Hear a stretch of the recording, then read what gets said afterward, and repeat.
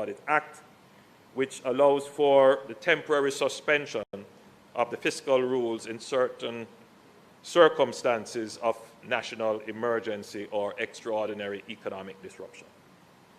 We anticipate a rise in the debt-to-GDP ratio in the short to medium term as resources are channeled into rebuilding and resilience.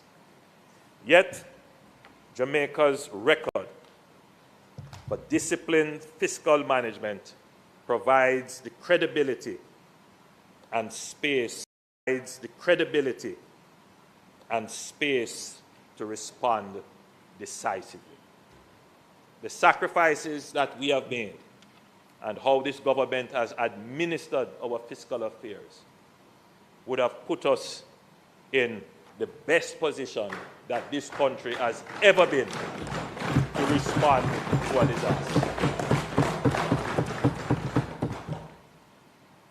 Our focus remains clear: to restore livelihoods, protect the vulnerable, and ensure that Jamaica emerges from this crisis stronger, more resilient, and more competitive than before.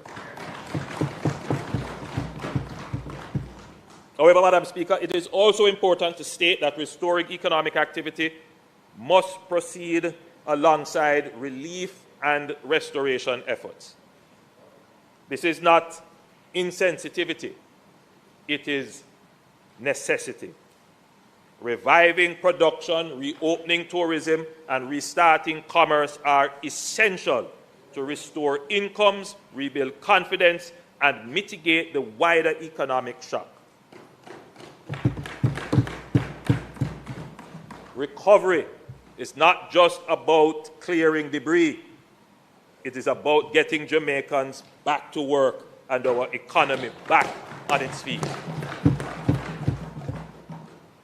We are already activating the fiscal and financial instruments available to us and engaging our international development partners to support the recovery effort. Cash flow support to households, emergency social programs, concessional financing, and targeted industry assistance will form part of a responsible and disciplined economic response. We cannot bypass. The Ministry of Finance and the Public Service will bring further details to this Honourable House as assessments are completed and funding packages finalized with our multilateral and bilateral partners. But I want to say, Madam Speaker, that 40% of the island has been impacted from an economic perspective. It means that the other 60% of the island must double our economic output. Fields destroyed in St. Elizabeth, in Manchester, in Westmoreland must be replaced by fields brought into production in St. Thomas, in St. Mary, in Clarendon, in St. Catherine.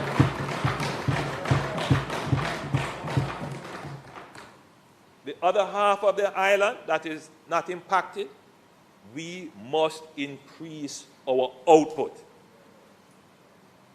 Madam Speaker, this is a good point for me to say that there is a notion emerging that somehow we are getting a lot of aid and there's a lot of money coming in. Yes, we have made provisions, but all of that is temporary. And at some point, all of that will dry up. And the government must be able to stand on its own 2 feet.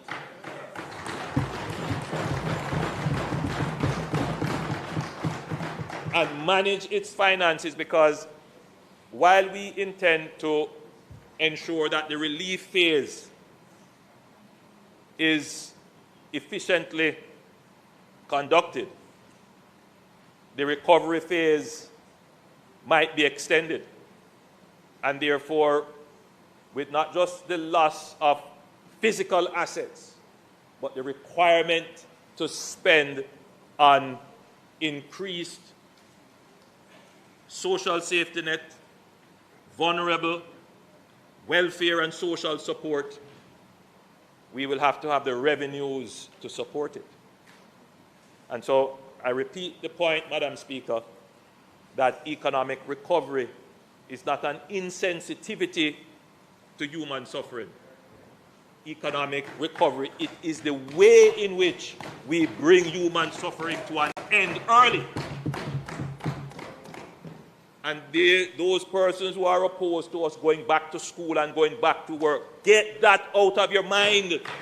Get the economy up and running right away. That is the only way we are going to be able to fund the recovery quickly. And I urge all Jamaicans to get that mindset in.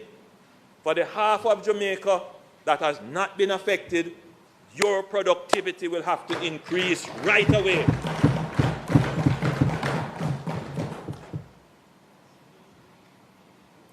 Madam Speaker, Melissa dealt a severe blow to our national road network and public infrastructure. The National Works Agency reports that 151 roads were impacted island-wide, with landslides, fallen trees, flooded corridors, covered pavements, and breakaways, rendering many communities temporarily inaccessible.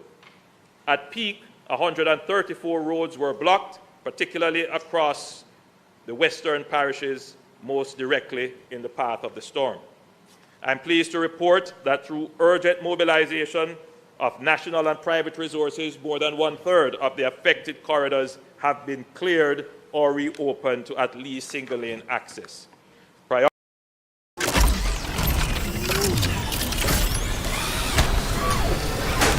Your setup wants Opera GX.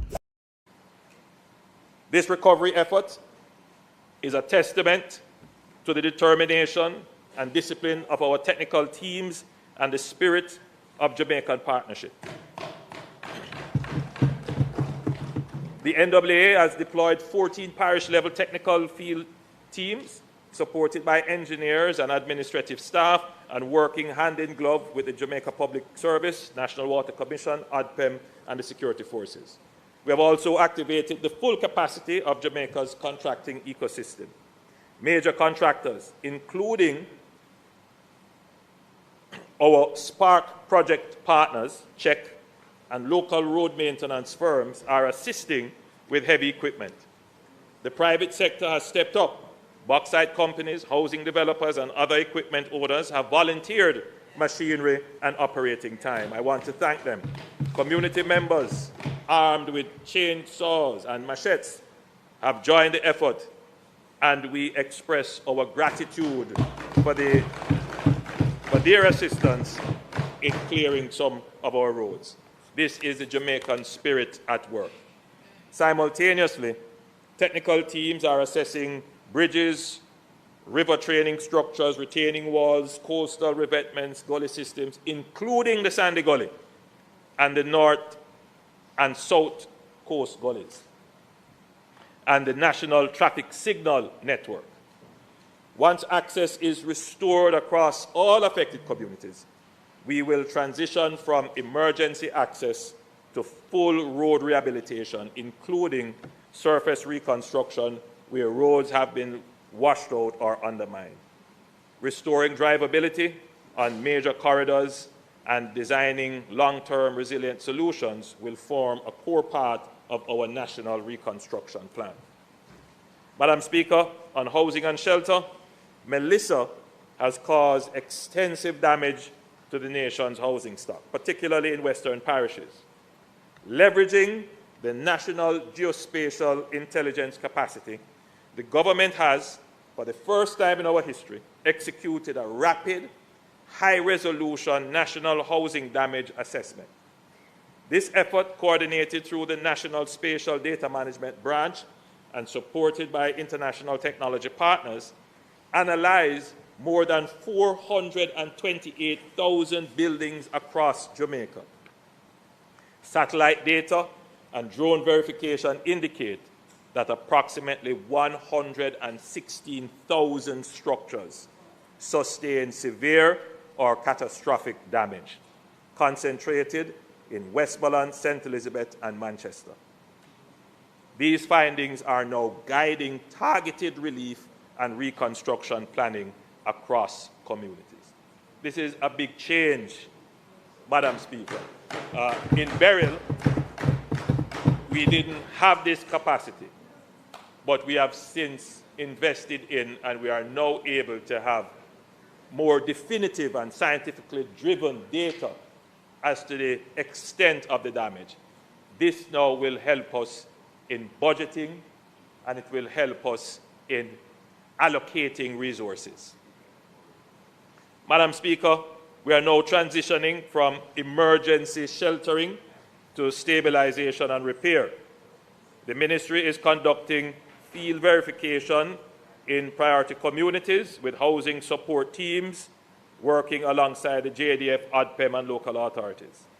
As access is restored to additional communities in the West, we will complete our beneficiary verification, accelerate roofing support, and deploy building materials, tarpaulins, and rapid repair kits to ensure safety for and habitation for our citizens. The data so where you go with integrated Chapalin, brother? into the post-disaster needs assessment Where you are going with shape Chapalin? a resilient housing and building recovery program. I must say Chapalin Minister now, bro, Montague innit? But has where already- you do with Chapalin? Well, Minister Montague has been asked to lead the process of determining the kinds of housing solutions and how Big they up will be everybody who deployed. there and like and Because share. My Sony and Jamie and we Black have to Beauty, part of utilize here. Big up on New yourself. building technologies, Joan, Monsieur. including Maxine, Monsieur. Big up prefabricated yourself. Big up and, everybody who there. Digital blocks. containerized Big up everybody who solutions check in. to Here. deploy rapidly. And so we are examining those options to see what is available that can be rapidly deployed. Minister Montague has been tasked to spearhead that program, and he has already convened a technical working group to Black ensure Beauty check in. that Big up when yourself we in Black actually Beauty. get out to give houses, which is very soon, we have solutions that match the problem, but solutions that are easy to deploy and cost effective.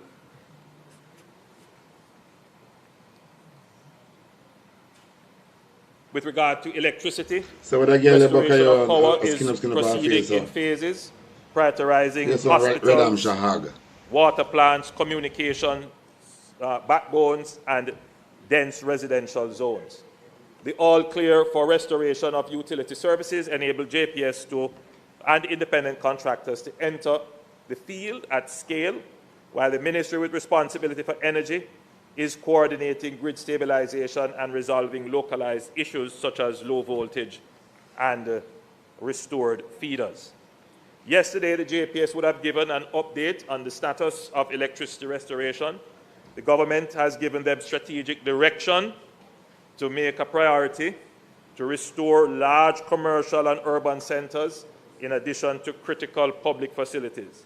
Moreover, they have been tasked in their grid restoration efforts to explore relocating, where feasible, the grid underground.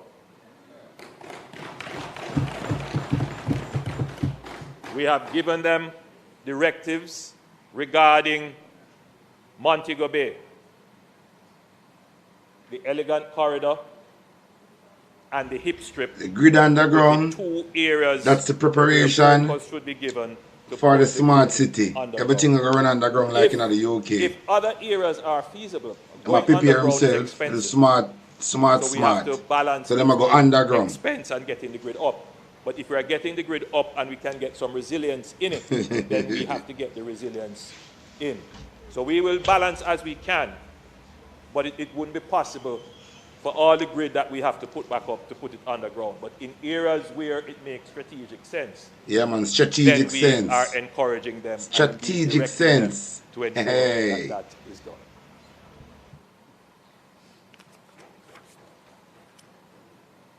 We will continue to update the country on a parish-by-parish basis on re-energization percentages as the network is Well, I want to repaired update. and And rebuilt. update for so Quick word long. on Petrojam. Action we are dealing with now. Too much I Petrojam want has to update. maintained fuel Fuck supply off, we're going to continuity update.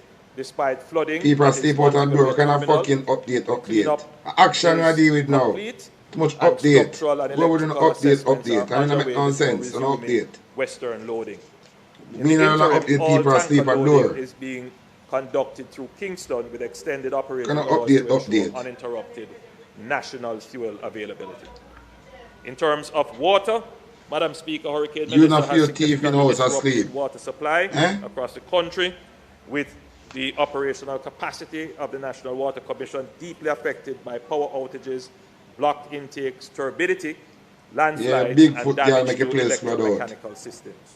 Several key But Madam NWC Speaker, it's a dirty offices, girl have to come including out of the those in parliament. Mandeville, Santa Cruz, Bogue, Falmouth, and Morant Bay, have been forced to close due to flooding, The girl have to structural come out damage, of the and blood loss of clot access, parliament. Big foot dirty girl have to come while out of the others parliament. continue to operate under constrained conditions. In That's the thing, total, man, that girl have to come more out than of the parliament. The big foot 631 girl have to water come out of the systems were blood clot initially parliament. affected island-wide, with western parishes experiencing the most severe disruption as electricity supply remains limited. Lorraine, see, you know, big up Supply yourself. restoration has been heavily reliant on generator power, where grid access remains unavailable, which means intermittent service in some areas. Take Even out a so, big foot girl out of the progress parliament. continues.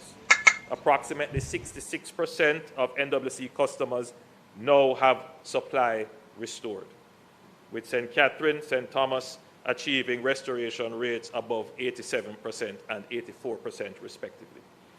The NWC has deployed approximately 40 generators to potable water facilities and 8 to wastewater plants, and has supplemented this capacity through private rental arrangements to stabilize service delivery. Madam Speaker, you'll recall that in Beryl, we weren't able to have this level of water restoration, primarily because Hey, we boy, didn't have backup power. where are you in a burial? You do not in a burial a thief for money. And we started to, one, You thief burial money. Yeah, you crew to thief have burial all our money. major water You go supplies mention burial. Where? have independent backup. Yeah, thief That in is front of being a thief burial worked money. on. But in the interim, we You secured come talk about burial. backup generation capacity, for which we are now benefiting from, Madam Speaker.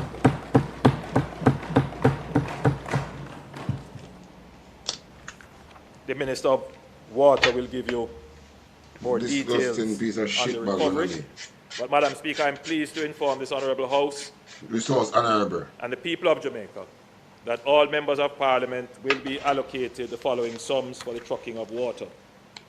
$2 million to the following constituencies most affected by the hurricane: Westmoreland, Hanover, St. James, St. Elizabeth, Manchester, and Trelawney. $1.5 million to selected constituencies in the following parishes: St. Catherine, St. Andrew, Clarendon, and St. Anne. Funds will be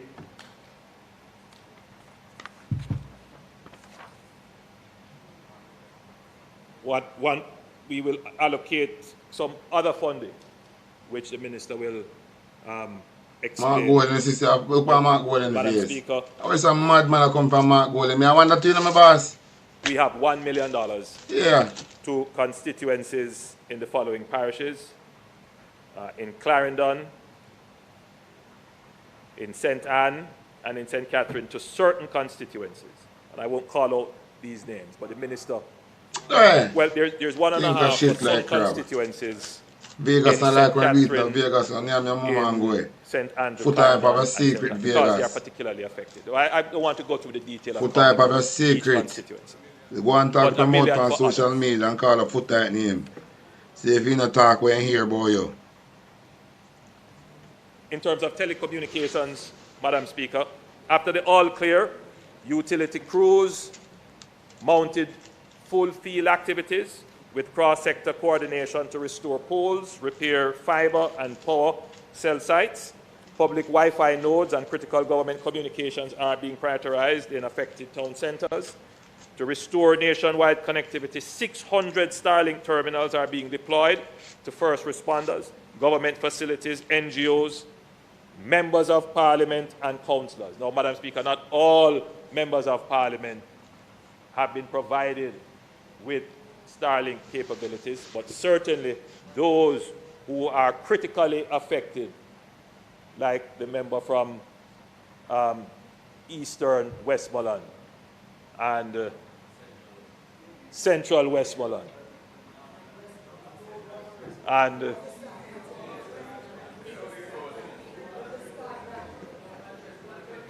but the affected parishes have been provided. Flow and Digicel continue rapid recovery with up to 86% service restoration reported in some categories.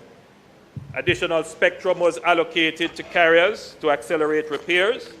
The government will also deploy roving mobile teams, which is an important service.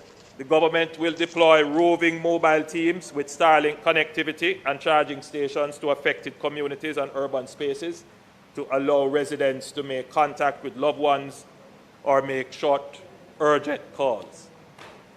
Hey. Make contact with loved one and In terms of public short, transportation, the Jamaica Urban urgent Transit call. Company infrastructure and fleet remains mostly intact, with only minor structural damage and limited operational disruption reported. The Portmore Depot experienced minor damage to the perimeter wall and electrical systems. Spanish Town saw minimal impact, and Rockford had minor ceiling damage. The Montego Bay Depot had significant infrastructure damage, with 4 buses sustaining severe damage. Fuel dispensing has been altered as electric pumps are inoperable, and the depot has no generator. 10 buses from the Montego Bay fleet can be mobilized once minimal power is restored to the facility. Additionally, some drivers are marooned in their communities due to blocked access roads and poor communications.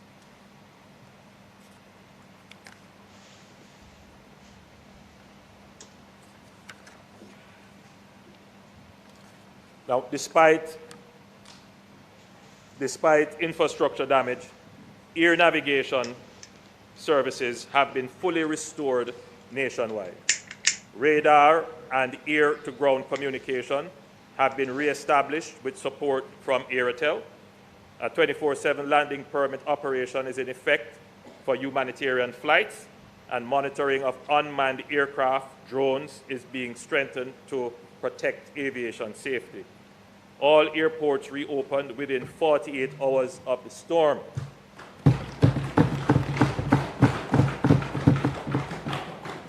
Relief flights began on October 29th, and commercial passenger services resumed on October 30th. From October 29th to November 2, airports processed 350 flights, including 162 commercial flights and 117 relief and military missions. Domestic air drones, including Negril and Tinson Pen, are also operational. I want to spend a little bit of time on public health and our mental health response. Madam Speaker, the health system has been tested in an extraordinary way by Hurricane Melissa. Even before landfall, the Ministry of Health and Wellness activated its Health Emergency Operations Center and deployed response teams across all regions. Hospitals transitioned to emergency-only services, and health centers remained open to support communities until safe conditions emerged. These early preparedness allowed the health sector to move quickly into its emergency response posture once the storm passed. The hurricane has caused severe damage to several major health facilities, particularly across western parishes. The Black River Hospital in St. Elizabeth, our type C hospital in that parish, suffered catastrophic roof loss, structural failure, and complete utility disruption, requiring the evacuation of 71 patients to Mandeville and May Pen. Falmouth, the Falmouth Hospital in Trelawney, lost most of its roofing and suffered extensive flooding, compromising electrical systems and diagnostic and clinical equipment. The Cornwall Regional Hospital, our key Type A facility in Western Jamaica, lost more than half of its effective capacity, including severe damage to temporary wards and the accident and emergency department. Noel Holmes Hospital and the Savlon Lamar Hospital similarly sustained serious roof and water damage with power and water outages affecting patient services. These facilities are currently providing limited emergency services while staff continue rapid discharge where clinically safe and access to equipment integrity is needed. In primary care, the picture reflects a scale of national disruption. In the southeast of Jamaica, approximately 2/3 of facilities, and in the southern regions, 2/3 of facilities, are expected to have full operations within days. In the western region, where the impact was more severe, we expect a longer time for recovery for our primary healthcare systems. Several health centers have suffered significant structural damage, and temporary clinical spaces are being arranged to ensure continuity of care, especially for maternal health, chronic disease management, and child health services. To stabilize service delivery, the ministry will establish temporary field hospitals in the hardest hit parishes. These will provide emergency, inpatient, and outpatient capacity while permanent facilities are repaired. The ministry is also mobilizing medical supplies, pharmaceuticals, oxygen, and essential equipment to critical sites while conducting urgent testing and certification of hospital equipment to ensure safe reuse.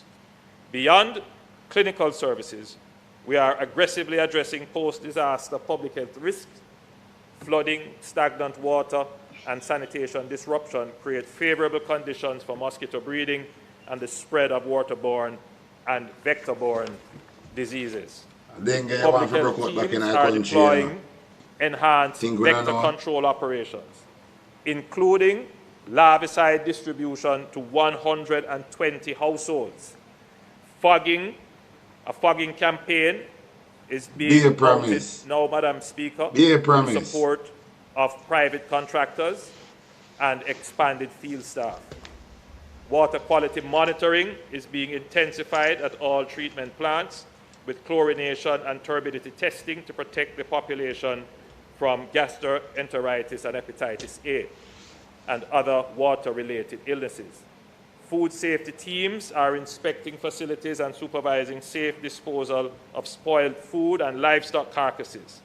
Sanitation and other management operations are being strengthened to protect communities and reduce disease transmission.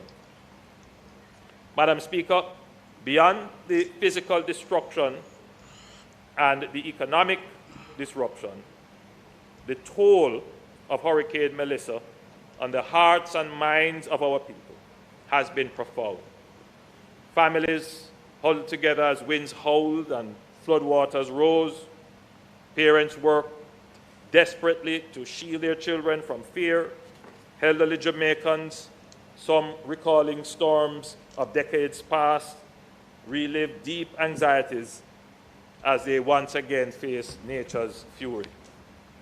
Many of our brothers and sisters have endured the unimaginable, the loss of loved ones, the loss of homes built over a lifetime, and the loss of lives and livelihoods that sustained entire families.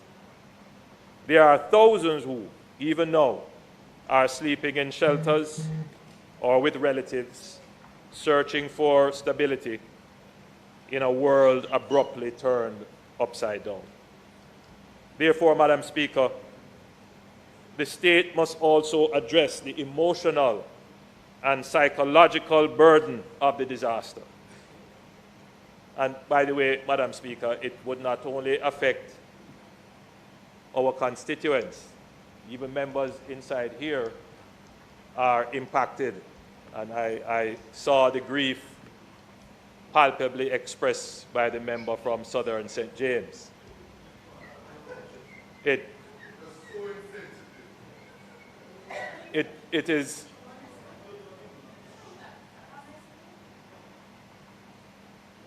the impact of the hurricane, Madam Speaker, especially for our children.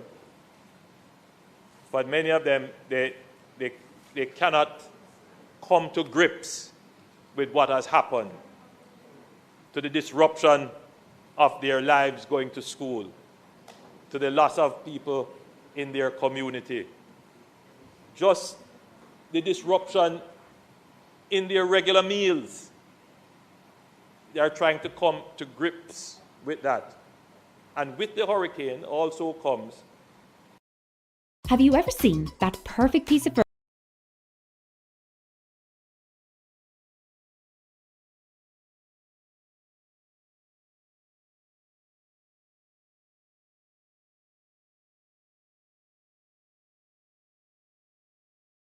Visited Falmouth Hospital, Madam Speaker.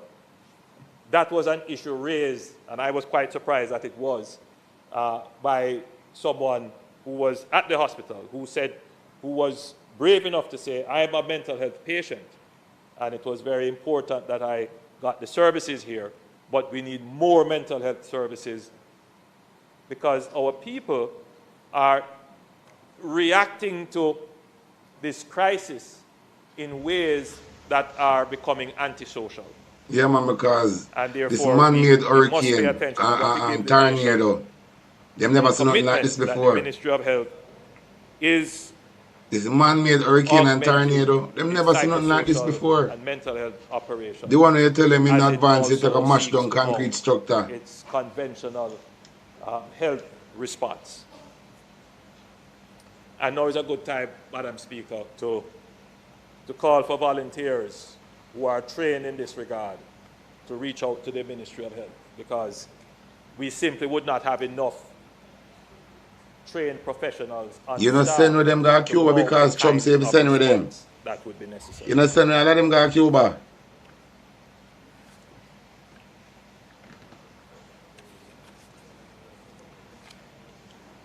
Madam Speaker, I now turn to the education Watch my system. Ninja Turker. Assessments are still Look at underway, Ninja but Turker. we already know that many schools, especially in the western parishes, have been severely damaged or destroyed, and others across the island have also been affected. At present, 446 schools serving nearly 150,000 students face major disruption. We have all seen the images: roofs lost, classrooms flooded, learning tools destroyed. Many schools also face extended outages of electricity, water, and internet. The situation in the western parishes is particularly grave and poses a real risk of significant learning loss. Our children need their classrooms and the structure they provide. Every day out of school. Oh, so if D.N. Jackson Miller never did make you know, say, Westmoreland affected more than Sente because Westmoreland the eye go. He would not talk sing about Westmoreland now. Because with their BS, Sente and Black River you talk about, you know. If D.N. Jackson Miller did not tell you, never tell you. Say, what happened to Westmoreland? Westmoreland the eye go. So Westmoreland all of the attention for the first. Because anyway the eye go, and they want to penetrate and move from this so go and spread it out from this so. If D.N. Jackson Miller never did make you know so selfish and play politics, you would not come and talk about Westmoreland now. In big nose, your nose favorite fall. I must try and make a nose give you. Is a day of lost opportunity. Yet, Madam Speaker, we must also be pragmatic. The doors of many schools cannot reopen immediately. So while we move with urgency to repair and rebuild, we must act now to resume learning through innovative and flexible arrangements so that no child is left behind.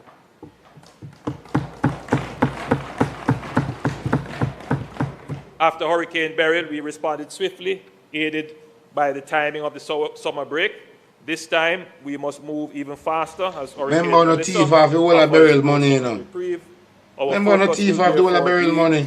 On 3 clear You remember? safe No reopening, thief Beryl money.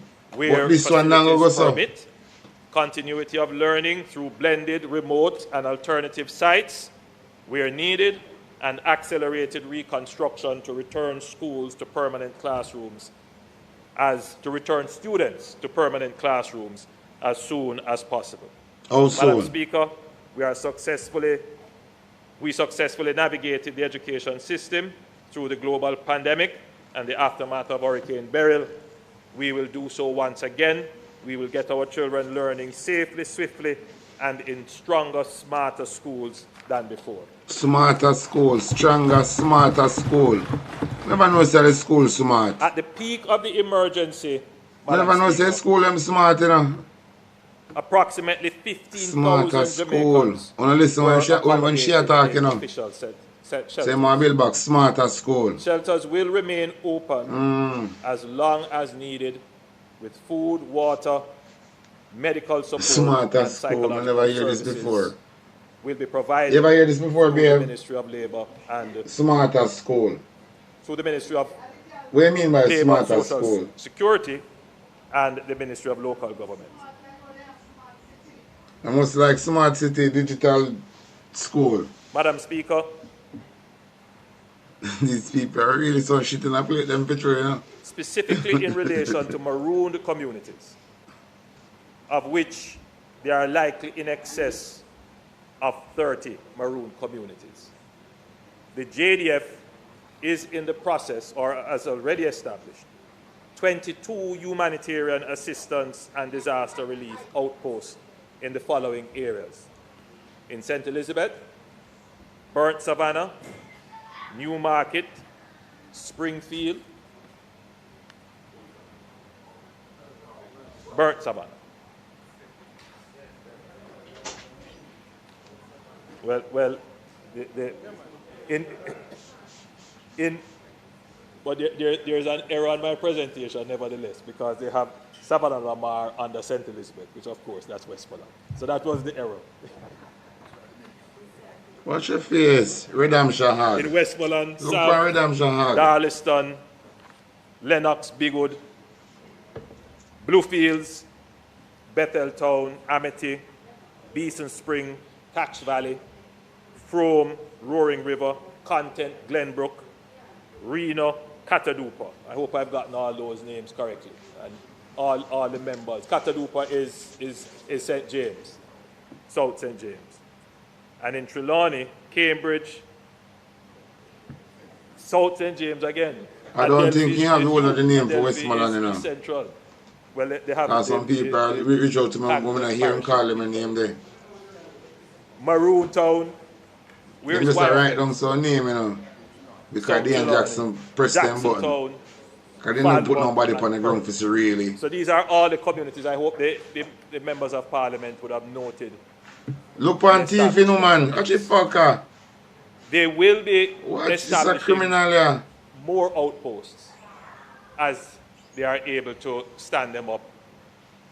And the objective is that these will serve as humanitarian bases in what they call a hub and spoke operation. So right now, they were moving humanitarian aid through airlift and other means directly to the various communities.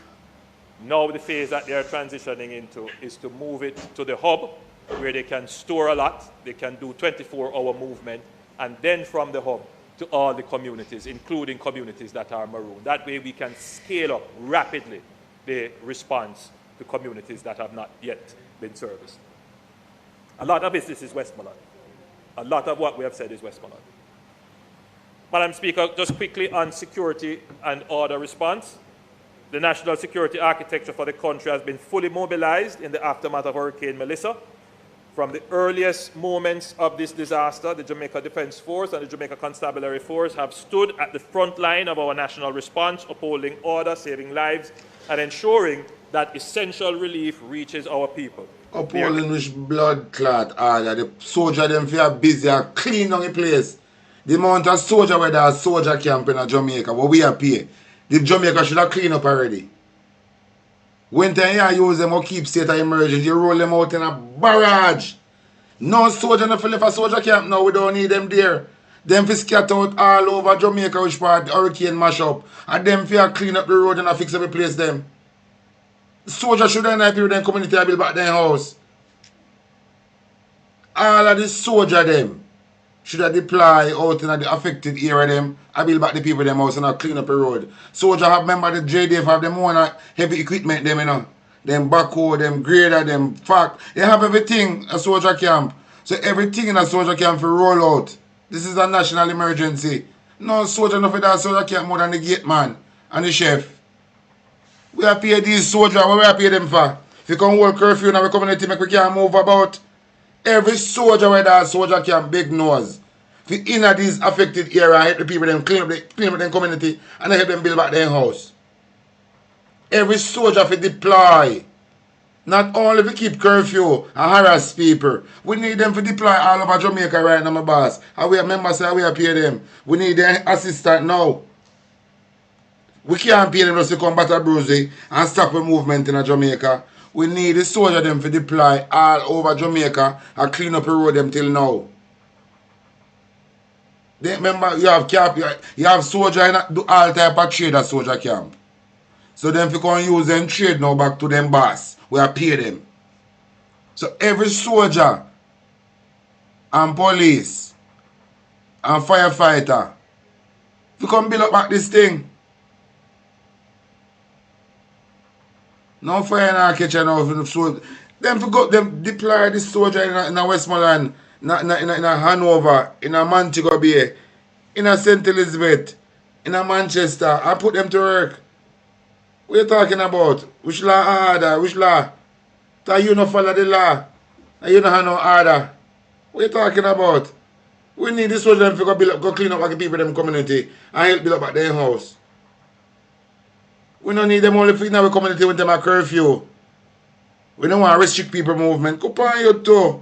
Give a whole clock back and whole kitchen back.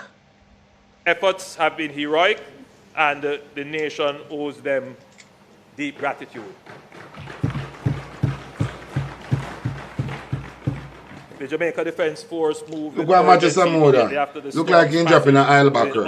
Look for him head. Forward disaster relief site at the like somebody squeezed island and back in our head. And began clearing block routes, many on foot, to ensure ambulances, utility crews, and relief agencies could reach our most vulnerable communities. Madam Speaker, I think here I should give you and the nation first-hand experience. Madam Speaker, the day immediately after the hurricane's passage, I asked the JDF to facilitate an aerial tour, but I sent my forward team to meet me in Black River. When we landed in Black River, having circled 3 or 4 times to find an appropriate landing site and getting communications, we recognized that the team that we sent could not pass through Holland Bamboo. It was totally blocked. And the JDF, along with residents, came out and they started work. When I returned from that tour, I went to Sav and other areas, went back home. I got a call from one of the officers in charge saying that they were cutting their way up to 4 a.m. the following morning.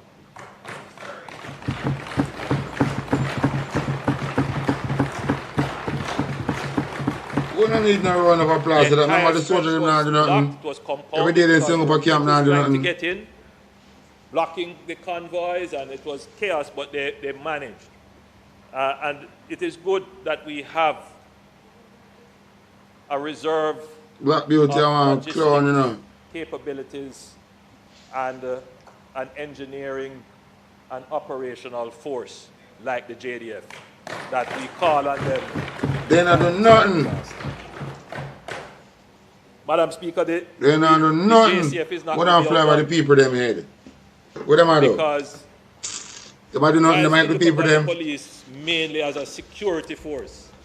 You would be surprised that they fill the gap being the social worker, being the firefighter, helping with medical issues. So they're not In trained. addition to, They're not trained. What them trained for do? well, the commissioner led the way with this So what them council trained for cutting do? down Yeah, come go fees. on like I know what them But trained for do. Like you a can something, see like them do something when they're not supposed to that for do. the Like, Coast Guard station were severely damaged. And we will ensure that these are rebuilt very quickly because that's important to stand up the operations. oh, you more think like a hog pen. You ensure the soldier can build back quickly, but you not ensure say people them get back their house quickly. Go on you too. Thief no bumbo clot. And I go on like you deal with law more than anybody else. Go on you. Go on you. One look at nobody, one look at fucking thief. I go on like in lawful more than anybody else. Like you deal with law more than anybody else. You want soldier camp to build back fast. Want to the people them house. And the people them house you want to build back fast. I come to about soldier camp. And provide work for the people them and take out the soldier camp out of them place. We go put the soldier camp by your gate. So then you can monitor your blood clot thieving movement. Working with the Ministry of Labour and Social Security, the JDF has established a major relief hub at Up Park Camp, producing and distributing more than 11,000 family care packages delivered by both ground convoys and helicopter missions, including I mean, say them a girl and give people them some water when they have on labor, you know. Me say them a give some water in the back when they have on labor. You have to be careful with these people, you know. I want bit of play about this water business. Don't trust them, you know. All these people, these chefs were flying about them a cook food. These overseas people flying about them a cook food. Don't trust them. I don't trust them 1 inch.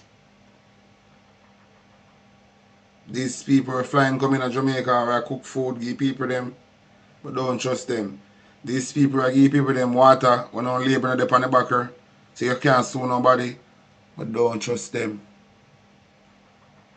And everything free good, you know. Sometimes some free things don't go on the grave. The rest of the call is depopulation agenda. I want to have one wicked leader. Boy, our life is at the mercy of God right now. Our life is at the mercy of God. In real life. Not for these organizations that carry food come go now. Don't trust them. Most of these food are coming from America. I don't trust it. I not say I don't know if you eat it, you know. But me personally don't trust it. Most of these food are coming from America. These chefs who are come from America, these cook that fly down from America, about them a cook meal like the Jamaican people. I not say I don't know if you eat it, but me don't trust it. I not ramp with my belly, you know. I not ramp with things that go inside of me, you know. I not run drunk or joke. That is why I learn from a tender age how to go up on fasting. Because I know it's a time will come, I have to go up on fasting to preserve my life. So I know from longer time my grandmother teach me to fast. And I have the principle the same way. So I can hold out. Because I play with my belly. And everything free good. Them try with the COVID, it not work. Now a bunch of people don't have a choice. But then take them water and then labor upon the backer. Eat them food and them prepare. Boy, may I tell you, Jamaican people, we don't know and believe this right now, on the back is against the wall. Because see me talking on TV, no boy, no girl can say, me want go got. Me leaky. And can say that about me. Including support from the U.S. Chinook aircrafts. This operation represents the highest standard of joint civil-military coordination and underscores the discipline and capacity of our armed forces. We also recognize and appreciate the international cooperation that has strengthened our security response. Support has come from the United States Southern Command, the government of El Salvador, with 287 personnel deployed. The amount of soldier will come from America. I don't really see them in the street, you know. I don't really see them in the street, you know. All them who are coming with dog and sitting. I don't see no video with them up and down in no bush with dog or do nothing. A long time America want a foothold upon Jamaica, you know, because they want to get out China, you know. And the war with Venezuela is on, you know.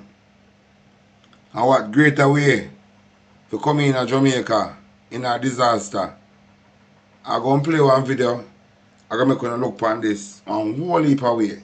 Because these soldiers from America, I don't really see them at work. I don't see the video them come out. I don't know if them are, but I don't see the video them come out. So I wonder if them in Jamaica on a different agenda with the under the disguise. So them come help with Melissa. Because Trinidad woman say I get Trump permission to use Trinidad for fighting war. And Jonas and that Trinidad Prime Minister share the same sentiment. So I wonder if them use this disaster to make Jamaica, to make American soldiers them come in at the island. This thing is deep. Canada through its operational support hub, the United Kingdom with an offshore patrol vessel, and regional partners including Belize, Bermuda, Guyana, Trinidad and Tobago, Barbados, and the Cayman Islands, which have provided support and aerial support, including helicopter support. This international solidarity has and Venezuela. Venezuela has provided. Yeah, man, you man said the man they are friend. This international solidarity has significantly boosted our humanitarian. I remember what China tell them, you know, if the war if start between China and America, which side him depend? He must play jockey on two sides. He must set up Jamaican people, life. Come the war with Venezuela and America, it is on. In spite of what I remember the hurricane going to Jamaica and it gone. But this build up of this war with America and Venezuela, it is still on. It is still on. So when if America and them now use this as an alibi to flood Jamaica with them soldiers because they want to get China out, they want to get out China out of Jamaica and that style. I want to monitor China movements in Jamaica and that style. Because I now see them do no search and rescue. Remember, diplomat type of movements, and we come in and get this guys now, we don't have to understand how America work, you know. Now the rest of the place them will get destroyed with the war, you know. Saying, remember them done a Vernon Field, you know. Already set up and maintain, keep on and maintain. Them a maintain Vernon Field for a rainy day. So they now have to do no work. Saying, then Andrew, I go tell the nation sorry after hell broke loose. But we watch where I go on.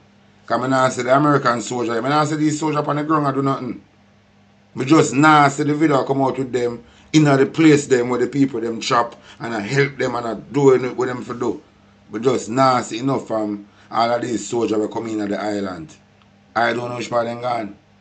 But we'll listen to some more artificial nose. And security operations.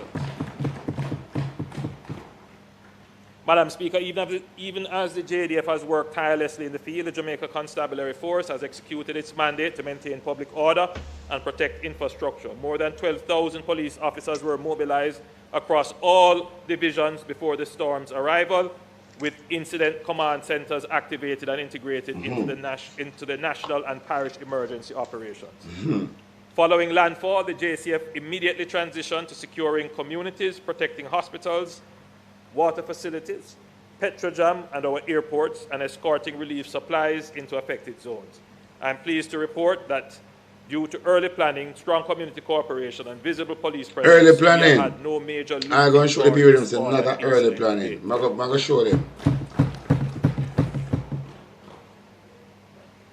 Madam Speaker, I am aware that there are persons calling for the implementation of emergency measures, states of public emergency or curfew. Nobody not call for no state of emergency. You're not locked down the country by no state of emergency. But nobody not call for no state of emergency. Move your pussy hole and go.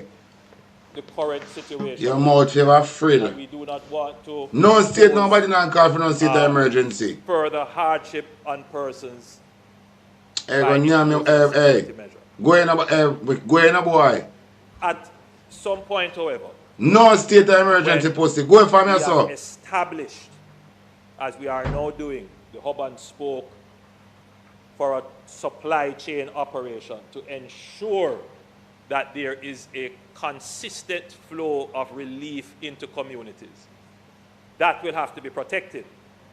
And therefore, we will have to put special measures. No fucking special routes that measure. have to be Tactics you traveled use. Move your pussy hole and go. protecting the You want areas that long job? Go where ahead, batty they boy, are go ahead. stored and distributed. As well as, Look what Armstrong think dirty mouth. You want somebody thumping in your mouth, Armstrong. the availability of the human resources. Box in the head back and So kick up in there the are blood areas clot batty with that are out one sensitive Timberland. Watch a blood that clot we will dirty have to man John Crow. Look at Armstrong. and have regular Want somebody foot thumping in patrols your and mouth, the like. pussy. And you tell the police if they And shoot to kill. therefore, Batty it boy, will I'm not become like you know dirty necessary in Armstrong. moderating that. Yeah, gunman. Yeah, you have the police man, the gunman working on pussy. You want somebody thumping in your mouth, Armstrong, pussy. You want somebody thumping in your blood clot mouth, Armstrong. You see your face? So that the security And operations kicking in your blood clot don't body come make you into drop on your conflict blood with the clot face. humanitarian situation that currently exists. No state of emergency. Madam Speaker, Nobody want them a blood clot. the eyes of the world Them have been a on Jamaica rat chop food for as them. we confronted this ordeal. No, I And the catch people on the outpouring of rat chop food when I solidarity has get. been extraordinary and Do we trust the deeply food on our issue? the generosity to us, shown to us, reflects Don't trust the Jamaica's food on high where standing I come from the and goodwill government. on the global stage. Don't trust Even nothing where I come before from the Hurricane government. Melissa's landfall, Just come build up the people messages in of place. support and offers of assistance came from every region of the world. Since then, our relief efforts have been fortified by early and tangible aid from bilateral partners, regional and international organizations, non-governmental organizations, and the Jamaican diaspora.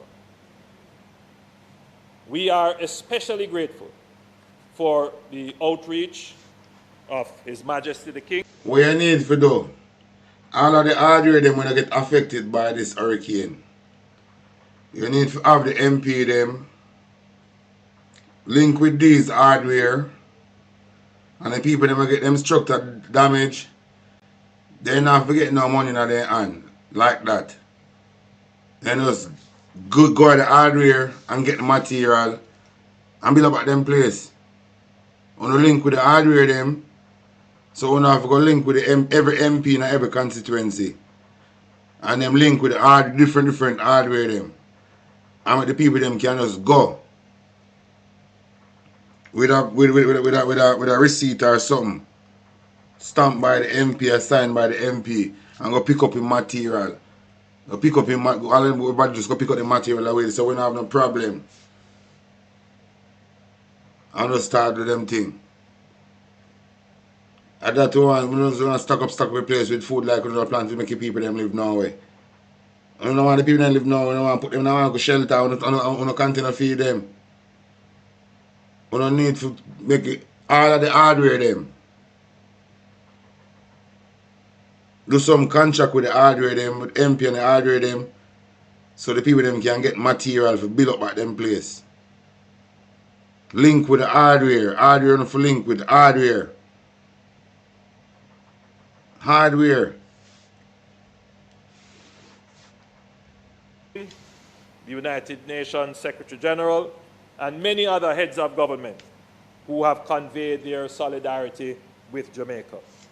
We extend heartfelt thanks to our CARICOM brothers and sisters and regional agencies such as SEDIMA, CARFA, and the Caribbean Development Bank for their immediate engagement. Our bilateral partners from Belgium, Canada, Colombia, El Salvador, Venezuela, the European Union, the Dominican Republic, France, Germany, Luxembourg, India, Mexico, the Netherlands, Peru, Spain, the United Kingdom, the United States. A list that is, I have not exhausted.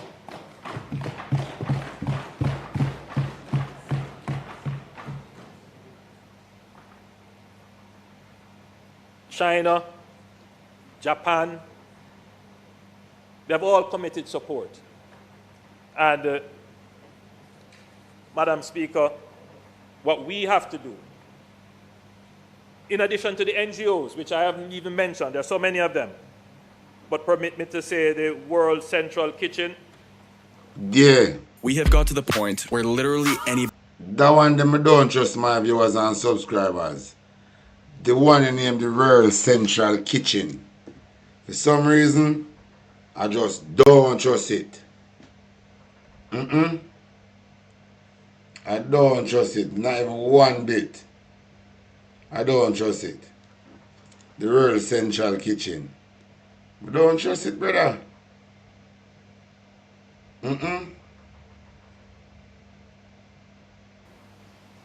On our supportjamaica.gov.jm, which was built in record time by the Amber Group. The World Central Kitchen. Which is the central hub. I don't trust that place. Donations to Jamaica from the I don't know if I trust it, you know.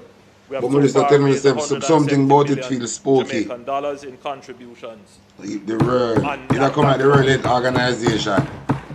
The World Central Kitchen. Jamaicans and our the World Health Organization. The World Central Kitchen. Jamaica.gov.jm. The World Central Kitchen. All contributions the World go Health Organization. to ODPEM, which is the government's official disaster management agency. Why no one can cook food for people then? I don't trust that. I don't trust it. Madam Speaker, I wish to make some... I never see that in a disaster. The World Central Kitchen. To be managing the World Central Kitchen. Madam Speaker, the Office of Disaster Preparedness and Emergency Management, ODPEM, is the central agency for the government's disaster response. They work with all the critical agencies across government, the private sector, international aid agencies, and multiple governments. It is, however, clear that the response to Hurricane Melissa will require significant logistics experience. It will also require significant coordination.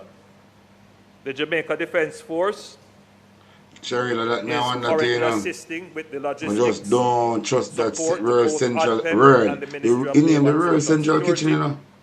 Especially given the fact that I don't trust it. Are situated in difficult terrain. I appreciate the help, but sorry. I just don't trust it. Given the nature of the response needed for the current relief effort and the coming reconstruction effort, it is important that ODPEM and the JDF have even greater levels of collaboration. As such, effective immediately, the Office of Disaster Preparedness and Emergency Management, ODPEM, is reassigned to the Office of the Prime Minister to strengthen logistical collaboration with the Jamaica Defense Force. Madam Speaker, the Defense Force is already under the Office of the Prime Minister. You have too much bomb clotting in your office, brother. This move will ensure that the relief effort is well coordinated. Well, I just show you one man tell you find one way you can anything you can take. You have a bomb clotting in your blood clot office. What about for your officer? That is why the country get fucked, because you know no time for you penetrate for the country. You want to see, you want to oversee the blood clot thing. Everything you want, so for your bomb clot office big. Everything you want to catch up in for your blood clot office. You know if you manage down, remember everything you touch fail. Me is a failure, but the first day you're born you is a failure. As a man push out you is a failure. Everything you want in for your office. What about for your officer? What the fuck about for your officer? I remember we don't like you, because you're a thief. Remember we don't have you as a fucking thief. So the more things take away from your office, I better for we. When time things in your office we fret because you're a thief. Anything in your, remember you're a thief, brother. We don't comfortable with nothing at all for in your office, brother. You're a thief. You're a thief, brother. We're not comfortable with not a fucking thing in your office. Not even chair and table in your office. Because you're a thief. You sit down on the floor. best place to achieve that, given the nature of the crisis and the speed with which we want the recovery, is for it to be centrally positioned in the office of the Prime Minister. Where? Which is what the office of the Prime Minister does. It coordinates. Where? You coordinate your blood clot thief. You think we like your pussy? You're a thief. This realignment And dirty Harrison. Mouth look ting. Look how your mouth look ting. Look like you want beard. No, like you in a beard for long and Joe's. He hot at on that jacket, you know. Frozen and hot, some of that rank a piston now, you know. And then look a rank in heat. I boil him up, you know. So make him Josie. What you fuck up? Look like somebody want beard. And restore normalcy. Watch him face. You're a young crocodile. Madam Speaker,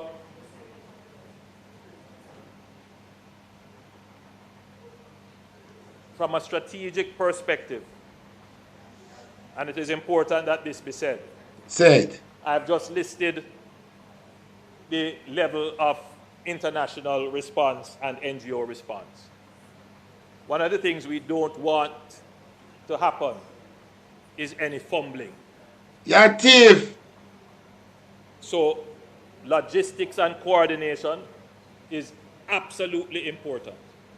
And what we will create, Madam Speaker, is a plug-and-play system. Government can't do it all. We are the first to recognize that. We don't have enough helicopters. We don't have enough social workers. We don't have enough engineers. We don't have enough doctors. But what we want is a coordinated system where all of the goodwill that comes, whilst we get that benefit, but we must get one other thing from that, and that is synergy. And you can only get synergy where the sum of the parts are greater than the whole, when you have coordination. And that is the one thing that this administration has been good at in the management of crises and disasters. You know, saying sick. You don't know, saying sick though. The same man want help and he's not going to seek help, you know? We are going to create that plug-and-play operation. A plug and play. I'm tell you if you go plug and play, you know. At the end of the day, the people who are at the end of the day and night giving to Jamaica must say it was worth giving and I will give more. At the end of the day, they must say at the end of the fucking day is night. My efforts achieve something and I can see it visibly because it was not interfered with by bureaucracy, lack of coordination, territorialism, and thief. Or corruption. Thief, yeah, corruption, like how you're corrupted and so thief. We are going to make sure that we display to the world a first-class relief and recovery and rebuilding operation. Andrew, it look a bit too late for that, my brother. It look a bit too late for that, Madam you Speaker, know. Go on, boss. You move too fast. You rush this thing too fast. It look a bit too late for that, because remember you're a thief and it can't change. You have to remember that. Remember, you talk like you have a clean slate. You talk like you're a man who in a no form of corruption. This type of argument is for somebody who in a corruption, bossy. It don't feel right to come from you. We don't believe you because you're a thief. And that's the thing, you know. We do not believe you because everybody in Jamaica, even the labor, them know say you're a thief, but them are living in denial. So we know you're a thief. So no matter what you want to say, we have you as a thief and it can't change. Recycle your soul. Remember you're there in a court right now, you know. And I beg the judge saying if you keep it quiet, you know, you don't want Jamaican people to know say you're a thief, you know, brother. Remember you're a thief. So anything you say, we still not believe you because he's a thief. And what the thing about you now, he's a bare-faced thief. See? And now when you catch you a thief, you put a hand on the Bible and say, I know you. We're afraid of a thief like you. And when you get your hand on the thing, you say, I know fear your hand. We're afraid of a thief like you, my boss. So no matter what you want to say, we have you as a thief. And argument done, you're a thief. You're a thief, brother. You can't change. You're a thief. And you can't nobody do it, you know. You can't nobody do it because you're already a thief. So you can't change that. The only thing you can change, after we are here, you talk as if you're the Prime Minister. That more you change. Just come out of the Parliament and just go away, because you're a thief. So no cure you want. You can't impress nobody in America. You can't invest nobody overseas. Everybody overseas knows you're a thief, because they can't believe the Jamaican people really put in back one thief. They must say Jamaican people them stupid. In spite of the Prime Minister's on an investigation by the Integrity Commission, the people of Jamaica give him a third term. And that they must say. So them know you're a thief. But through the people them stupid, them can't believe. So no matter where you can't impress nobody overseas. They know you're a thief. You can't impress nobody at all. You impress yourself. All you like check yourself in front of yourself. Brother is a thief and it can't change. The world knows a thief. If I go down in the world, in the Guinness Book of Record, as the thief and his Prime Minister ever created or existed in the Caribbean and the wider world. You pass all the politicians, all the Prime Minister them in Africa, you pass, you know. You thief, if you're thieving, you're not unlimited, you know. If you're thieving, you're not unlimited. The passage of Hurricane Melissa has left debris, disruption and dislocation in communities across the island. To accelerate recovery and restore order, the government will launch a national cleanup week. The Minister of Local Government already explained what that will be, but it will be the mobilization. Look at Redemption head back here. Look at Redemption face. The NWA. Look at Redemption face. Entities that have capacity. Look at Redemption face. Of debris. Face look like you want to wash. Now, you have a wake up look on your face. It may I say look naturally. And look like you just wake up. So I say look. The level. You have the wake up look. You know that you just wake up. That wake up look they have. Look on your face. In this effort, the members of Parliament will be called upon to play a critical role. There is a sense, Madam Speaker, that I've heard being bandied about that some members of Parliament were not integrated into the operations, or that there was some kind of favoritism where some constituencies got and others didn't get. We see it. You know, Madam Speaker, I stand here and say that there was never any intention or action on this government designed to marginalize, discriminate, isolate, alienate. When you say it was on the intention. He never say not do it, you know. He must say it wasn't the intention. Context matter, and Isaac, big up yourself. Because you make me know the context matter. Him say it wasn't in their intention. Him not say them not do it, you know. Listen. Any member of Parliament.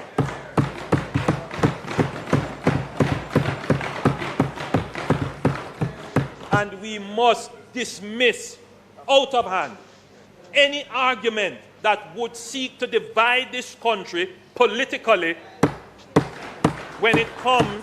Here's that you want brain work, pan.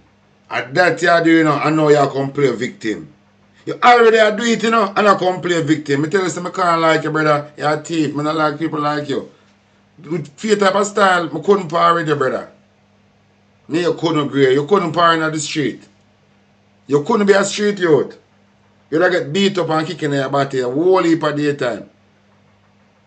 Then I just take if you want like a beat and stick in the street. You couldn't be a street youth. Because you have to brave up and man up. You don't make the thing look politicized. Saying? You say it wasn't your intention or no intention. Then you flip around and make it look like it never ever happened. You're sick, brother. To the distribution of aid. As far as I'm concerned, every Jamaican is entitled to the aid that comes in and to the spending of the government. Yeah. But you never do it in a burial. So when you come and talk now like you did do it in a burial. You never do it in a burial, no bossy. Remember in a burial, you tell the people them say, them for sign up for digital, forget the digital currency. And we tell the people them say, yo, don't, a trick that is a trick. Then you change your mouth. And when I hear nothing about the burial lyric, when I give one few little people, then come out and say this and say that. Remember, we still not see the burial money when I get for burial. We don't see it. You don't even use to clean up the drain and fix up the place. I just where the burial coming now. And the burial funds we get, boss, where you do with it? The money we get from burial, where you do with it? Because I don't feel money in our for it. The fucking money we get from burial, where you do with it? Come tell Jamaica where you do with the money you get for burial. Come tell Jamaica the money you get for burial. Tell Jamaica where you do with it. And come with the receipt. Do that and beat with. The money you get for burial. Come tell, explain to Jamaica how you spend that money. And come with the receipt. Every dollar. Do it now. Do it and beat with. Be no politicization of aid. It never happened in COVID. Where the COVID money there? Where the burial money there? Alright. Kamala Harris, you know. Give them one open money, you know. For youth intervention in a COVID, you know. Ask the Jamaican youth them to build one YouTube and TikTok video and post and talk so they get. Tell the youth them in a Jamaica to build a TikTok video and post to them to get some money in the COVID. All of the Jamaican youth them hear my voice now. Build one TikTok video and post it say, yeah, me they receive some money in a COVID. Wanna believe in them and put them out. All of the people them in a burial. Wanna build a local TikTok video and put out say, yeah, me they get a relief out of burial. Wanna build them video and wanna put TikTok video now on COVID relief funds and burial. Wanna put these video on TikTok. Make it real can see how much people benefit from COVID and how much people benefit from burial. Wanna build this TikTok video. Never happened in burial and it will not happen. Let me tell you this now, Andrew. Tom joke but Tom no fool, no brother. Tom junk but Tom no fool. The COVID money where there? The burial money where there? Madam Speaker, I can point out to you that the member from Eastern Westmoreland made his public comments. I saw them. You know what? I reached out to the leader. Remember, you know, I don't hide and do the video. And do it brawling for the world can see it. Because England, me there, me see it. So why you wouldn't see it? What happened? And you were supposed to have Elon Musk internet by your house. So why you wouldn't, if me that England and see it, why that make you don't see it? Oh, your nose, my brother black vision. But I don't think so, I think you're bunny down. Of the opposition, I recognized your pain in what you said. I saw your public comments. When you say you recognize the pain, so you could have sit data on camera and say, watch him. Yeah, man, I'm making you suffer like a more. And the pain I recognize, you know, in a data on camera, you know. How you recognize the pain of the people, them, around data on camera. You recognize the pain in a data on camera. You bypass the people, them, who really need assistance, you know. And I recognize the pain in a data on camera. When data on camera agree for the people, them, who need help. But you know, see them, you know, I date on camera, yeah, pray. I see the Cliff said date on camera make him Grinch. Cliff said date on camera make him Grinch. You recognize pain at date on camera when date on camera feels stressed out to see what the people them are go through because you know politicize the relief. That is why date on camera come out. Now you come talk like, but you recognize. And you recognize the same pain in Nikisha Burchell. You know recognize the pain of the people them say them maroon in them community, you know. You know recognize the pain say Nikisha Burchell a car food go get it and they can't last them, you know. You know recognize these things. You recognize pain in Nikisha Burchell and you recognize pain in date on camera. You know see the pain of the people them. You know hear much spoiled food the people don't eat. You don't hear about that. You don't see these things. The spoiled food. Spoil chicken, spoil this, spoil that, with the people them are eat. You don't recognize these things, but you bypass all of these things where you have to recognize. And I recognize pain in a date and camera. It don't look good. Recognize the pain in what you said, and I asked the member from Southeast Clarendon, the Minister of Labour and Social Security, to reach out to you. It is you take this for a joke, brother. You put on a show, man, you're a showman, you know. Why I was not able to land in Darliston or in place the F1 did really want to land, but no could have land. The people them on the ground want to help. If they get calls, say them to clear out one spot. so the helicopter can land. The spot clean out. Me guarantee it clean out in a minute. The amount of people who this place are hungry and want things. If them did not correspond with the opposition MP them and say, watch this, the chopper need to come in, but them fly overhead and see say the place took away. So if we not clear out one local spot and make sure so the chopper can land, we can land. In a minute you would have to clear out the spot because they want the help.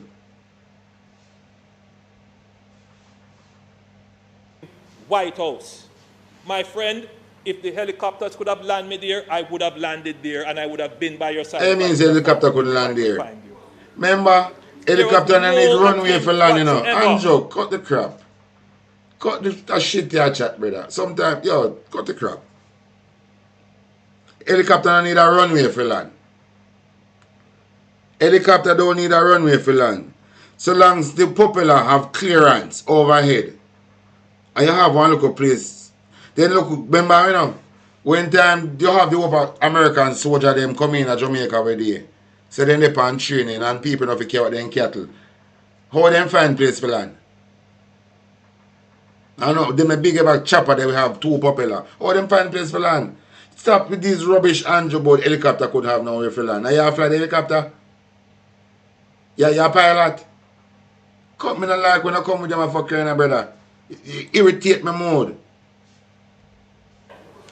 And the suffering of Jamaicans in your constituency, the suffering of Jamaicans in the constituency of Western, of North, West St. Elizabeth, is of concern. You know how much people come out with here? And I say them know so they not going to get nothing this time because when burial come, they not get nothing. You know see the video of them. You know so much people come out and make complaints say, in a burial, they not get nothing. You know, look at them. So why them things you're not going to do the same thing now? Because a leopard never change his spot, brother. A leopard never change his spot, brother. There are constituencies over here that we have not reached. Date and camera want to run him more, you know. We haven't reached. Date and camera knows say fuck him much at We now. haven't reached. So all I'm saying, Andrew, show you come for show and Speaker, tell. You're there on a joking Jamaica, thing, Andrew. You're there on a joking thing, I brother. must stand up firmly and close the door on any attempt to politicize aid in Jamaica. You already do it, brother. And your big foot, girl. Blood. Watch out. This bum. So in the cleanup, you're the blood clot, dopey Andrew, man. What? Where we are going to need the MPs to be active. Oh, clean up a dirty way. A dirty style. A dirty corruption. You know. We're going to need the MPs to be active in... We're going to rebel, boy. You're the blood clot Governor General Gate. We're going to rebel. We're going to march, guard the Governor General Gate and rebel and tell the kings ever remove you from office. We're going to rebel when the government strip your Governor General, strip the DD from police from around you. We're going to rebel at the Governor General Gate. Communities we're going to protest at the Governor General Gate. You know, with tens and thousands to remove you. Watch. It's not a pay. You see how Rose Shaw get up look while upset. Because she herself knows say I politicize it and come now and chat up a shit out of female. Must say Elon must a shit in her mouth or Bill Gates. I chop a shit in a female. When you come and chat too much shit in a parliament now. The restart of economic activity through the cleanup. Look one feather behind him, dirty feather. Look one dirty feather behind him. Look one feather. Head feather young Guinea seed. That's the objective. Look one dirty feather. It does require, however, value for money. Look one feather. We're going to need the MPs there to ensure that we get the value for money. And I think that is only fair. Me want me well I got prison about it. We will have the way I got prison man, you should even know. Well I got prison for that program. The minister very shortly should even know announce how that program will operate.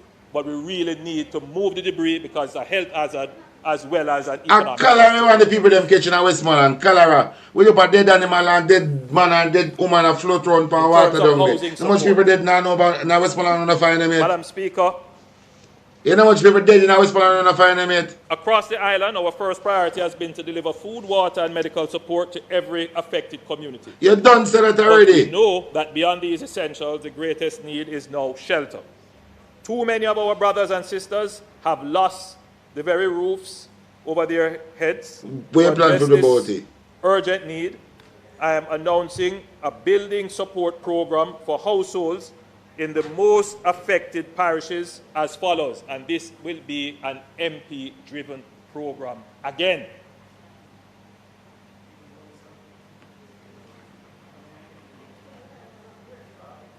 St. Elizabeth, Westmoreland, Manchester, Hanover, St. James, Trelawney.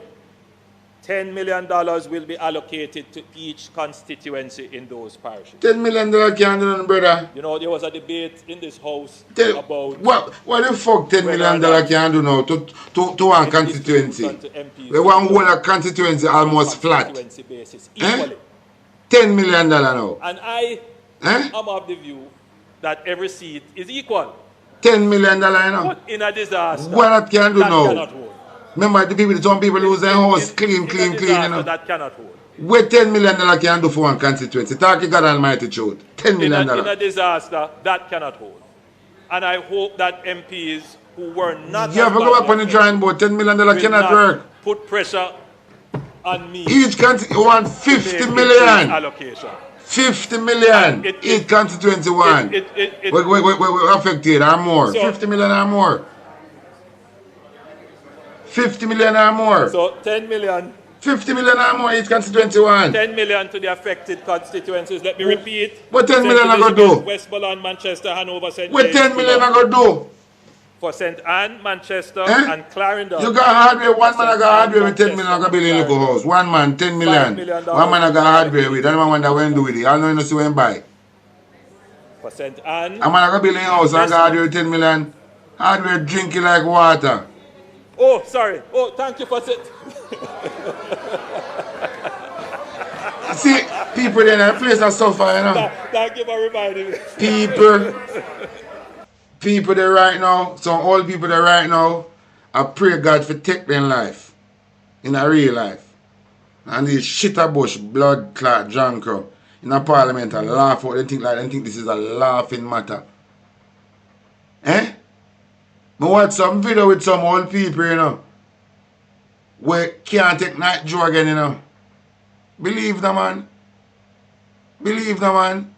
Enough of these people, you see, people are going to find them dead on them property, not because a hurricane come and kill them, but because the government not give them no assistance. A lot more people are dead because the government not render no assistance to them. Not because a hurricane come and kill them. Because we have a government, we come for laughing at our blood clot parliament like you think this is a laughing thing. And I don't like this. Because we don't pay no parliamentarian to come to parliament and laugh. You want to laugh, go in the yard to laugh. When I don't laugh, I come from my work. This is not a laughing, this is not a playground. A serious business happening in parliament. It is not place when I come and laugh like I don't think this is a laughing blood clot thing. And enough people out at door. Sleep out at from the hurricane, them sleep at door till now. And I wonder what I go on for them. $10 million for one constituency can't help them. 10 million in one constituency. Just look now in one constituency. Tell me how this 10 million are going to work in one constituency. To fix back these people place.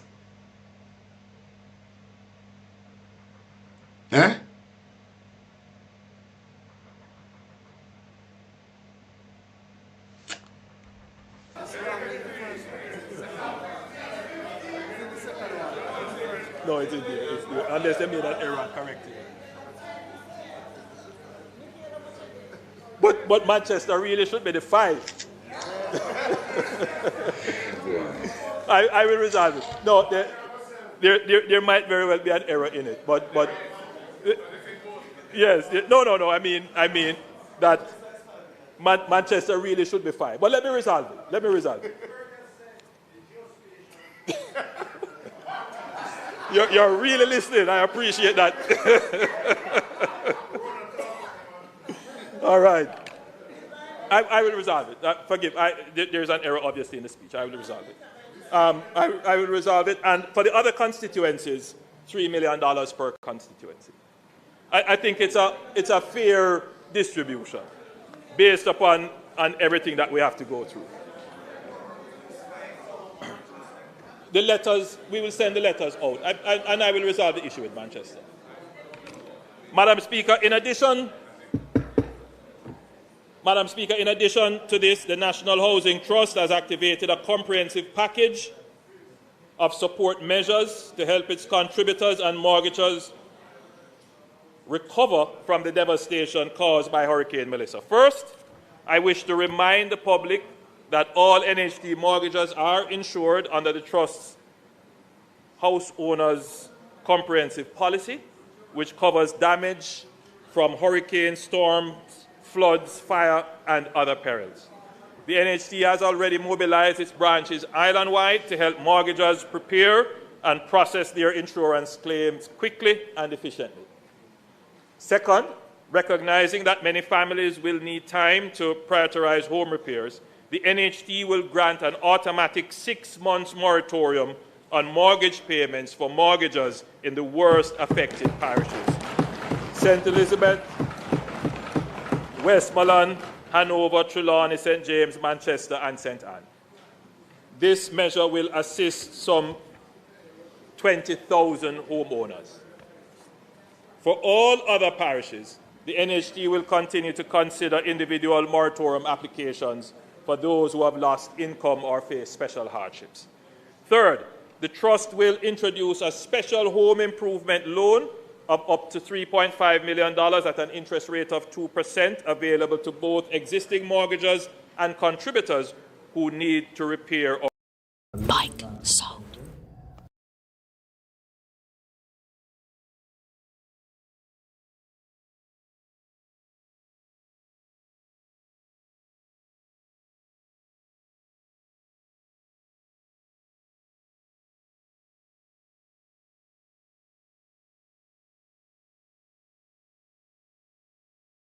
grant of up to $500,000 to contributors to repair damage to their homes or those of immediate family members. So we have kind of extended it a little bit. Grants will be awarded based on demonstrated need and the level of impact. So this is an assessment-based grant. Madam Speaker, we're also working with our international partners and the private sector to identify housing solutions, as I said before, that can be rapidly deployed at scale across most parishes. And as I said before, Minister Montague is working on that. There are some really viable, pre-built, prefabricated housing solutions. They may not be block and steel, but they are very durable and can be rapidly deployed as shelter solutions. Madam Speaker, in addition to the $1.5 million that had already been allocated to each constituency before the hurricane, which was for emergency relief, food, medicine, tarps, and so forth, I'm announcing an additional $1.5 million, which the leader of the opposition already announced it for me yesterday. The nation should know that we talk. And it looks like I'm telling him too much because he's announcing the things before I... No, but you know, you try to paint a narrative, say your name talk and everything good. You not talk, but you not work with him. Talking with him and working with him are two different something. We know so we must talk on certain occasion. But you not work with him. Because if you not work with him, things will reach far. So the talk you want to talk with our Prime Minister. You don't have nothing to do with it, you not work with him.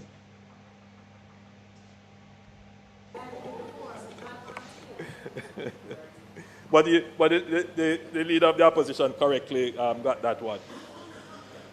So there will be another $1.5 million for MPs to use for the emergency response.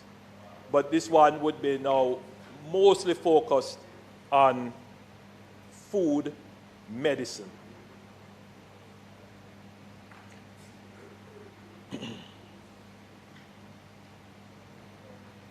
Now, Madam Speaker,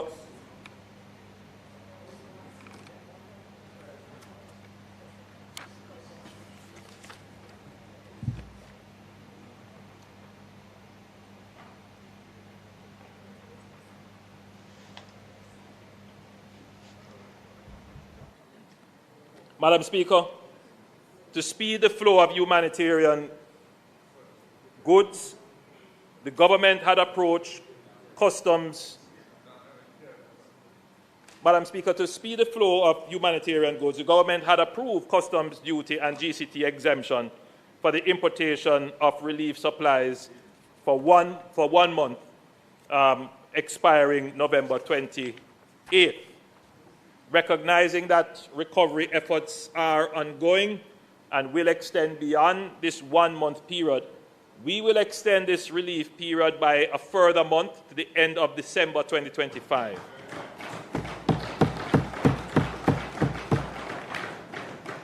This measure will ensure that every shipment of relief supplies can reach our people quickly, efficiently, and without additional financial burden. In addition to the eligible items already announced by the Jamaica Customs, and in consideration of the extent of the damage to the electricity grid in the most affected parishes and projected timelines for complete restoration, I am announcing that persons will be allowed to import Starlink equipment and other such equipment, inverters, and solar power equipment, including panels and batteries, free of custom duty and GCT. Yeah, come on, send some to my family. I make it run till December. Madam Speaker, this is in an attempt to get Make it run till December. Communication back into the communities that really need it. Yeah, man. That really need it. Now, I know others will take advantage of it, but I appeal to every Jamaican. If you can buy 2 Starlinks and send one to a family or a community, do it. If you can buy solar batteries and solar panels and give it to When you take 27 account where you have, 27 to the 28, do it. use 27 account where you have and buy Starlink for the whole of Jamaica and fix up the road and build up the people them house and put them on road. I know that when we give up these revenues, others will benefit from it who don't really need it. So I've asked Jamaicans to use your conscience. Ensure that the other half of Jamaica that is suffering now benefit from this relief. Madam Speaker, while the needs across our nation are indeed great, we must also remain judicious and disciplined in the use of public funds. So, Leader of the Opposition, I couldn't give $50 million just so.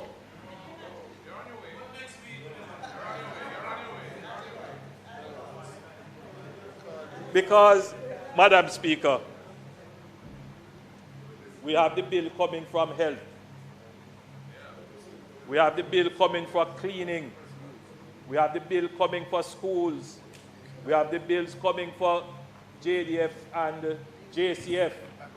We have the bill coming for agriculture, for tourism, for water, not to mention the bill for roads. So, Leader of the Opposition, as I say, it sounds good, but it's wishful thinking. We couldn't do it. And the truth is, Leader of the Opposition, we may very well over a period of time do it. But at this present time, we have to literally be very careful with how we spend.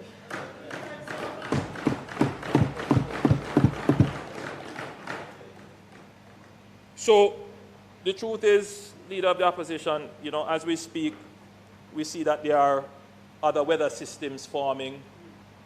We don't know. So we just have to be very careful with the resources that we have. And that's why I give the assurance that what we have will be fairly shared for every Jamaican. I want to announce 2 other things. In the COVID pandemic, we established an oversight committee of Parliament to review the work of the Ministry of Health in its operations. we will establish a similar oversight committee of Parliament to review the distribution, welfare, relief operations. I've given a direction to the House Leader to speak with the opposition leader of opposition business to establish that committee, the terms and how it will work. Madam Speaker, it is in the interest of the government to have the highest level of transparency in what we do. There is no victory for JLP communities to have food and PMP communities not. There is no victory or vice versa. None whatsoever. And therefore, we will put in place every measure to ensure that whatever is given to us and whatever we spend from our budget, don't allow for them to show. Don't allow for them. That's what I deal with. And everyone benefits. So as soon as we meet again by the next Parliament, that committee should be in place. A special joint select committee possibly that will look at the operations. All right? Madam Speaker, in a time of crisis, every Jamaican wants to participate. One of the greatest challenges you face in a time of crisis is to organize goodwill. It is a leader of the opposition, it is a real challenge. Me know. To organize goodwill. Because you yourself have no goodwill. There are some people who want to come and go on their own. There are some people who are saying, tell me what to do. And there are some who will tell you what to do. And it can become very confusing, bearing in mind that government operates by law and a particular structure. And it is very difficult to get people who have to operate by law to operate outside of that, meaning that you could have people with goodwill coming and say, do that, do this, but the agent who has the legal responsibility say, I can't take an instruction from you, or I have to see something in writing, or it has to go through a process. And so I have had to be spending my time in structuring the cabinet, in structuring how our permanent secretaries and others in government operate, to bear in mind that whilst we have the legal framework, there is an emergency, and therefore we have to operate with more speed and alacrity because there is human suffering that we are trying to minimize. Just recognize this. That in itself is a task that the public will never see and probably will not understand. But that is why you have government. That is government is a waste of time. We don't need no government. I have been doing. And you yes, say you don't need no opposition. We don't need no government. The calls that have been made. We don't need a blood clot of government. Establishing that committee or that putting that. Of course we know that. We don't need no government. We have never operated outside of that framework. We should, however, recognize that the history of our country is that the government does not stand on its own. Never has. Constitutionally, we are probably the only country where the leader of the opposition is entrenched in the Constitution. That it means that I can't go off on my own as Prime Minister.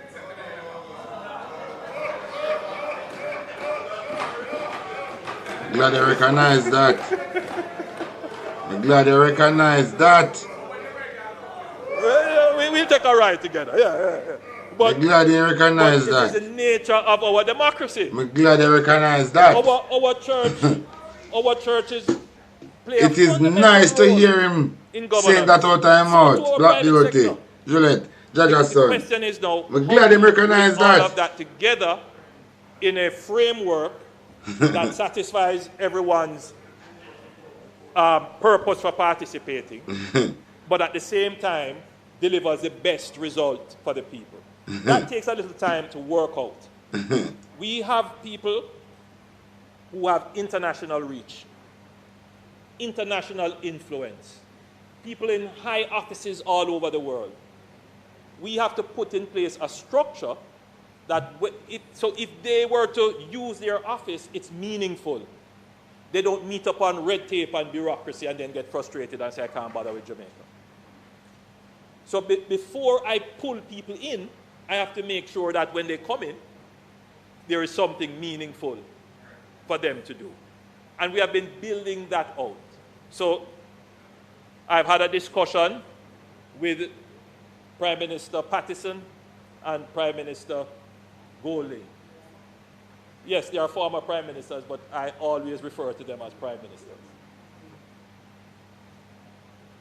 because that is the respect I pay to them. So I've had a discussion with them, and they are eager to help, but we have to find the right mechanism as to how they can give support. And we are in dialogue as to how that could happen. There are other Jamaicans in high offices all over the world calling me up, I want to help, I want to help. We are working out how that can be. Now, in the phase that we are, which is the relief phase, there's not so much to do other than to make sure the logistics work. Because in the relief phase, what you need is that aid comes in, it moves to a storage area which is central, you record it, which is what ODPEM does, and then the Ministry of Labour and Social Security, the Ministry of Local Government say, hey, here are the communities, here are the people. And the JDF works out the logistics for movement, where private sector vehicles and other vehicles and trucks and whatever can assist in moving them to the hub in the region. And then they are broken down into spokes into various communities. And that is what we are trying to establish now, because that supply chain operation has to stand up for at least 2 months. And then, of course, Parliament has to have oversight on it. Why is this community getting and not that community? Hey, you forgot that community. Hey, you should put some more. That's what the oversight committee is. All right, sure, man. And that's how that relief I'm expecting will operate. But we will have to immediately, almost in parallel, transition to recovery, where we have to answer difficult questions. Should Black River be where it is?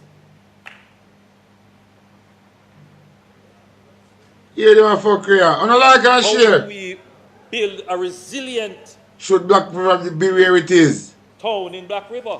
Eh? What are we going to do with Out of Fano? the blues, the man come out with this. Precisely. Should What Black are we River going be to where do it with the is? hospitals? What plan you have for Black River? Should Talk your we plan. rebuild these hospitals with zinc roofs? And schools. All of these are questions that we have to work out.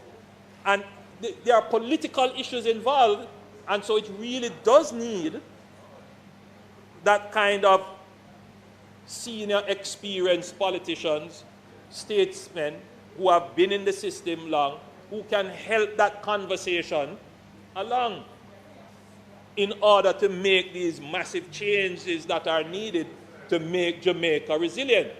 So as we get into those discussions, you will see the importance of having persons like our statesmen, people of influence and high regard in the society, guiding debate, convening, and giving support. And that is being structured as we speak. This is a crisis, Madam Speaker. And it is one thing that we must never do. Should Black River remain in the same space, or them should have moved it? The other word for crisis is opportunity. And this is an opportunity, Madam Speaker, to make Jamaica stronger. We don't do no, man. After crisis come opportunity. So you mash down and then the investor So them come in. Madam Speaker, Mash down and the investor them just run in.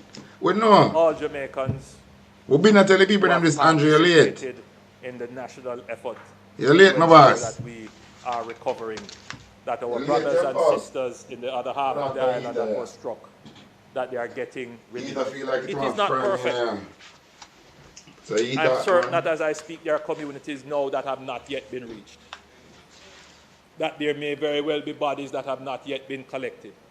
Dengue, I'm certain cholera, that there is a child that is hungry as I speak. cholera. Lord, Lord, when this disease broke out But in as I Jamaica, speak, I half of know, Jamaica now Madam go see no Speaker, that the Christmas, you know, systems are being and half of go rapidly see put in place Christmas. to ensure that that human suffering comes to an end very quickly. Half of Jamaica now say no Christmas. It's going to be a raid Christmas for a lot of Jamaican.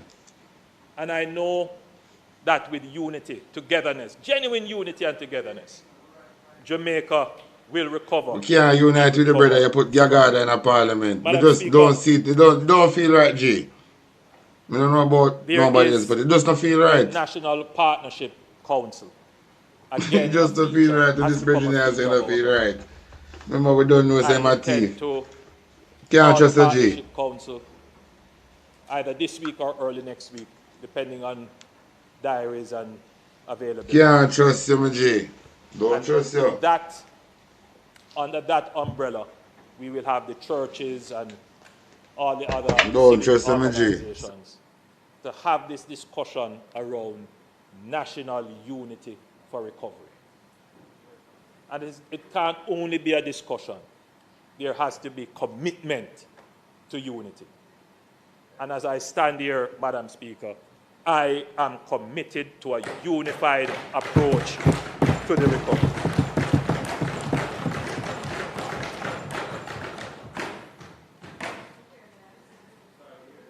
So, Madam Speaker, I want to thank the House and thank listeners and thank Jamaicans for paying attention to this presentation. God bless Jamaica.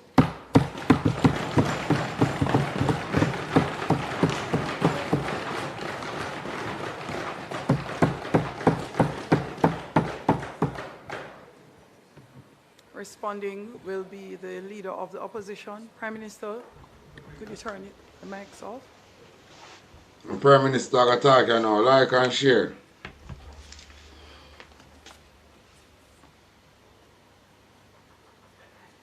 Shh, in our classroom. If pin drop if you can hear. Thank you. I switch off Madam my mic Speaker. here. I'm going to switch off my mic now, so we're not going to hear me.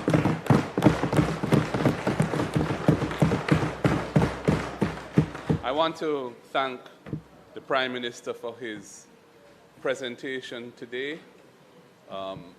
It covered a great deal of ground and provided useful information as to how we as members of Parliament can expect to operate in the near future, and also the longer-term approach that the government wishes to take in grappling with this catastrophic tragedy that has befallen our nation.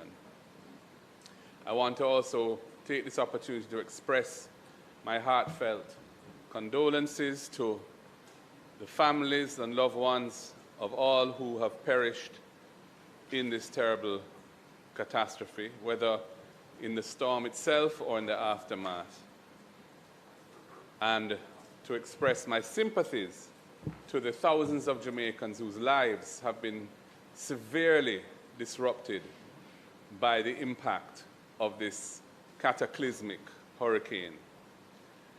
Madam Speaker, in this House are many MPs who have been living among the people who are going through this suffering. And there's no doubt that it has been a traumatic and emotional experience for them. I hope that this afternoon you will allow them an opportunity to speak to what they have seen and what their thoughts and feelings are about it, because I think it's very important that they get that opportunity. Many of them have come from far to be here today, and I hope you will indulge them with that. Madam Speaker, we are fortunate, I think, that Kingston and St. Andrew was largely spared from the devastation of this hurricane. It has enabled the government to function. It has enabled Parliament to meet in normal conditions.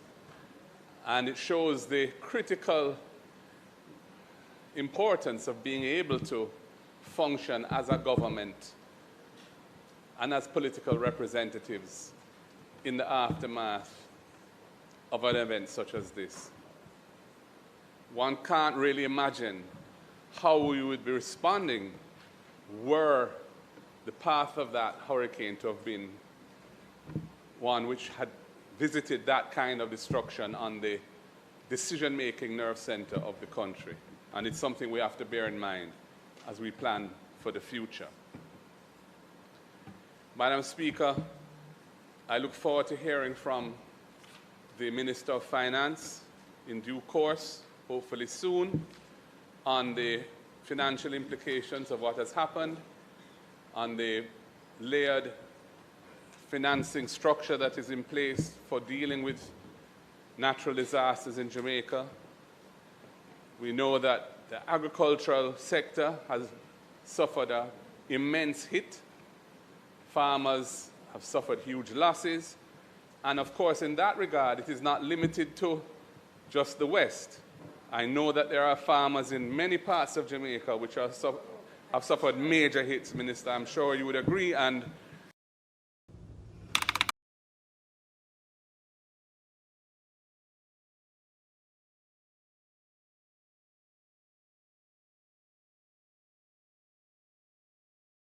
resources and coordination, as you have said, there are many other parts of Jamaica that have also suffered significant damage and losses, and that has to be taken into account as well.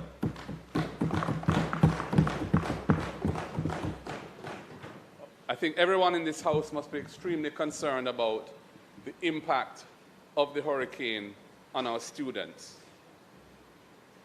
Many schools have been very badly hit, and unfortunately, in those areas, that has also come with the failing of the electricity supply system and internet connectivity.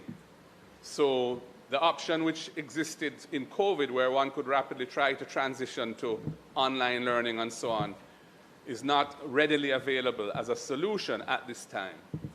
This means that we have to have a very creative and flexible approach to bringing students back into the education system to minimize learning loss, take into account the need to do so safely, and also take into account the psychological impact that this hurricane has had on them, and indeed their teachers, principals, and everyone else involved in the education system. And we look forward to hearing more of that in due course. Madam Speaker, right now, there are tens of thousands, one doesn't know the number. House Leader, the member's time for speaking has expired. The standing orders were not suspended. The standing orders, Leader, the standing orders were not suspended to allow for the completion. Could you please move? So move. Madam Speaker, I ask that the standing orders be suspended to allow the Leader of the Opposition to complete his presentation. Thank you, House Leader. Those in favor? Those against? The ayes have it. Thank you, Minister, and thank you, Madam Speaker. I appreciate that indulgence. I think that's a good start.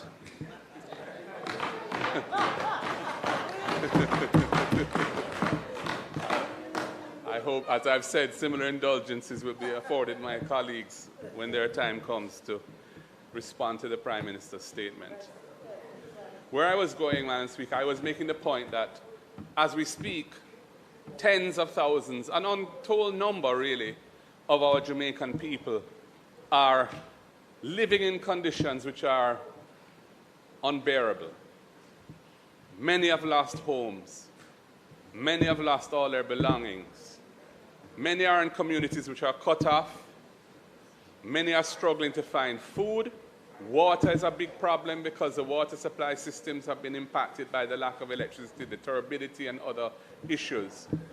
So we must move rapidly to address that crisis. the provision of shelter and the longer-term solutions to the rebuilding of homes or the establishment of new solutions, that will require planning and careful thought. And I endorse the view that we cannot just do what we've done before, because we are in a new era. We're in an era where the Caribbean Sea is warming, and it has several negative effects. And one of those effects is that the storms that are emerging in the season are stronger, and they're also moving in ways which we weren't accustomed to before. So we can expect, as the Prime Minister said, that we will have fairly frequent situations which we have to address, and we must be more resilient, and that requires serious thought as to how we rebuild and where we rebuild. But in the immediate term, you have little children, you have the elderly, you have pregnant mothers, you have persons with disabilities who are catching at a friend's house or a relative's house. Some of them are just under a makeshift piece of tarpaulin strung up over some structure or other, and they are at risk. The public health aspect of this, the Prime Minister made reference to it. I think it's a very serious issue.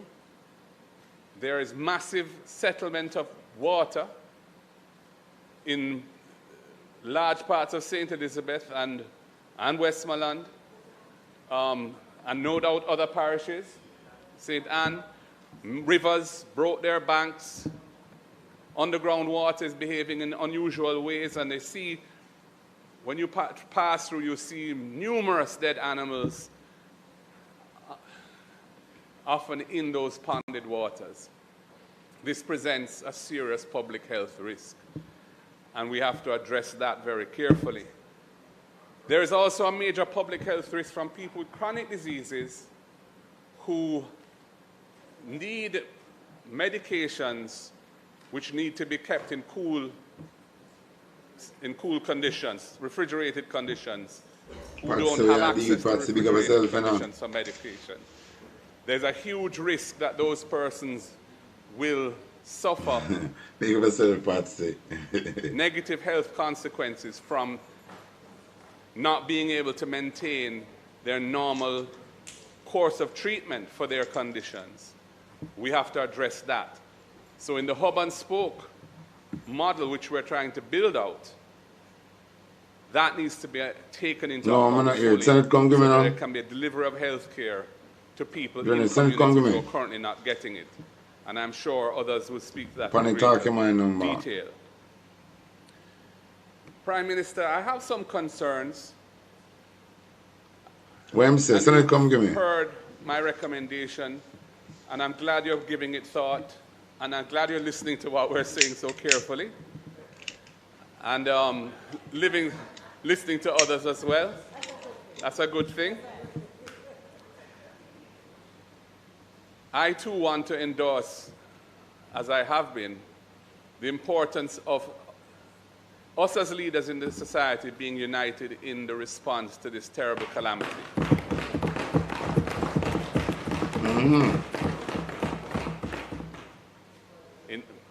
Communities have supporters of both sides who have been impacted by this thing. We are Jamaicans, and we love each other, we love our nation, and we must approach dealing with this with mutual respect, and understanding, and care and love. And I can assure you, Prime Minister, that we genuinely seek to be part of the solution to help Jamaica get through this. You can count on us cooperating and playing a constructive role to the extent we are afforded the opportunity to do so. And I hope that in the design of the overall mechanism for charting the course forward, one is a part of it too. The rollout of the recovery and reconstruction, that the need for unity, the confidence that will come when people at home and abroad see a united mechanism, a mechanism built on that principle being the way in which it is done. I think that there's a lot to be said for that, and that's why I made the recommendation that I have. One of the concerns I have is currently the command structure is not well understood, if there is one. And I have had to be trying to identify points of entry into the disaster response mechanisms that have been established in order to provide information, vital information, that those who are handling the response need to know in order to respond and deal with these situations quickly. And we need to have clear lines of communication into the chain of command for the different aspects of what is manifesting itself now, so that we know who to approach and how to deal with that. It cannot be ad hoc. It cannot be totally informal. It must be transparent. It must be clear what it is. And there must be accountability for how the resources which are going to be deployed are deployed, so that the people providing those resources, especially persons who are doing it out of the kindness or generosity of their heart and spirit, feel that the sacrifice they are making on behalf of the Jamaican people are sacrifices that were well worth. This man is the leader, you know. And they feel like I care what they must say, you know. It's the leader really at all. Their sacrifices this is have the been leader. treated with the respect that is This due man, to it, look him by talk, ensuring him that sound, it is everything used for the like a desired leader. purpose and for no other purpose.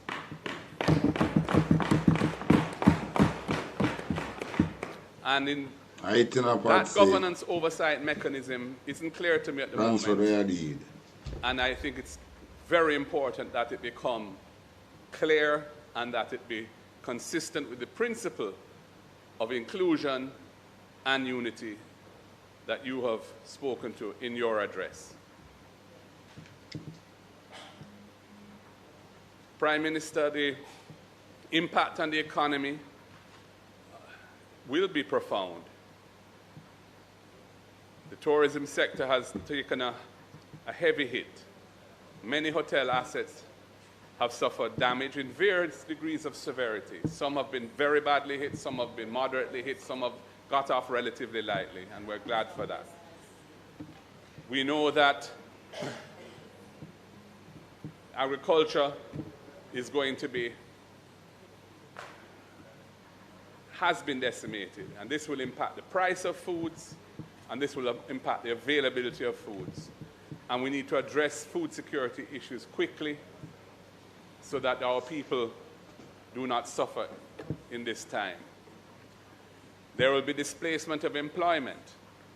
How we're going to respond to that, that remains to be seen. During COVID, funding was provided to hotels that were shut down to enable employment to continue for a period of time. I don't know whether that mechanism will be considered again, or whether there will be a massive public works program to absorb and labor and provide people with opportunities to earn something during the period of recovery. But these things are very important, and we look forward to say this is the Prime Minister, Black Beauty. This is the Prime Minister. In their development, if we're allowed to do so. I'll tell me, sir, this is the leader, the Prime Minister. Equity is critical at this time. Look on it, people are hear them when touch. People are angry, people are afraid, and if they feel that the way in which the relief effort is being deployed on the ground is not consistent with the way in which it is being articulated in Parliament and elsewhere, it will cause problems. Oh. I have some concerns. I am not going to raise them here today. I'm going to speak because they're very specific issues, but I'm going to talk to the persons who I think can address them. But the point I want to make, Prime Minister, is that you have given a commitment here today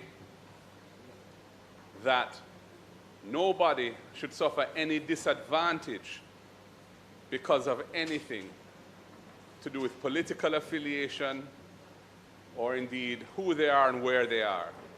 The issue is need and the response to the need. And everybody should be treated proportionately in accordance to the extent of their need. Of course. Of course. Go on top, my Prime Minister. I would ask every member of this House, every MP who's going to have responsibility for allocations that are being provided to help people to approach it in that way and to ensure that it's based on need and it's not based on whether the person vote for this one or that one. That is not relevant now. What matters now is helping our people Listen to get with back Prime on their Minister feet, whether talk. they're Labourite or PNP or no P at all. Listen with Prime Minister talk.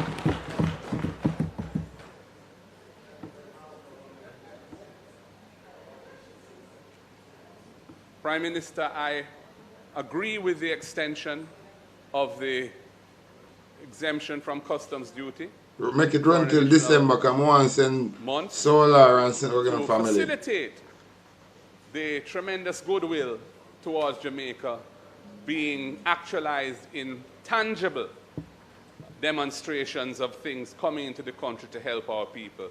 30 days would have been too short. Unduly short. Of course. The time takes to get the logistics of those things worked through. An additional month is helpful, and I'm sure you will take that into account. Make it run till December. And watch it. I'm going to put some fire emoji in the chat. Make it run till December, because people want to send them some things, but they want to get them things together. They don't want to do it in no rush, because they want to get them things together. What do you think 1 month can do? National week of the cleanup week. Like the idea. I think it will help us all pull together. One thing I would say in the design of it, already there are people in my constituency, for example, I'm sure I'm not the only one, who want to go and help in the areas where they're the most need.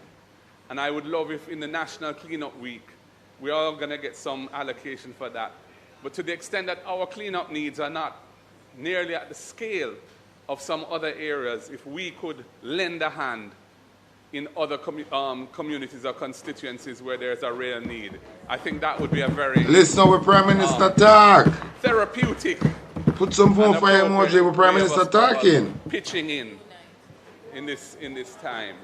Of course. Hands on heart. All hands on board. Them go alert. So, Prime Minister, I don't want to speak for long because I know others need to have an opportunity to speak today. And as I've said before, I hope they'll be afforded that opportunity. Of course. There's a lot of pain in the land. Of course. A lot of angst. And we as human beings who care about our constituents, who are elected to represent and want to make their lives better, faced with the suffering that is there on the ground, it is having a serious impact on everybody, including us. And I think being able to come here and speak to those issues, express our concerns, and so on, is a very big up yourself in the market. One market, G, you know. To allow others to make their own contributions today. I thank you, Madam Speaker. Big up yourself, my Prime Minister. Big up yourself, my Prime Minister. One market, G, I could have never told. Thank you, Leader of the Opposition. Members, the floor is now open for you to ask questions. Prime Minister, if it so pleases you, we would appreciate your response at the end of all questions. Thank you, Prime Minister. Members? Who first I get up? All right. Hold that. Full boy from Clarendon. Oh. Members, could you turn your mics off, please?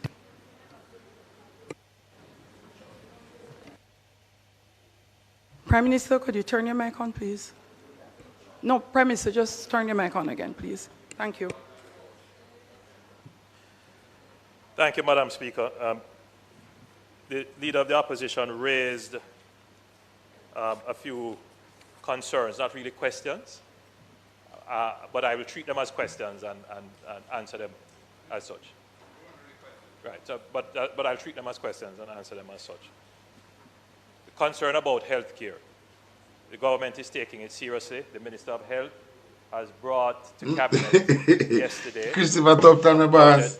Nothing can take seriously them. I'm more money I look for thief too. Of the healthcare system. We'll make that public very shortly as soon as we have resolved how we're going to fund it. But an important point towards the provision of health care. 7 days after the disaster struck, we can report that we have stood up a field hospital in Black River, sponsored by Samaritan's Purse. It is a 30-bed facility with operating theater, ICU, pharmacy. It comes with a helicopter, I gather.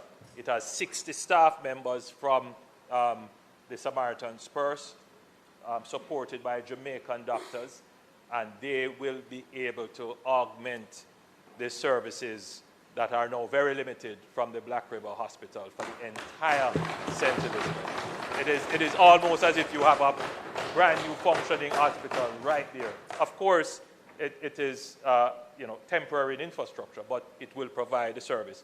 We will have 4 more deployed around the island in short order, and these will be in the Noel Homes in Hanover, SAV in Westmoreland, and Cornwall Regional.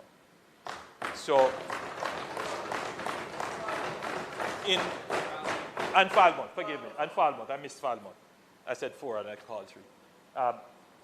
So in the most affected areas, we will see a restoration of service delivery in healthcare that will ensure that the worst that we would expect after such a disaster does not materialize.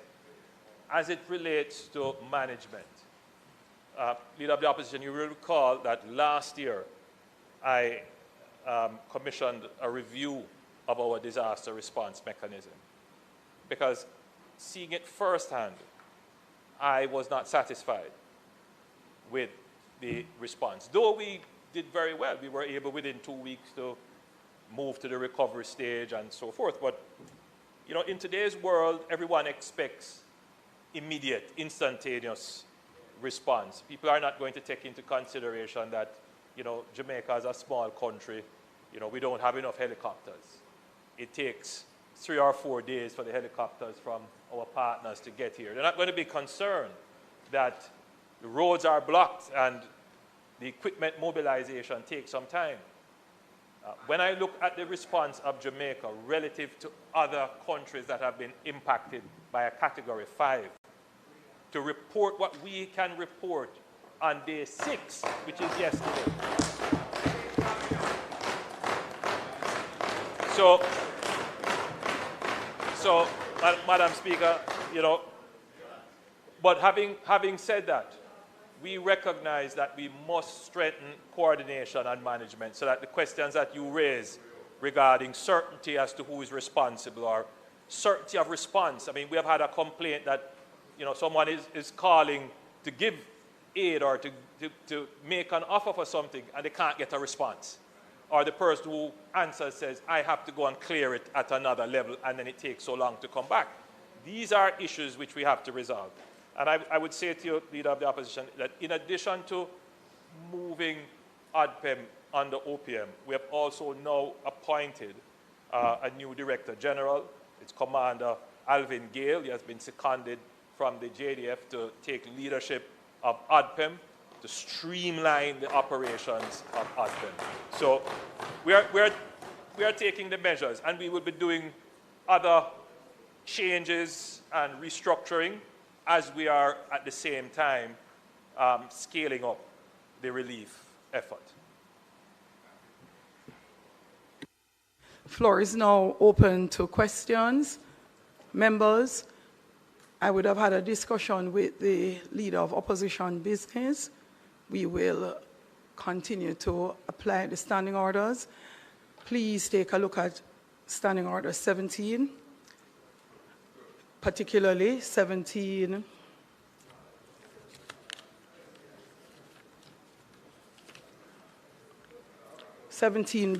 as it relates to Prime Minister's question time, and 17C as it relates to Minister's question time. Thanks, members.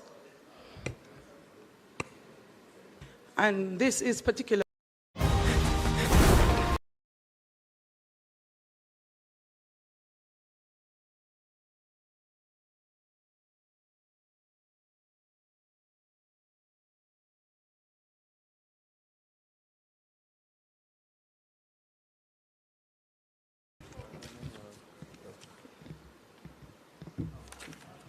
Madam Speaker. The member from Portland Eastern. I haven't touched your mic, member from Portland Eastern. I haven't touched it. So, members.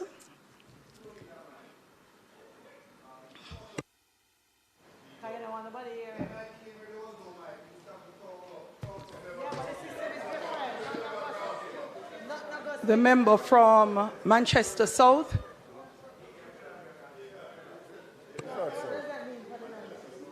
It's my mic.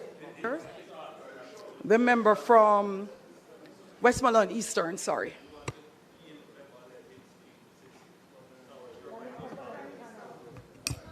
The mic system doesn't allow for any of those arrangements. When I suggested that members,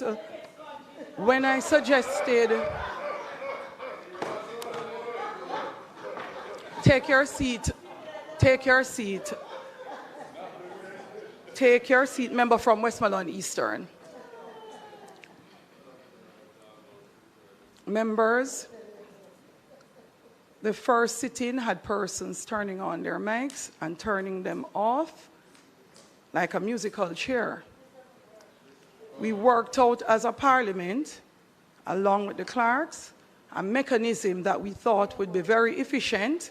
However, persons have raised objections to holding their hand up. If hands are held up and we do not turn on the mic until you're recognized, then it makes it easier if you turn your mic off by accident to be able to speak next. However, you currently have 4 mics on. So if you turn off your mic, then we will have to turn off everyone's mic to go back to that order. Or we just continue. So, member from Portland Eastern, you would now be at the back of the line. I didn't touch your mic other than to turn it on. Member from Westmoreland East, your questions, please. Thank you, Madam Speaker.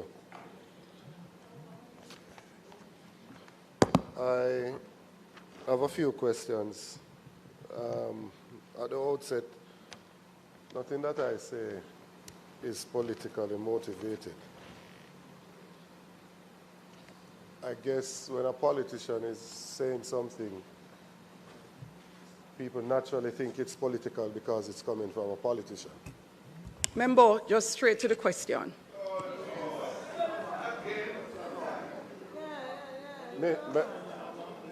No, Madam Speaker, please. I have a mother that is in St. Anne. I don't have one in here. Member, right? question, please. Don't do that. Straight to the question, member.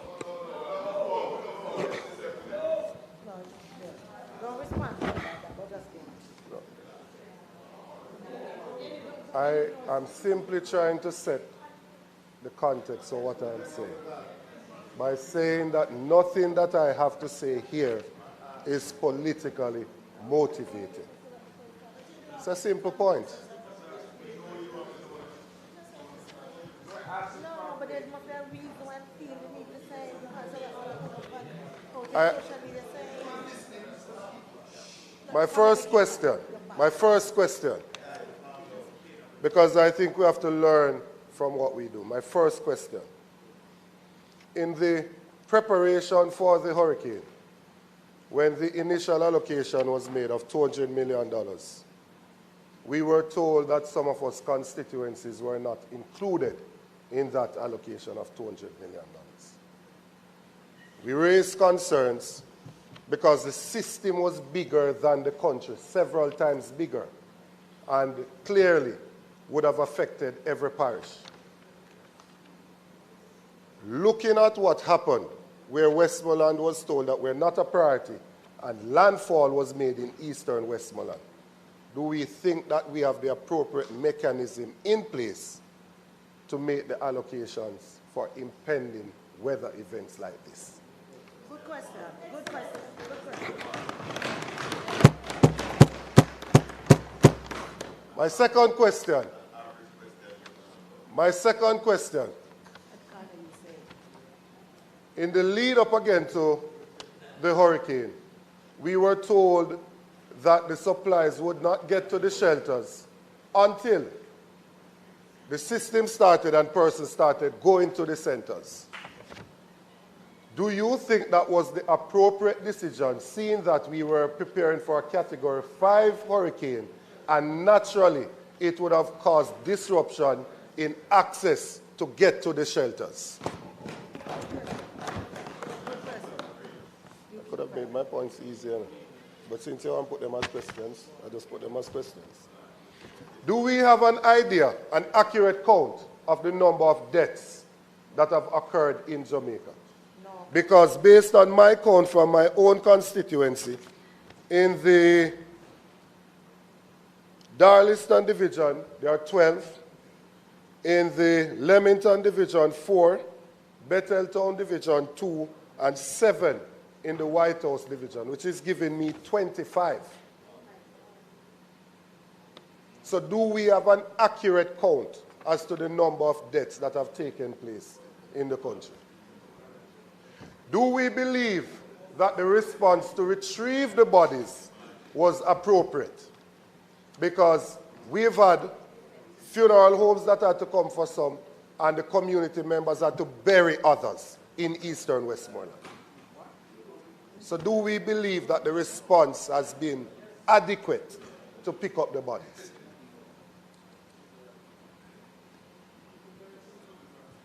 In terms of the response of ministries, departments, and agencies, how do we go about making an assessment on how we deploy personnel from ministries, departments, and agencies to constituencies that are affected? Eastern Westmoreland is where landfall was made. A Category 5 hurricane, the eye of it, so that carries the eye wall, went across the constituency, starting in New Hope to Darliston to Betheltown, and then over into South St. James. Total devastation and destruction along the entire constituency. Do we believe that enough personnel from ministries, departments, and agencies have been mobilized for a constituency like this, which is in fact the actual ground zero of the hurricane?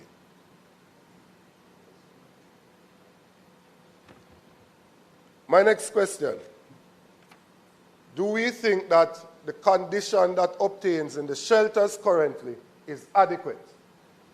The Maud MacLeod shelter in Darliston, the persons there are sleeping on the desk that are within the shelter. Not one mattress is at the facility. Let me say a mass grave, them dig out in Westmoreland, mass grave and bury people, mass grave. Without any form of supplies being given to that center.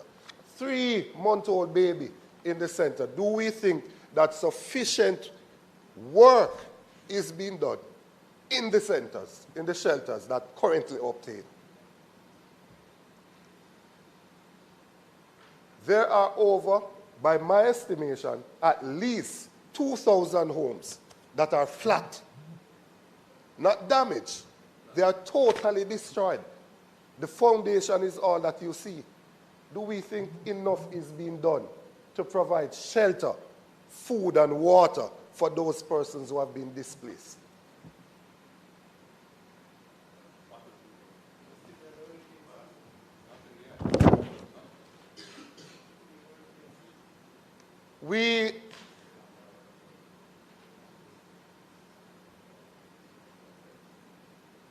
I'm encouraged, Prime Minister, by some of what you have said. I'm encouraged by some of what you have said. Not being unreasonable, I'm encouraged by some of what you have said.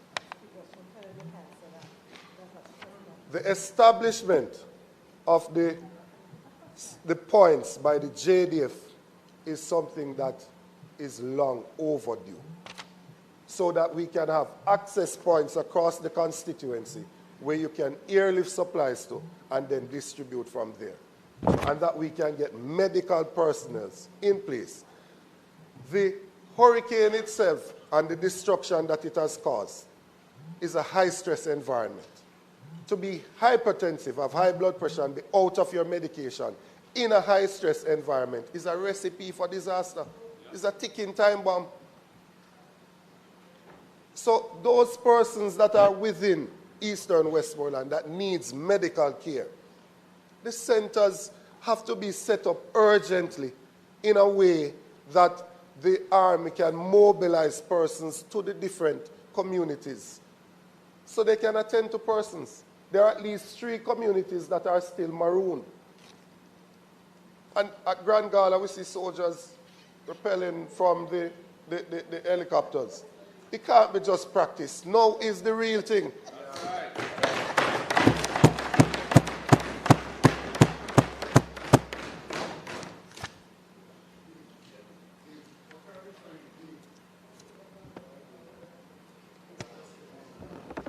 Beeston Spring, which have Beeston Spring, the 3 areas that are maroon, Beeston Spring and a community called Touch Valley, and there's another section there called Left Hall, and then you have Amity up in close to the border with South St. James. Oh, Mr. Dayton Camera, big up yourself, my G. Big up yourself. PM.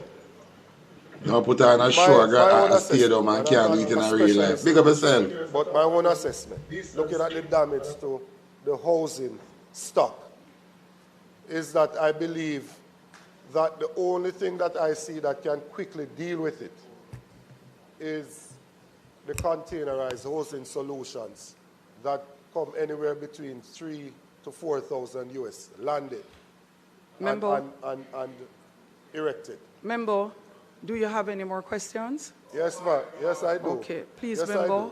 Yes, I do. Please, member, questions. What is the possibility of us, as a country, putting a program together that will see us being able?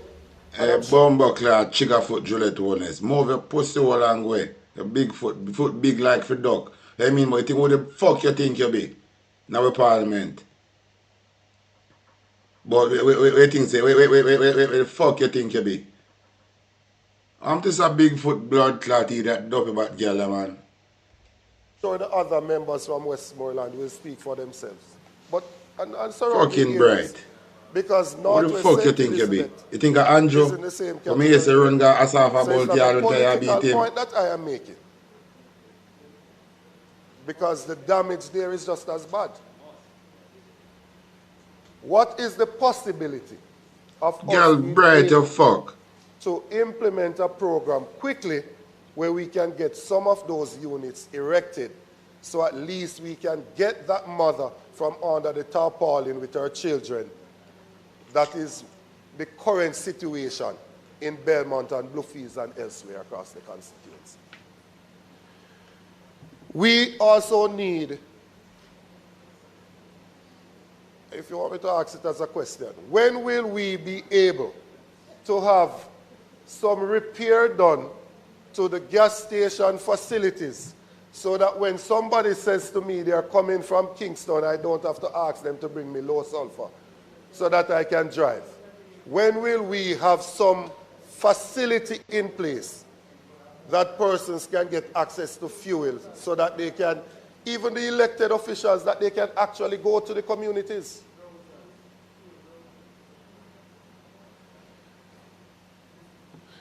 Madam Speaker, I have nothing but concern for the people that I represent. I don't care who they voted for. Not my concern at this time. I'm talking about the people and how they are currently living. Anybody who doubts what I am saying, take a trip for yourself. And if it doesn't cause you to have tears, then you are not human. Anybody that doubts what I'm saying, take a trip for yourself. If you think that I am just here grandstanding, take a trip for yourself and have a look at the situation. It is a total and complete disaster in eastern Westmoreland, and this is a cry for help. Big up yourself, Dayton. Big up yourself, my boss. Chatbot. Juliet, move a big foot pussy hole and go ahead. But if you meet if you run out of parliament, a blood clot, big foot, free chat. The member from Westmoreland Central. So 2 mics came on. Member from St. Andrew East, please do not turn your mic off. Thank you, Madam Speaker. Members, for those persons who have turned their mics on, it would be very good to put them up because then it's easier to see. Andrew is a wicked blood clot. To sit down is like Alice in Wonderland. Andrew is a wicked pussy Madam hole. Speaker, my first question is with regards to the health system. There was mention of the hospitals and what we've done to the public hospitals that were damaged. But I'm asking if there's any consideration for the health centers, especially in the remote areas, because it's still difficult for persons to travel from those areas to the Savlamar Hospital, for example.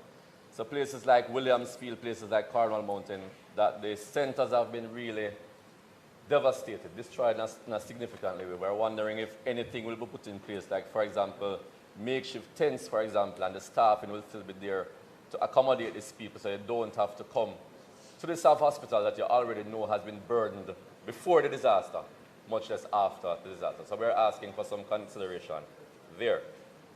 My second question is regards to the container houses. The member from Eastern had mentioned it, but I just want to know if there will be an actual allocation per constituency, especially in those areas that were damaged so badly. Westmoreland is known for wooden structures, and you would have imagined those of you who would have been there would have seen the devastation. Thousands of houses were destroyed. We know we won't be able to fix everybody's house, but we're asking, for example, in these constituencies like Westmoreland Central, Westmoreland Eastern, Westmoreland Western, for example, so all the constituencies that were severely damaged, if there will be a special allocation for those constituencies that we know had these wooden structures and naturally would have suffered more than other constituencies that don't have so many wooden structures. And if so, with the construction of these, will it be a centralized thing where they are constructed one place and sent down? Or will we have contractors in different areas so this process can be speeded up instead of us waiting on one particular person to make all of these, which would definitely take a longer time. My next thing, the Prime Minister mentioned that he's waiting on the road bill, which we all know is a serious thing. But what I'm asking, if there has been any deployment of the NWA team to identify emergency areas. So for example, in the Froome area, the road has severely been compromised where the bridge at Ricketts River is. Part of the road is gone. So the bridge is now severely compromised and we don't know if it can collapse at any point in time. So we're asking if a team has already been deployed to actually identify the emergency areas, because those areas will have to be looked at even before you get the total road bill for where the damage is expected to be. And my last question is with regards to the distribution of the food packages. I know the Prime Minister stated earlier in his presentation that there is no intent from the government to have any unfair or politicize anything. But there was a situation today in Westmoreland, and even after I spoke to the minister, the minister reached out to me this morning to let me know that an helicopter was coming down with food supplies from the ministry. And after the helicopter came, there was total chaos down there. What I can tell you is that before the helicopter came, the former MP and his team was there with trucks and stuff. There are videos of everything being loaded basically in those things. So the thing you're trying to avoid by not politicizing it, it actually played out today. The minister had no part in it based on my conversations with him because he directly spoke to me. And I had a team who went there. But the staff, I don't know where the communication came from. But what we realized happened that somebody obviously communicated with the former member of parliament. I am not there obviously today because I'm here. And what really happened is that that distribution today has now been labeled as being political because everybody who went there would have seen that former politics being played out today. So what we're trying to avoid, just as what you said, actually played out in central Westmoreland today. So what I'm asking is going forward, how do we decide on how we do this type of distribution? Because one, if you go to one place and everybody comes there, there's going to be chaos. So naturally, if a helicopter is coming, one, you're going to need enough police and soldier presence there. And what we would want to know is that we ensure that the coordination is there where we know exactly what is coming, where we're going to collect it. So if the MP is in charge, we will coordinate with the local team at the ministry, at the NIS office. We'll speak to the manager, for example, work out the way how we'll distribute. Because somebody has to lead it. And in this case, you have to trust the member of parliament to say we're not going to send it only to PNP communities, but we are Jamaicans, and we will be distributing it equally across every community that we know needs assistance. So we have no problem in working out all of those things, but we don't want it, what happened today, to ever happen again, because as I said, it left a bitter taste in the mouths of many of the citizens. Persons have been calling me since I've been here. I'm always on the phone, people texting me, asking me, what is really happening here? Because as I said, what would have showed up today, it would seem as if the former MP, who is now the caretaker, was the person who was in charge today on spot for the distribution of the items. And we don't want that to be in the thoughts of the people because we know that is supposed to be the case.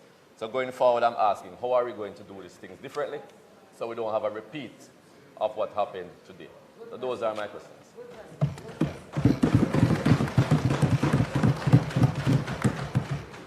Madam Speaker, thank you, the member from St. Andrew South East, and then Clarendon North. And then the member from Clarendon North. Madam Speaker, my question to the Prime Minister. Can the government confirm whether it has received confirmation that it will get the full payout of the $150 million US catastrophe bond which we undertook? My understanding is that we have received, or the payout is on its way for the $70 million Caribbean catastrophe risk insurance bond. CRIF. The policy. If we get the full payout, Madam Speaker, both would amount to about 35 billion Jamaican dollars.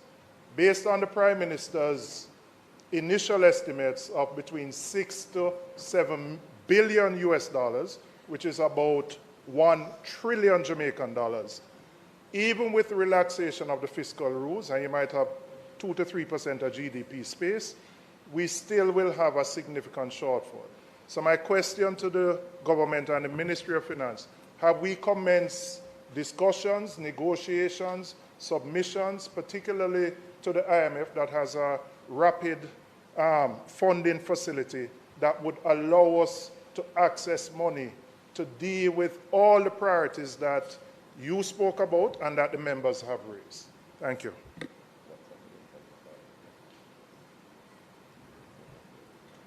Thank you, Madam Speaker. I spent the last 6 days going through the constituency of Northern Clarendon, and the housing stock have been severely affected. So I'd like to ask the Prime Minister if the allocation of $5 million to the constituency, if he believes that is sufficient. We have more than 500 homes that have been affected, more than 100 persons who are homeless and are spending time with friends or family within the constituency, and that needs to be remedied urgently. We also have a... If you want to build an app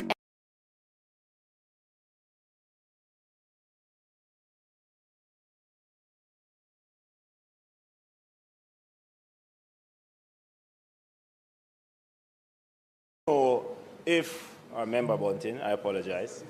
I want to know if there will be any allocation for special treatment to the road network and infrastructure in the immediate aftermath of Hurricane Melissa.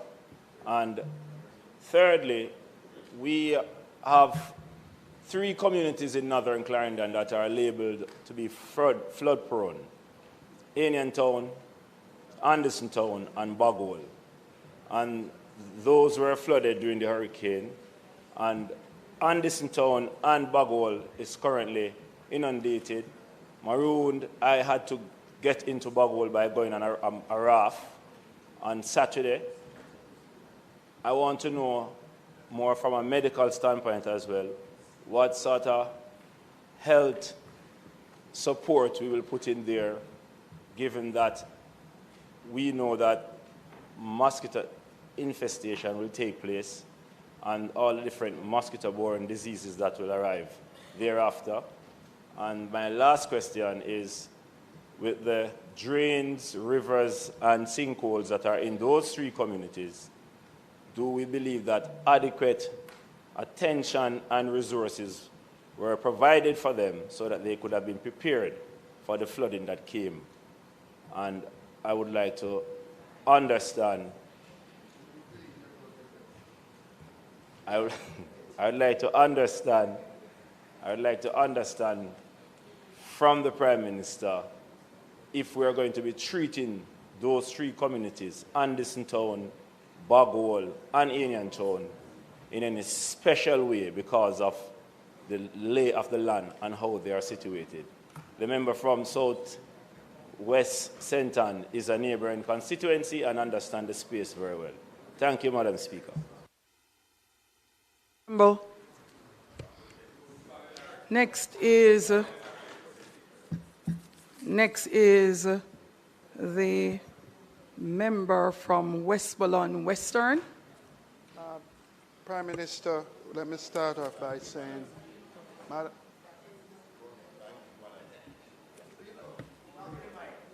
Prime Minister, who are you? Oh? Prime Minister, let me endorse a lot of the things that you have spoken about. Number 1, Prime Minister, I'm in a constituency where there is almost 1,000 of our citizens who have left homeless or without a home. Just total devastation. I hear you spoke about the Fair Trade Commission, and I just want to ask you a question.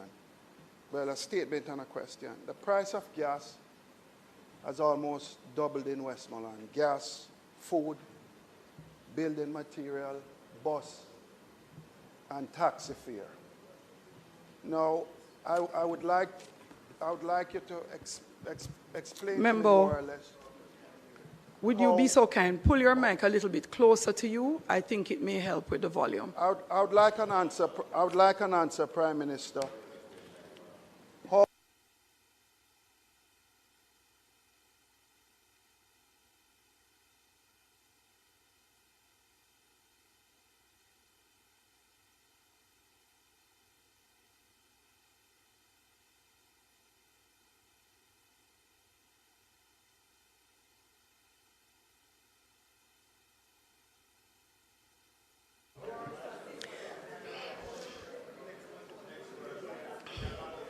So members from St. Catherine Southwest, if persons abide by the ruling, no matter what, the system would work. Because the ruling was that members turn on their mic when they are observed by the speaker in keeping with the standing orders. However, members have chosen to turn on their mics, and once it goes off, you're at the back of the line. So persons complain about meeting the speaker's eye.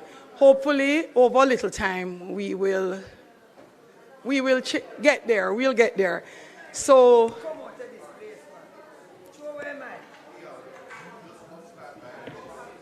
I've turned on the mic. I'm not seeing it. Okay, the member from St. Catherine South.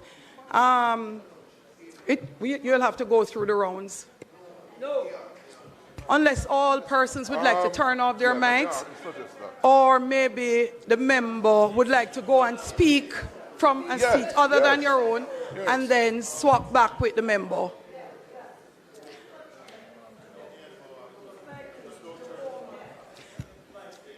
Prime Minister, as I was saying before, in a question, when you speak about the Fair Trade Commission... Member, your volume is low, so you may want to pull the mic closer to you. The price of fuel has doubled. The price of food has doubled. The price of building material doubled. Taxi and bus fare have doubled also. I want you to give me an answer to how the government going to work within Westmoreland, Western or the parish of Westmoreland, in stopping some of the abuses which are taking place with our citizens. That's number one. Number two is when you speak to the assessment that will be done. Prime Minister, I want to ask a question. It's hard when you go to a citizen home and the citizen basically is without a roof. I think, and this is just a suggestion, Prime Minister, if we could more or less hire 100 persons in every constituency to go out and start doing the assessment, because it's hard to tell a man who is without a roof that he's going to have to wait until we clear all the roads, until we put all the mechanism in place to ensure synergy and all of that good stuff. So I'm recommending to you, Prime Minister, asking you, would it be possible for every constituency that is affected, for the Ministry of Labour, or whoever it is, for us to get some temporary labour to go around and do this assessment? That's two. Three is the shelters. And I speak about the shelter in Townhead and other shelters. There's no bed. There's no food.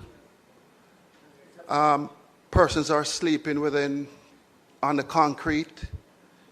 And I'm just wondering if we could pay some more attention to Westmoreland. I don't want to say everything here because the international press is here, and you don't hear everything out to the public. But Prime Minister, I'm willing to have a conversation in terms of where we go from here, in terms of how do we help our people.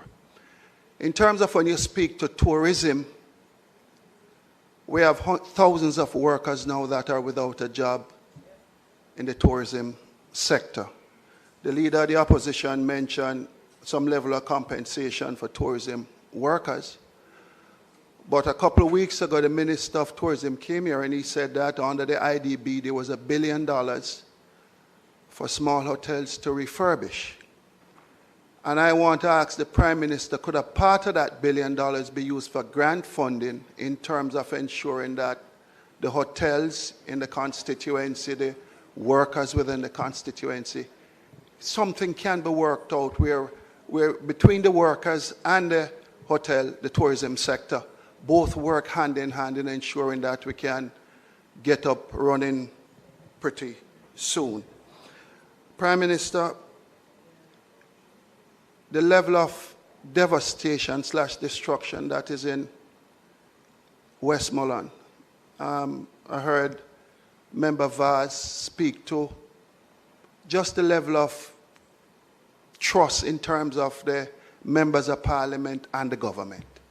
I want to work with the government in ensuring that we help all citizens. And it's very important. And it's very important from the side of the government also that you do everything in your powers to ensure that there's a level of fairness and there's a level of honesty in working with the members of Parliament in Westmoreland, St. Elizabeth, or wherever, in ensuring that our people get the necessary needs and wants in going forward. Thank you. Member from St. Catherine South. Thank you, Madam Speaker. Our Prime Minister, I too join in welcoming this statement and much of what you have addressed. A couple of questions. Prime Minister. One that has been raised regarding the extension of the custom duty exemption for a further month. But a couple of things, I never got them. One, if items are shipped before the expiration date, would they qualify for the exemption? What are the details of before the expiration, if they would benefit from it? Goods in transit. Okay, fine.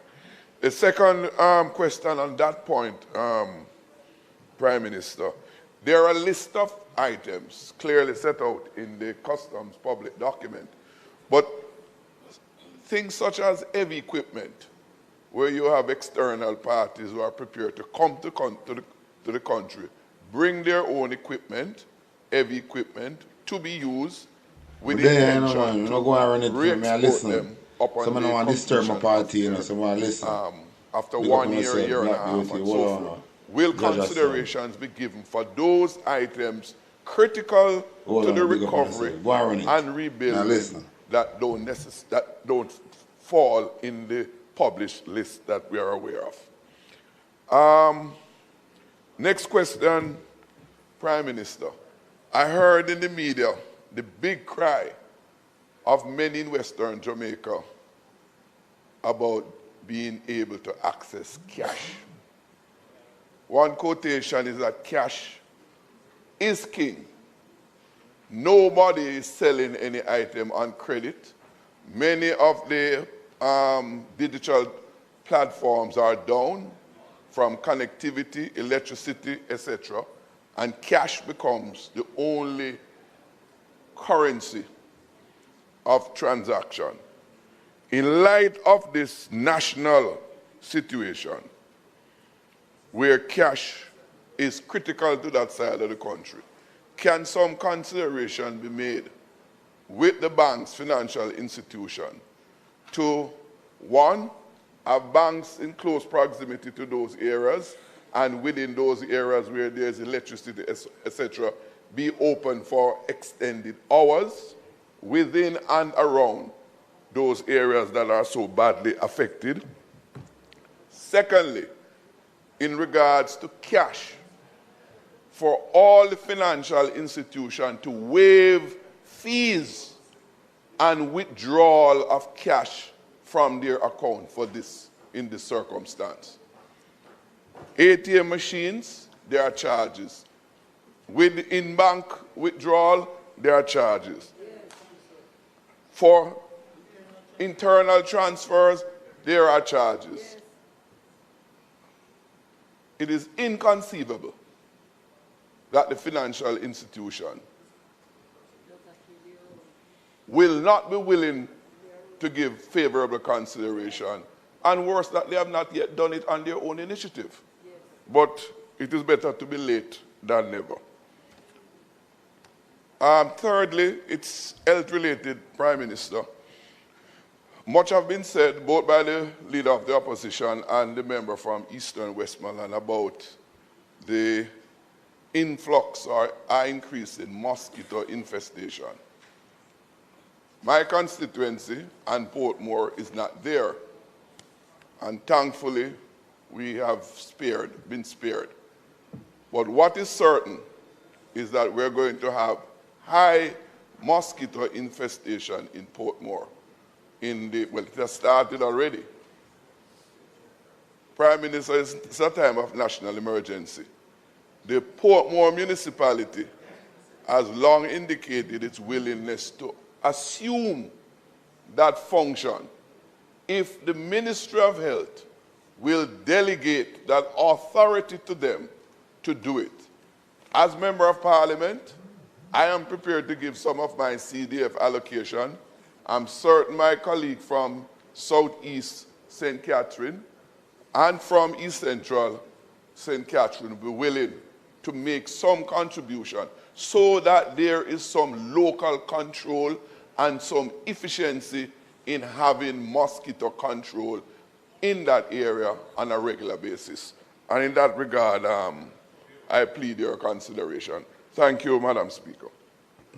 Thank you, member.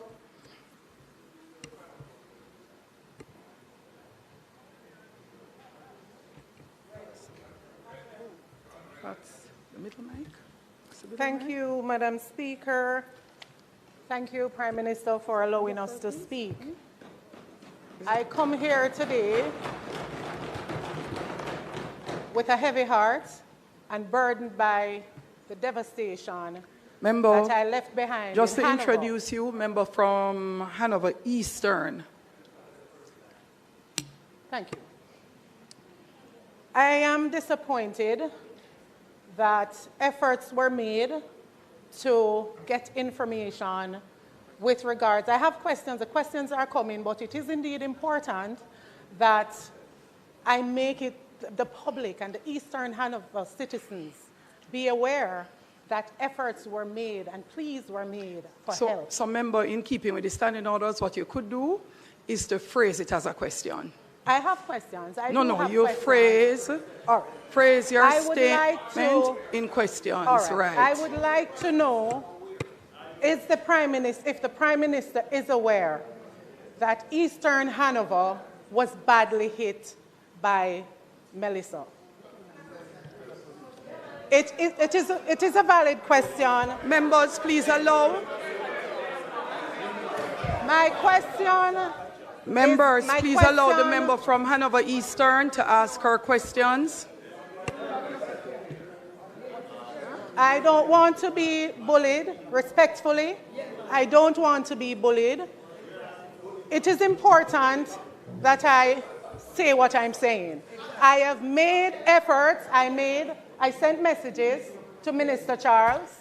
None of my messages were answered. However, this morning, representatives from the Ministry of Labor and Social Security are in Hanover.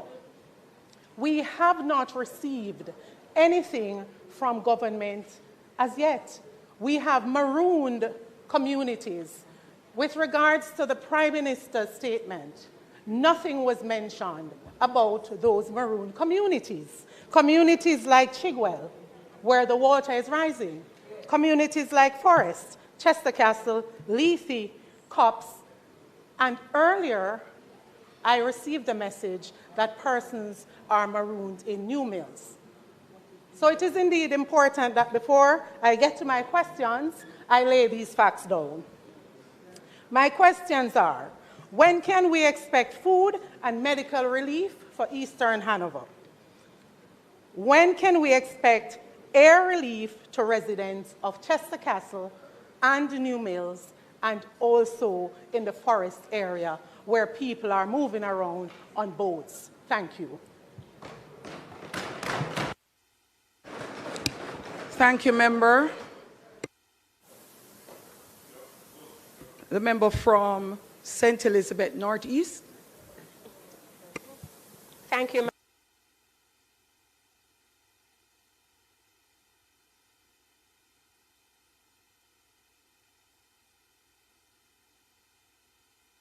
Member, you turned your mic off and on again, and that is unlikely that the person sitting beside you is the next person in line. Hold on. You may have to move. The person next in line is the member from Portland East. Don't just yield. You can ask your question first, then the member from St. Elizabeth can come across to you. St. Elizabeth. St. Elizabeth Northeast. So don't turn your mic off. I won't, Madam Speaker, Thank but you. chivalry is not dead. So if my friend will, thank you. I will yield.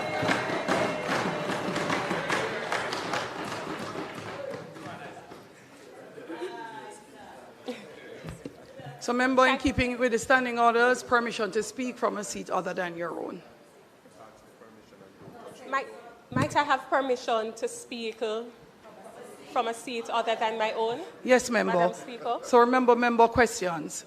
Very well, Madam Speaker, and thank you to the member from Eastern Portland. My questions to the Prime Minister are as follows. Madam Speaker, I wonder whether there will be any consideration to offering or engaging shelter managers on a paid basis. And I ask that against the background of persons calling me on the day of the hurricane to ask if I could help to locate shelter managers because there was no way to access particular shelters in some of my constituency. I also ask it against the background of having visited shelters in Thornton and Quickstep, which were without resources, no bedding, etc.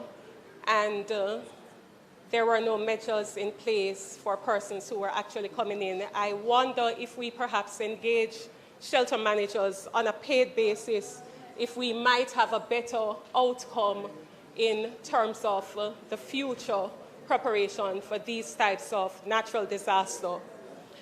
My second question has to do with the issue of housing. Would the Prime Minister be in a position to indicate or provide a timeline for persons living in northeastern St. Elizabeth to expect when they can perhaps look forward to having a roof over their heads? And I understand the exigency of the situation, but I ask the question because up to this morning, a resident from Park Mountain asked me, she said that she knew that the situation is dire, but she wanted to know when we would be able to assist her to get a house for her 5 children. So I'm asking, can the Prime Minister provide or indicate a timeline that those residents who were affected can look forward to getting housing assistance? Third, the Prime Minister spoke about connectivity and Starlink communication. Will there be any consideration to providing such connectivity to communities in northeastern St. Elizabeth? And if the answer is yes, might we have a timeline for the provision of such services? And finally, Madam Speaker, I represent a constituency that is cut off in the interiors, in the hills, where there is the likelihood that power and energy will not resume anytime soon. Will there be any consideration to putting in place special measures to provide alternative form of energy to these communities that are cut off and are unlikely to be able to be restored to the JPS grid at any particular time in the near future? And I ask again, because it has come to my attention that there are specific generators that can actually power entire communities. So will the government be looking into providing any kind of relief by way of power connectivity to these communities which have been deeply affected? Thank you. Thank you, Member. Members, remember, do not repeat yourself or repeat questions already asked. The next member is the member from, oh gosh, I forgot about you. Oh, Would you be so kind? Chivalry is not dead. However, Madam Speaker, I will seek your permission to speak from a seat that is not my own. And then turn over to. Build a website you love with Wix.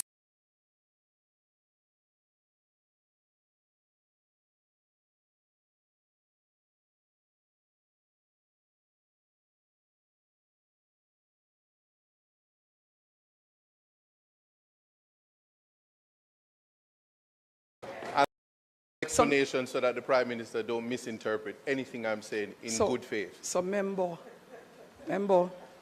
I have sat here.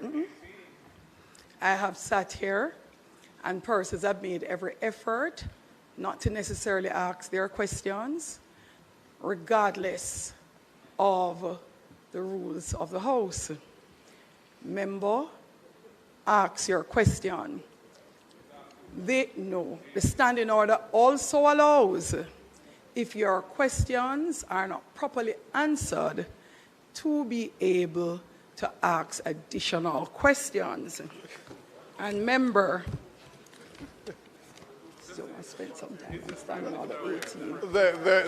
Very well. The purpose for Standing Order 18, personal explanation, is not one that applies to Standing Order 17 as it relates to questions and answers to questions. After the House sitting is finished, I will assist you and any new member who would like to understand what Standing Orders 18 means to elucidate that for you. Member, go to your question and I will help you after. Madam Speaker, I tried my best. Very well.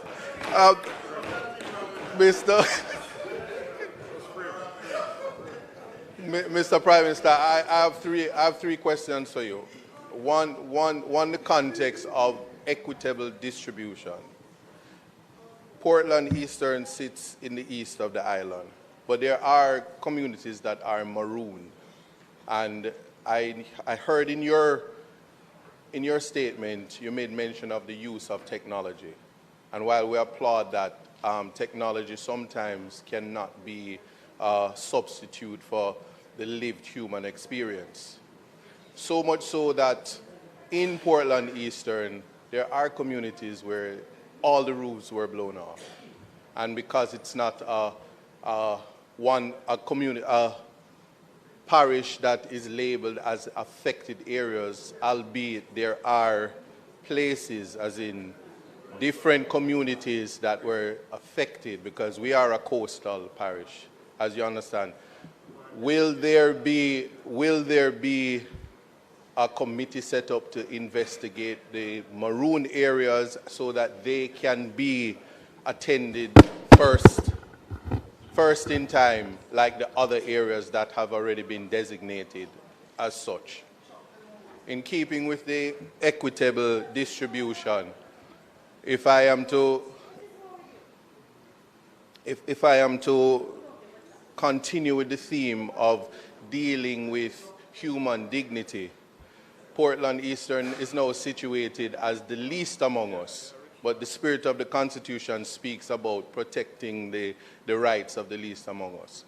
Since those who are affected that are not a part of the classification of the catastrophe that my colleagues speak of in the name parishes, it is my question to you whether you will reconsider, because of geographical location, size of the constituency, whether or not an allocation can be reconsidered on a situation ethics basis. So much so that the allocation for water for Portland Eastern, and I don't see the minister in here now, the allocation for basic, he's engaged in conversation, but the allocation for even food. Prime Minister, I did the math. It's $195 million for care packages for the 39,000 persons on the voters list alone. Now, I'm raising that to you because the public is watching. I'm in no way suggesting that you give me $195 million to feed the constituents, but I'm not being political now. The reality is, in terms of food distribution, the 1.5 million would amount to about 300 care packages at $5,000. Realistically, Prime Minister, the question I'm asking to you is in terms of the equity in distribution, to ensure that persons are given the basic amenities, the basic necessities in keeping with ensuring that persons aren't excluded from the distribution. I would have raised in another forum in terms of the impossibility of government to take on the distribution by itself. It's just a consideration so that the Minister of Social Security isn't put on the back end when he's doing his best, that one understands that whatever is communicated to the government is what the government can respond to in a crisis. So a consideration that we are an island, we were all affected, and whatever mechanism is used to find the areas so the least among us is not suffering, because we are guided by the Constitution. I'm just asking you to consider that. And the last but not least, in keeping with the teachings of Jesus and situation ethics, is that we are guided to understand that at a time like this, Prime Minister, we don't see color. We don't see the political lines. And if we would communicate that to the public, that we are united on that front, then certainly when it comes to distribution, one understands that the cries that I make for Portland Eastern is as equally where the areas that are suffering from the disaster and the devastation, that they also are seen. Thank you. Don't turn the mic off, please. I know, thank you. Madam Speaker, thank you for your Member indulgence. from St. Andrew, Southwest, please come to the mic. Thank you very much, Madam Speaker. Madam Speaker, just a couple of questions that I have. The first one, when the Prime Minister spoke about the housing solutions, I was wondering whether or not, Prime Minister, for whatever the solutions are, the issues around ownership that normally attend to housing solutions for government, if those will be waived so that it will become easier for persons to access. That's one. The second question really is around the shelters. I hear you talking about how you would deal with some of the shelters now. I was wondering if in what you're saying, the phone here connect to that some of the shelters, connect to me, places that are connect not to the live. were not part You of have to the call up on the next number. Montague. I want to, if you call me now, my answer it, I'll go straight on the live. That's okay. I was waiting for You your see, but I undivided couldn't answer attention. it here. Come up on the next For number. now giving it to me. The number I'll pin right now, here. In terms of the shelters, I was wondering if you took into account the buildings or the areas that are actually functioning as shelters when you spoke about shelters. All right, do that for me, do that for me, do that for me. Looking at what All was right, previously do that for me. designated as shelters before. In other words, I've heard people go to one shelter, the roof blow off, go to one next shelter, the roof blow off, catch a little place over there, and that became the shelter. So I want to make sure we're clear on what you are defining as shelter, so individuals will know that wherever they are going to get the relief. And then my other two questions. One is around the economic devastation that you spoke about and whatever the solution is going to be for individuals in terms of making something available. To remember that I think you had 3 categories of parishes that were affected. I want to remind you that there are communities that are totally decimated, even in areas where there hasn't been much damage. Yeah? And in this case, and I noticed it was included when you spoke about the agriculture and the other areas for economic devastation, but I want to mention the fishers in particular, and to ask you to make sure that when we're talking, they know that they are included. And you would know, Prime Minister, that I have to talk about the fishers because I have fishing communities, and they are totally decimated. They went back out to sea, not one pot was saved. Yeah, many of them, no netting left. Many of them, the wharves are totally gone. And so I want to make sure that although I'm in Kingston, although we don't have that level of devastation, there are these communities that will be able to get the kind of aid. And then my final question really is around whether or not, in hindsight, Prime Minister, you believe that we could have had a more transparent and effective communication, in particular with elected representatives, MPs, councillors, and other leaders. And I heard a voice over there when someone asked a question saying, if you're not listening to press conference. I believe that the Parliament of the land must have a system of communication even in this national disaster that recognizes the authority of the elected members of the National House of Parliament.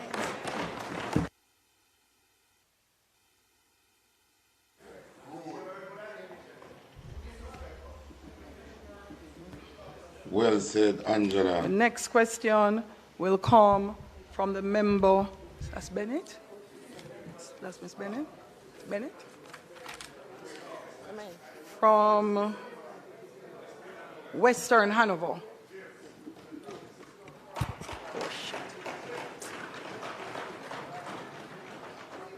Member, apologies, that was me. Is that Azan? Member from Hanover West.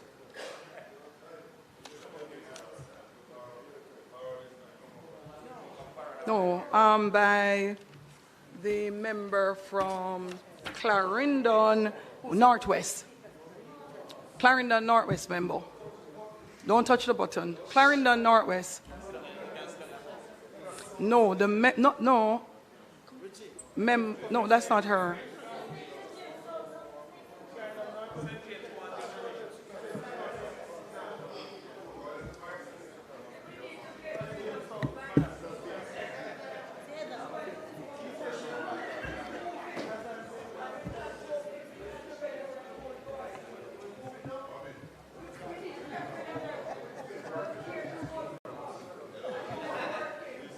Permission, right? It's Madam Heather. Member from Hanover West, go ahead, please. Thank you, Madam Speaker. I seek permission to speak from a seat that is not assigned to me. Permission granted, member. Madam Speaker, many of the farmers and fisher folk down in Western Hanover were badly damaged. Crops destroyed, nets gone. My question today is what kind of resource will there be a special allocation for our farmers and fisher folks under the circumstances? My other question, I welcome the Prime Minister's presentation with respect to putting in field hospitals. He did mention that Noel Holmes Hospital was badly damaged. The outpatient ward area is no more. The maternity ward is no more. In the interim, will there be some kind of measure in place to reach our elderly and vulnerable persons out in the communities? And also, what timeline is in place to put in such field hospital, and also whether or not there will be consideration to build a new hospital for Hanover.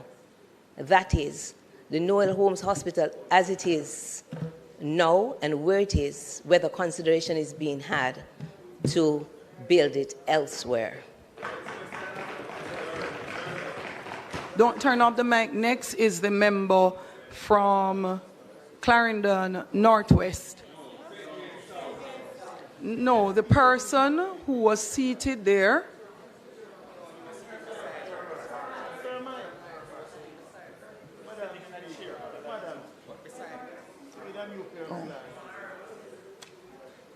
The member from St. James South.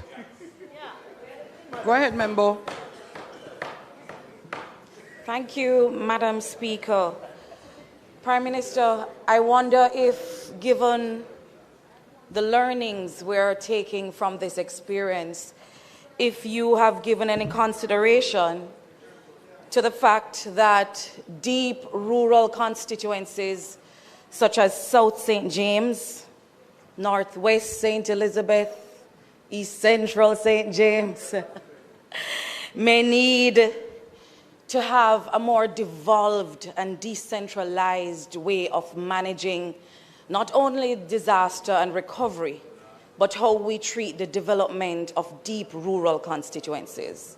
You see, when deep rural constituencies are lumped in with other constituencies as a block and treated with a one-size-fits-all kind of recovery model, you have outlying constituencies, communities that are marooned, that are treated the same way you treat the constituencies, communities at the center of the cities. Maybe it is an uncomfortable conversation, but have you given any consideration, given it's a question, to the fact that deep rural constituencies should not be allowed to wait at the back of the line for repairs to their roads, for repairs to their community centers, while we focus on the hospitals and at the middle of the parish, for example, in St. James? Yes, the hospitals need to be repaired, but should we have to wait always at the back of the line? What if we had a central repository, a group that is designed to look about our welfare even while you're looking about the welfare of those at the center? Deep rural constituencies, I believe, may even need a special department with technocrats who understand our reality, that can think about how they serve us even while others are focused on serving the centers. My second question, Prime Minister, it relates to shelter access and supply preparedness. Are you aware, Prime Minister, that deep rural constituencies were told that we should invite our residents to go to these shelters and expect to get food after the hurricane passes? What that meant for us in our experience is that communities got marooned after the hurricane passed. And so people who were in shelters from Sunday or Monday did not get food until as late as yesterday in some cases. And that when we redesign the model of preparedness, that we may have to contemplate that we have stockpiles of resources somewhere in satellite or regional offices, because we are small island developing states. We're SIDS, and SIDS have to treat with our preparedness not as a 2-day notice or a 3-day notice, but months in advance we have to prepare, and prepare especially for deep rurals that can get marooned and cut off. My other question, Prime Minister, is about the accuracy of reports versus the reality on the ground. What you presented here today, I must tell you, painted a picture I wish was the case for us in South St. James.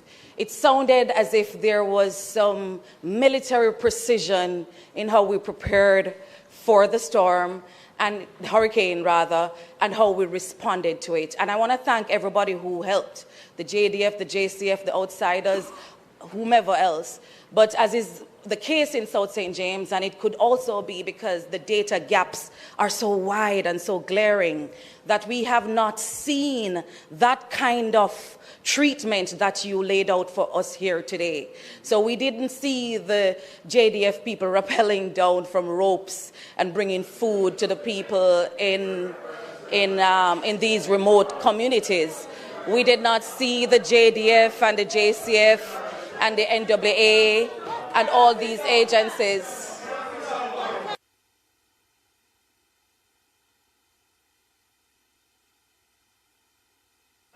The other challenge, you will have members. See, I just switched off. Are you finished your questions, member? So you'll have to move to another station. So the challenge, no. So members, as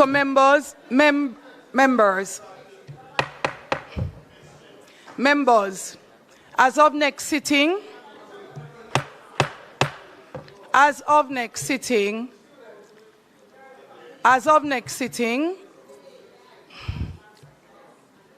member from Hanover, you might as well sit, your mic is off. Your mic, St. James, you may as well sit, your mic is off. Members, As of next sitting, you will not turn your mic on until after you're recognized. I know it's a point of order when he stood up, but member, your point of order. Marshall, would you be so kind? Is it possible to utilize the per mic? Would you please take it to the member for the point of order?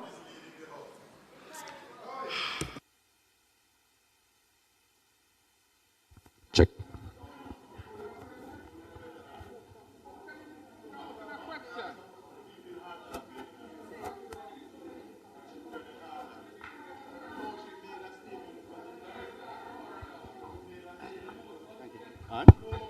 Madam Speaker, the member from South St. James is misleading the House, Madam Speaker.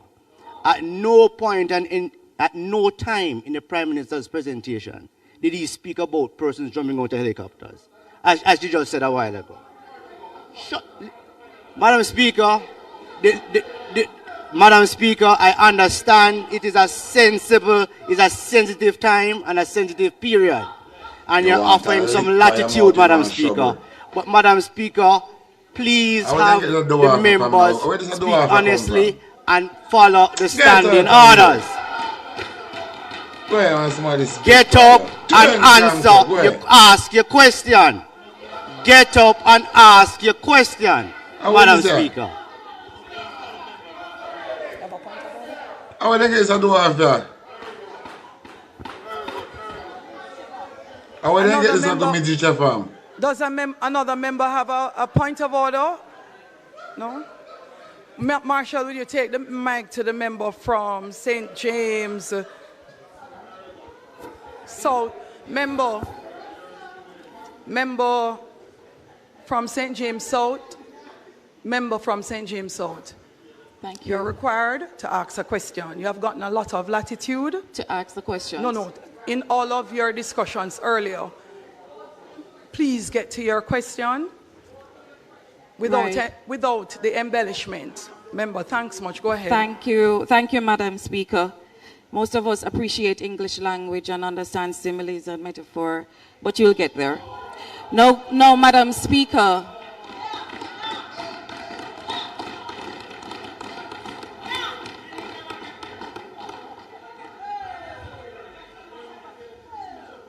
No, Madam Speaker, Prime Minister, and thank you. I was speaking to the reports you were receiving. I'm certain you did not go there and collect that information yourself, but you're... Listen, it's called Connect Team, and it's insane.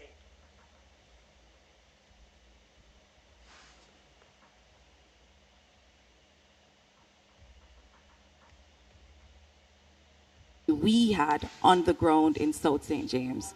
As someone who walked across the constituency from Wednesday until Sunday and returns there tomorrow, I speak as their mouthpiece to say to you, Prime Minister, that what you have received, consider, or will you consider, that it may be embellished and not truly reflective of what we're experiencing.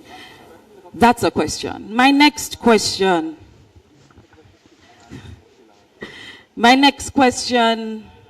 is about the scale of the damage and inadequate allocations. And I want to thank you and thank your cabinet for considering that $10 million allocation to a constituency like South St. James. But when you get a chance, and I know you have a long list of places to go, Prime Minister, will you consider coming to South St. James and these constituencies on foot this time and see for yourself the scale of the damage? I know that data is not our strong point in Jamaica. We don't collect enough data to show you that 5 or 10 or whole communities have been wiped out. And the speaker, the leader of government business can tell you, because he's from Moko, that Moko don't exist anymore. The houses have been flat. I don't know where to start with $10 million. And I'm asking that you do not apply a one-size-fits-all budget or purse to constituencies that have been totally demolished by devastating Melissa, that you come in not by yourself but with the technocrats, with those from Mona Geologics, those who actually, not the politicians, they're just noise. I want you to consider, Prime Minister, to come in with the technocrats and see for yourself, because I don't know where to begin with $10 million. And my final question, Madam Speaker, to you, Prime Minister, is compensation and recognition for community responders. For me, I heard when you mentioned, Prime Minister, you know, about all of these agencies that went in and did all of these beautiful things in the constituencies, supported by the men and women on the ground. I wish for you to understand that from our perspective, it was the entire another way around. It's 180 degrees. It was the men and women from the constituencies who went in first, second, and third to clear the way so that they could come in. And I want you to consider, or will the Prime Minister consider, that the stimulus package that you proposed be thought out in a way that not only the big contractors who come in with their trucks and their tractors from parishes in St. Thomas and Kingston get the big bucks, but consider, Prime Minister, that these people who use them saw, them hoe, them machete to clear a path be given some of the big bucks too, and not just the crumbs after they have swallowed up the bulk of it. Thank you, Madam Speaker. Now, members, you get a lot of latitude which you abuse.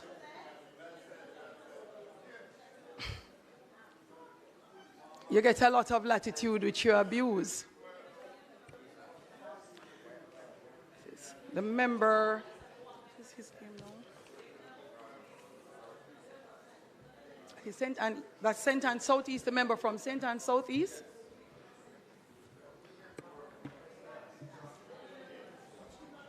Thank you, Madam Speaker, and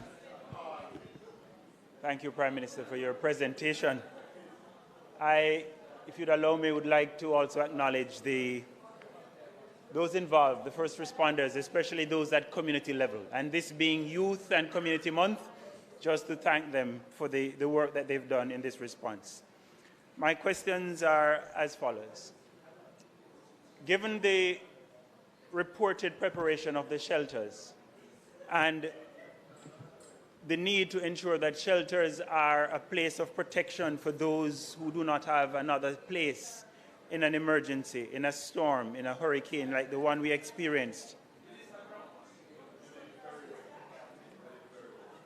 will the Prime Minister give consideration to the building of purpose-built facilities to be used as shelters in order that the situation which we now see in places such as Blackstonnage, where the children slept on the floor, where the women slept on the desks, where one woman said she had a mild stroke in one of our shelters. Will the Prime Minister make special consideration for the building of purpose-built facilities to be used as shelters and ensure that they are properly equipped so that our people do not see shelters as a place that demeans them, but as a place that protects them? Prime Minister, I must ask, how prepared were we? Hold on a moment. You're okay. Thank you, member.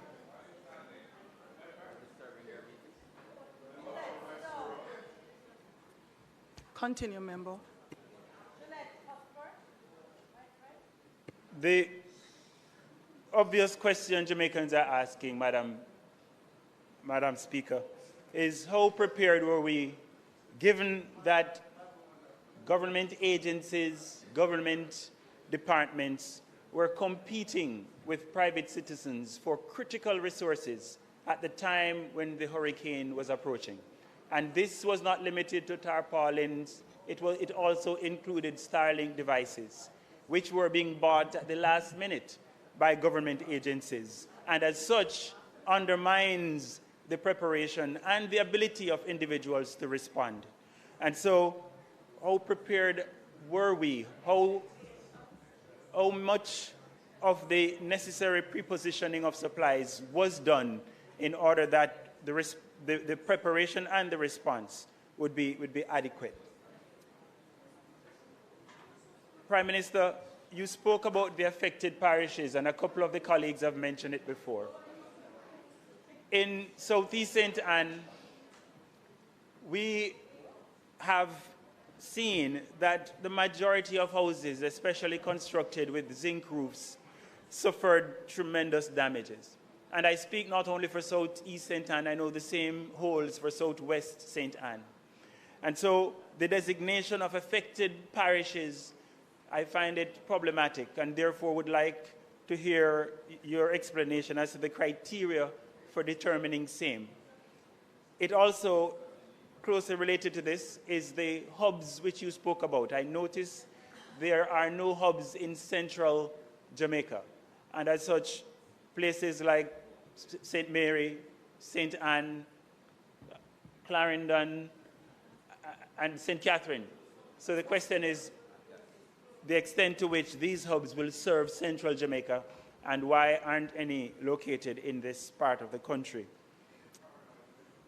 I couldn't agree with you more. I share your desire and your call for us to double production in the parishes that were not as affected as the western parishes. Prime Minister, can you tell the House what provisions are going to be made now? My farmers are ready to go to the fields now.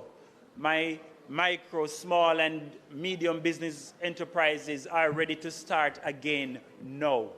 Prime Minister, what provisions are being made now to allow them to double production in the way that you have described? We are, like you, concerned about the mental health issues affecting our communities. But our communities have also lost the ability to socialize. They have the spaces that they normally use for socialization. And so, Prime Minister, would you consider making provisions for rapid repair, not only of schools, but also of community centers, and for the provision of play spaces and sporting opportunities so that we can get our people, again, relaxed, having spaces to entertain themselves and to move forward in a way that will allow them to recover fully from this hurricane? And my final question, Madam Speaker, each time we have a major disaster such as this one, we get an allocation days before. Would the Prime Minister consider putting in place an automatic trigger for funds to be released to members of Parliament once there is a tropical storm, warning or something similar? You will have your chance to ask your questions. They have no questions. Oh, they have no questions. So, Prime Minister, may I... No, member. Jesus. Member, thank you very much. You said that was your final question, and you wouldn't need to restate your question. Thanks, member. Next member. The member from... Members, please allow those asking questions. Members. Members asking questions, please allow them to be heard. A member from St. Catherine Northwest.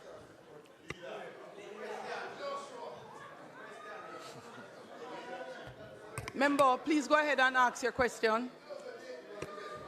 Thank you, Madam Speaker. Mr. Prime Minister,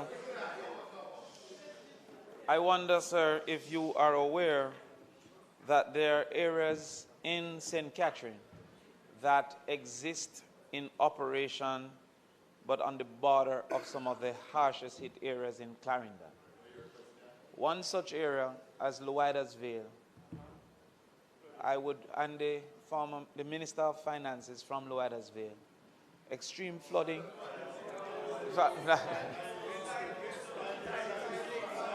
You see, you know our nephew ran for the division. No, Lowedersville division. It's 1 second. Hold on. Lowedersville. I ask for your protection, Madam Speaker. All right. Yes. But all right. But let me make my point. Mr. Prime Minister, the Lowedersville division exists on the border of Clarendon. Member from St. Catherine. Once you're not being heard, you may relax and take your seat at some. No, not to worry. Not to worry. We have all the time in the world. Yes. All right, thank you.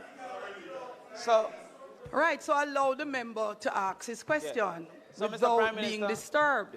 The Lowedersville division is on the border of Clarendon.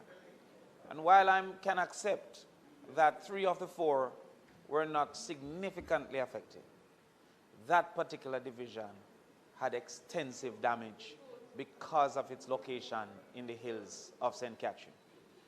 I therefore ask the question if areas like those, while in St. Catherine, can receive some consideration because of the realities.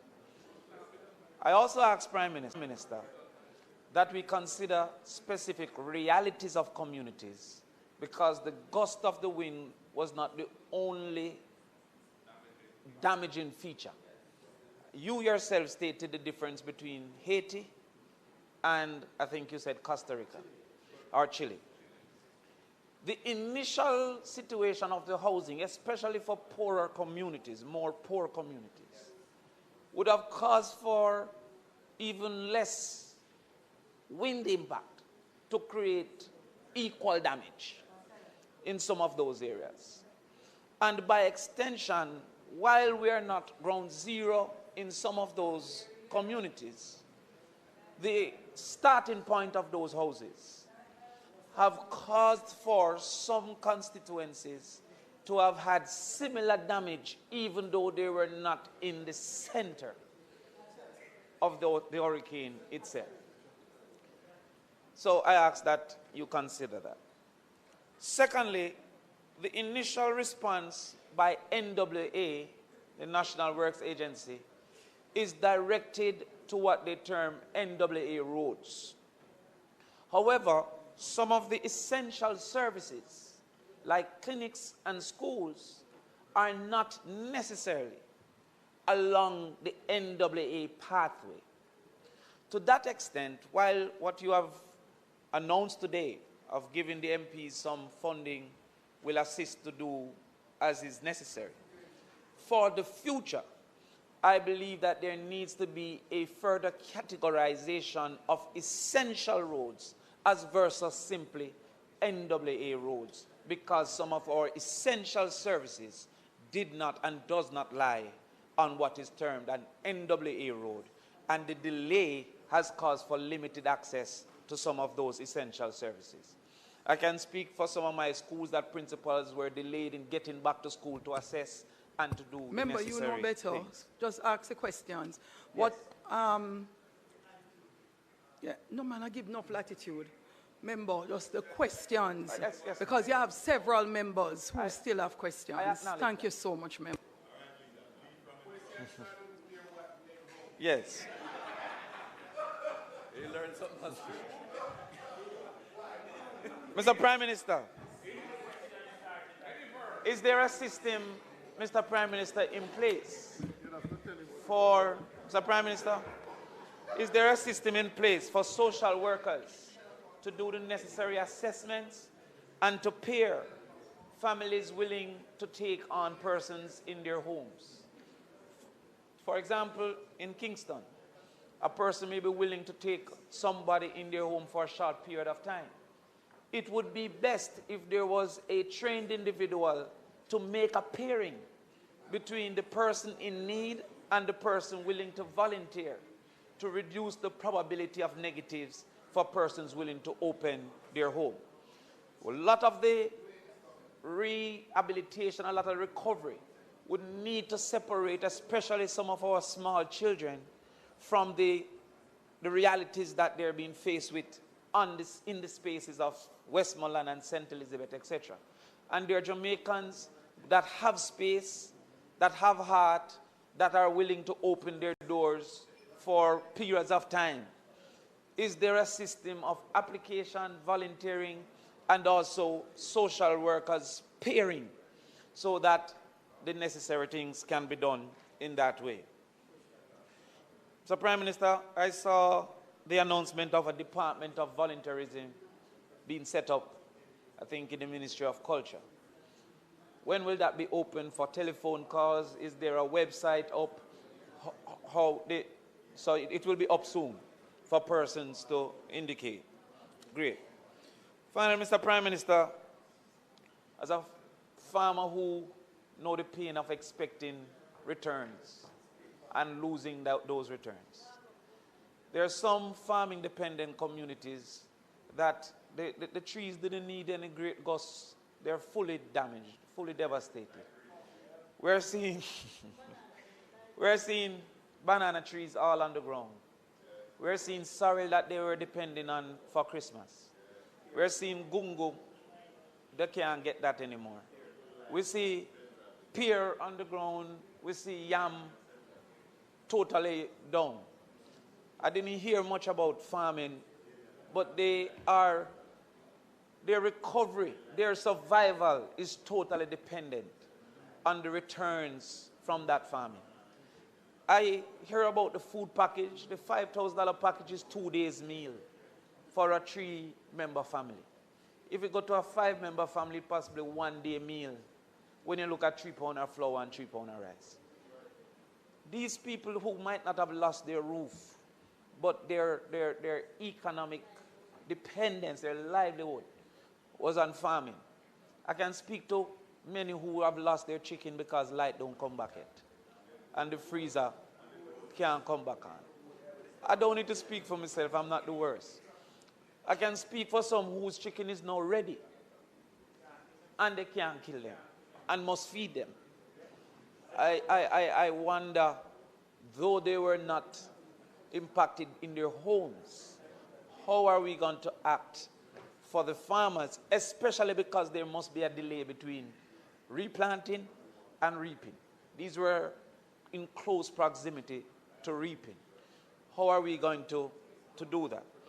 And, Mr. Prime Minister, the final thing, the CDF.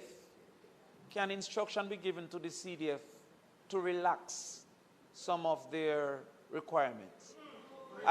Well, you don't hear my question. Mr. Prime Minister, Mr. Prime Minister, I reached out to the CDF to get a generator and a freezer for that same chicken problem.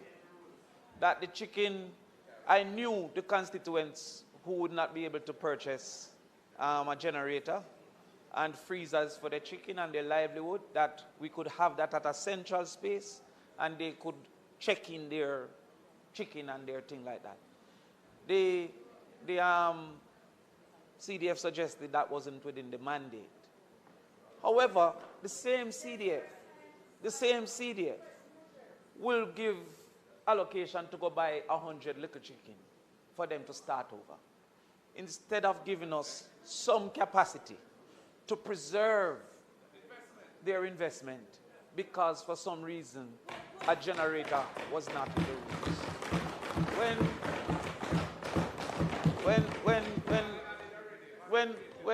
When there is a disaster in front of us, there needs to be some capacity to say if the proposal is sensible within the context of the times, that investment can be facilitated under that particular circumstance. So those are the questions, Mr. Prime Minister.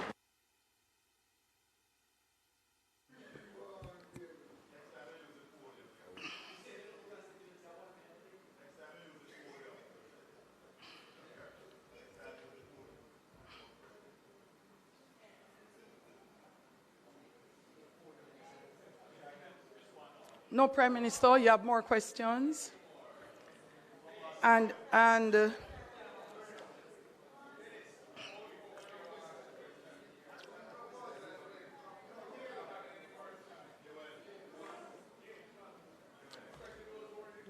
constituencies where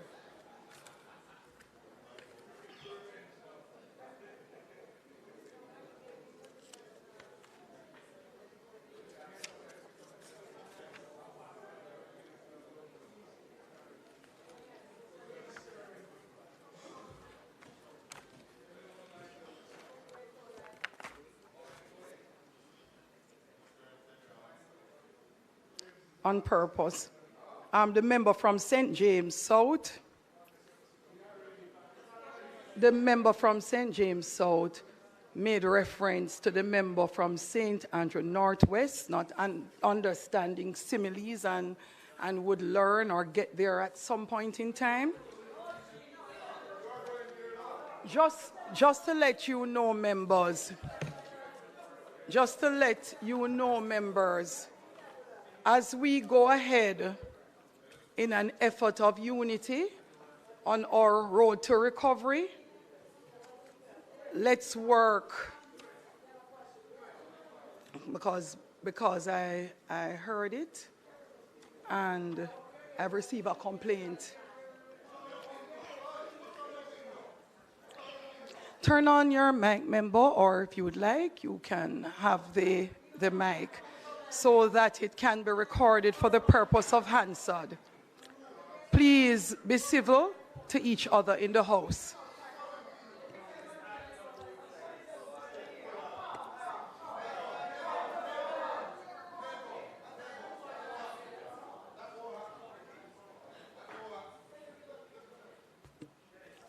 The member from St. Andrew, East Central. You may go ahead and ask your questions, member. Your setup.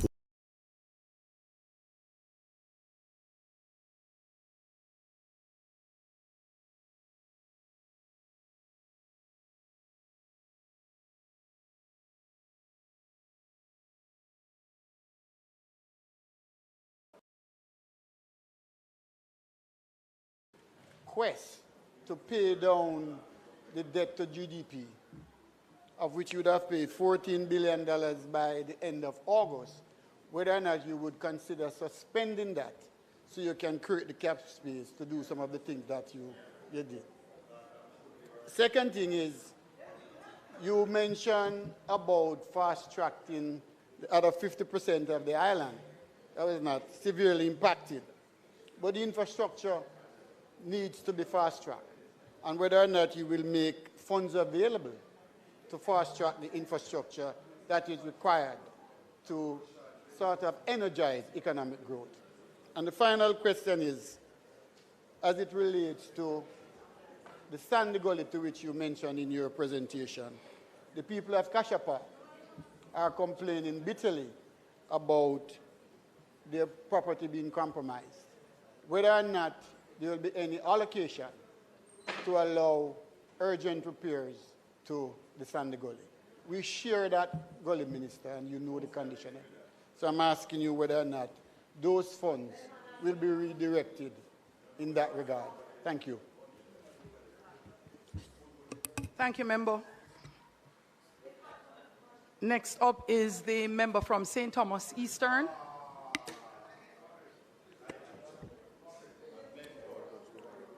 Go ahead and ask your question, member. Thank you very much, Madam Speaker. Prime Minister, I rise to ask a question in relation to two communities in Eastern St. Thomas. The Bath community. Prime Minister, the Bath community is surrounded by two rivers, the Island River and the Plantain Garden River. Now, when there rainfall or the threat of a hurricane, as you have noticed the last time, the banks of the river overflowed and threatened at least 2,000 houses in the Bath community. Also in the Bamboo River community, it is the same situation.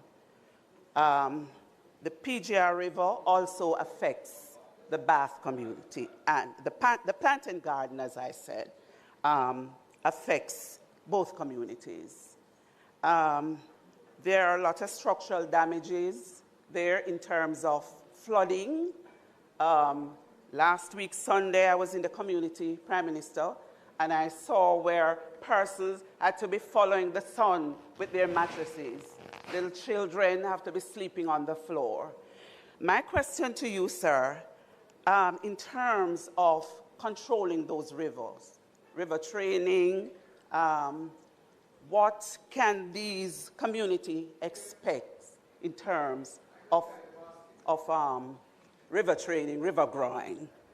The Rowlandsfield community as well, Madam Speaker, Prime Minister, the Rowlandsfield community is in the hills.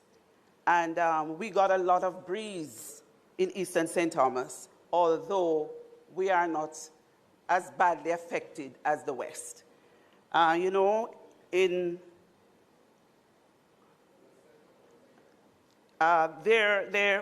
always suffer the brunt when there is an impending hurricane. I am very thankful that this time we did not get such a battering.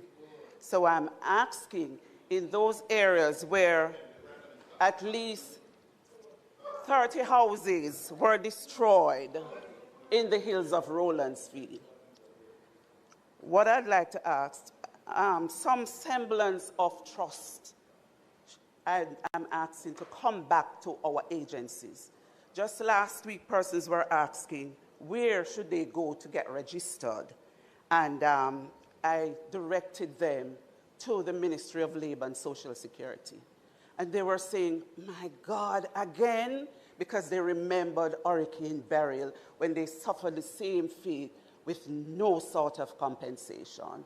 So I want that trust and confidence to come back to that ministry and that department so that people can be confident enough to know that their welfare will be looked about. Thank you. Thank you. Thank you, member.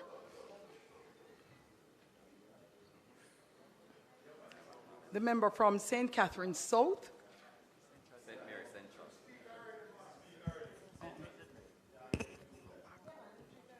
Oh, sorry, that's new. Member from St. Mary's Central. And then last of all will be the member from St. Catherine Southeast. Oh, you turned your mic on now. Thank you. No, we are going to suspend the sitting at 7:20 to be able to continue. House leader will move. So if you have not yet asked your question at that time, we will suspend then. No, not for 7:20. We did not. We did not. So we can do it now or. Mm-hmm.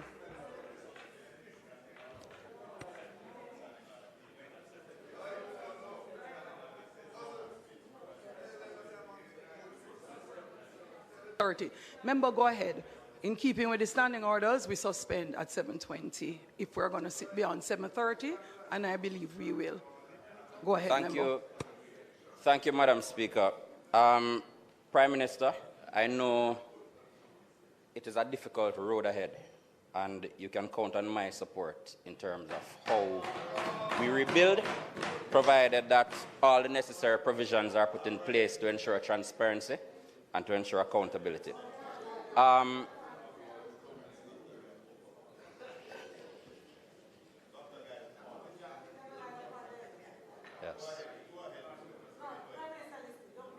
Yes. Right. Madam Speaker, some of what I saw leading up to the storm in terms of just the level of commitment from shelter managers, I feel it is important that we do something to honor the role they play as volunteers, and I hope you'll consider, we are looking at what we can do in Central St. Mary to honor their work. and I hope we can consider something as a government. The other side of crisis, as you mentioned, Prime Minister, is opportunity. And a lot of great cities across the globe were built out of crisis. Chicago and the Chicago fire, for example. I want to know what mechanisms are being put in place to ensure that the landowners, the people in these areas that have been devastated, that they're not left behind when we go in to develop, and that prosperity is not only experienced by one set of people in these areas. Madam Speaker, even though Central St. Mary was spared the brunt of the disaster, there are still many areas that were affected, Albion Mountain being one. In January, Mr. Prime Minister, when you toured the constituency, we showed you a fording leading to Marlborough, which half of the road pretty much was compromised. That area has been further compromised, and it creates significant difficulty in terms of passing. In fact, last year, November, a taxi driver, while trying to navigate, his vehicle was washed away and he passed away. He perished in the rain. So I'm hoping that as we look at the areas that are priority, that consideration will be given to areas, to St. Mary, to areas in the country that also were vulnerable prior to the storm and where the vulnerabilities have been exacerbated. Prime Minister, I know that Starlink devices have been deployed to the vulnerable areas, and I commend that.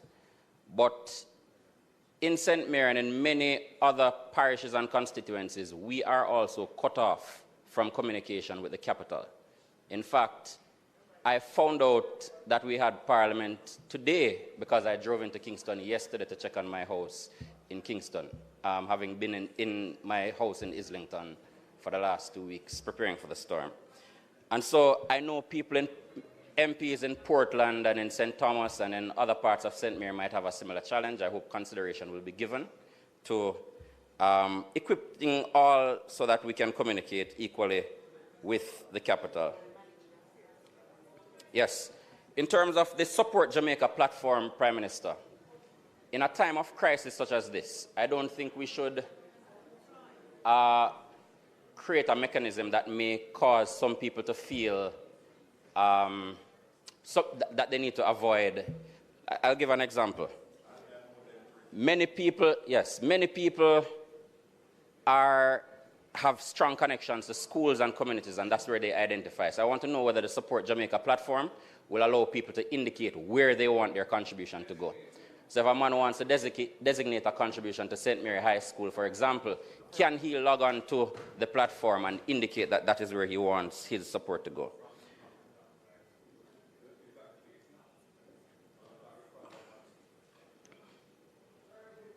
The final thing, Mr. Prime Minister, and yeah, man, no, we're not talking about, but Mr. Prime Minister, the bridge from Marlborough, the bridge that connects Albion Mountain with Port Maria being cut off, I'm wondering whether there's any update on when, because a number of roadways and bridges have been compromised because of the hurricane, and I'm wondering whether any consideration will be given to fast-tracking just providing support and repairs to those. Thanks. Thank you, Member. Member from St. Catherine. Southeast. Thank you, Madam Speaker. Prime Minister, thank you for that presentation. I have just 3 questions. One, can you confirm that 6 field hospitals were donated to Jamaica during COVID recently? Can you confirm the status? 6 field hospitals were donated to Jamaica or built by the government. Can you, this was just a few years ago, can you comment on the status of these hospitals, if they, including the 3 from U.S. Southern Command, which are completely mobile, are up, disassembled, destroyed, or returned?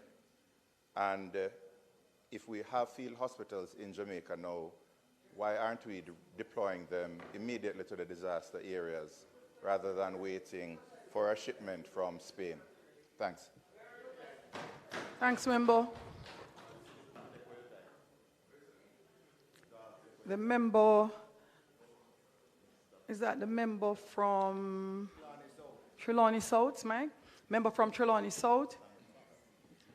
Madam Speaker, are you aware that the Member of Parliament from Western Hanover on that side rose to the mic, asked all the relevant questions to show the deep concern for her constituents and her constituency without grandstanding. Right. She asked all the relevant questions without, I'm asking the member, my question, my question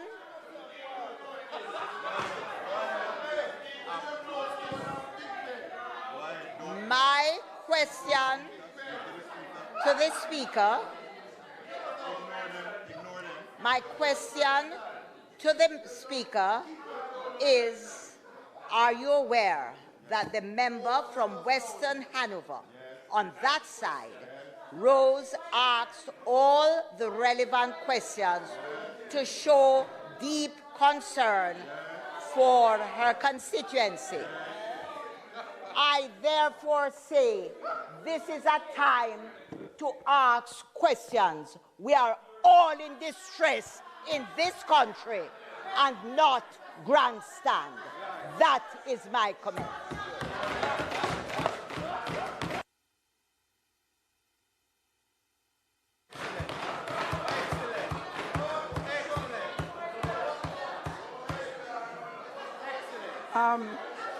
Who's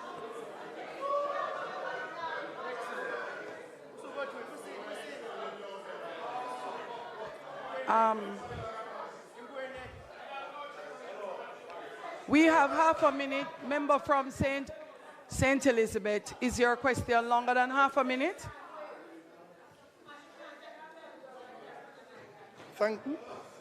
St. Elizabeth Northwest. Thank you. St. Elizabeth Northwest, please take your seat. Don't turn your mic off. Take your seat, Thank you. Member, take your seat. Don't turn your mic off. House Leader. House Leader. No, I'll have to turn off all mics if you don't mind. Madam Speaker, the time being 7:20, I ask that the House be allowed to sit beyond 7:30 to complete the business of the day. Madam Speaker, I did take note of the two members that were left to ask questions because I figured that the mics would come off once you give my mic precedence. So I know Member Cousins, Hilton, and Morris.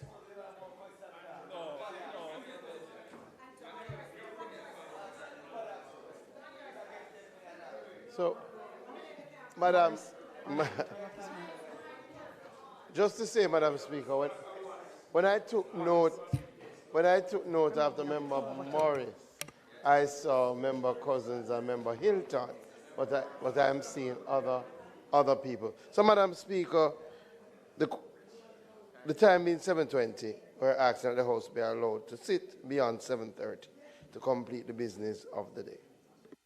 Members, the time now being 7:21, I put that the House be allowed to sit beyond 7:30 p.m. to complete the business of the day. Those in favor? Those against? The ayes have it. The business of the House continues.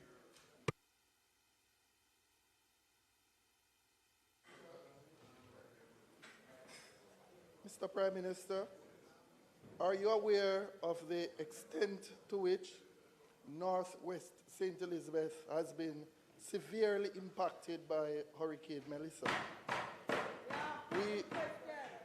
We are pleased that you did an aerial tour of the constituency, and we the citizens are pleased. with your aerial tour of the constituency, and I took note Member of the fact from that you St. Elizabeth highlighted Northwest. the damage done to the... Member from St. Elizabeth Northwest, I've heard nothing that you have said. So member, you can put the mic a little closer to you, and when the House is quiet, then you may proceed with asking your question.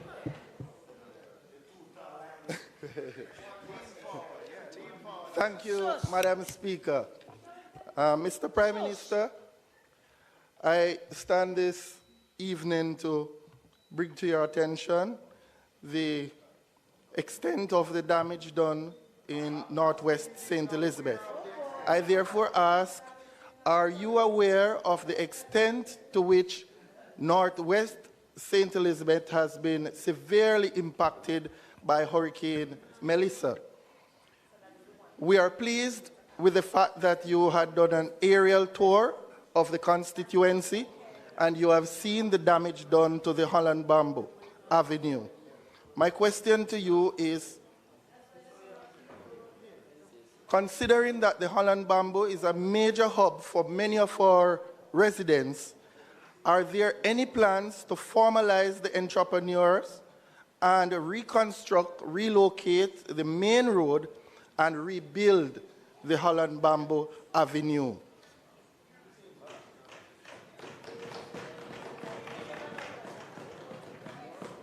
Given that this hurricane would have flooded many of our communities and it has left many of our residents marooned, my question to you is, can aerial relief efforts be arranged for Kilmarnock, Woodlands, Longground, Mulgrave, Cornwall, Dry Harbour, and a compound town? Most of our residents in Northwest St. Elizabeth are currently without a roof or a house. My question, therefore, is, how soon can arrangements be made to establish containerized housing solutions for at least 100 residents in Northwest St. Elizabeth?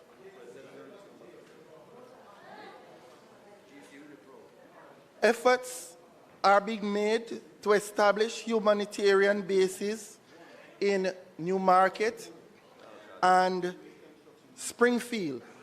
But I want to bring to your attention, Mr. Prime Minister, that given the topography of our constituency and the vast landscape, I'm therefore asking that a humanitarian base be established in Eldersley to cater to the persons in Magotty, in Mulgrave that is currently marooned, Marywood, Ipswich, a compound town, Retirement, and Jointwood.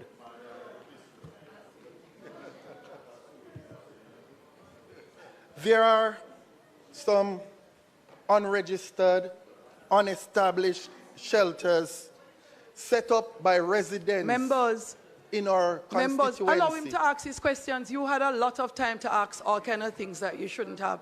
Please be quiet and allow the member to complete his questions. There are a number of unregistered, unestablished shelters set up by residents in our constituency because of the nature of what took place. I'm therefore asking that considerations be given to those shelters so that whatever distribution is taking place, that they be considered and be treated like the registered ones. Because many, in my constituency, many of our residents are without a home. So one person has to be putting up like 10 families or more. Given that most of the citizens in Northwest St. Elizabeth are farmers, how soon can the can they expect support so that they can start the rebuilding process? I thank you for listening, and I'm looking forward for support.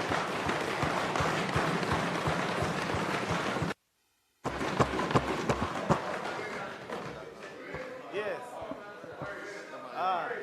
Madam Speaker, my turn. The member from Clarendon Southwest. You may go ahead with your questions, member. All right, thank you, Madam Speaker. Prime Minister, I want you to start by After answering. that, it's... Bum tuna, man. Sure. The member is on his feet. Prime Minister, I want you to start with this question first when you answer, because I know you have a lot of questions to answer. In terms of the allocation for housing, because I don't hear anybody ask about it, what agency is it going to be implemented through? Because we know in this house, if it goes through the Ministry of Housing, it normally takes a very long time. Given the urgency of the situation, I am asking you, Prime Minister, to consider perhaps the CDF as the implementation agency for this particular. So the question is, certain... It's free to sell on eBay. So I sold it. It's free and easy to sell on eBay. You think you understand how this business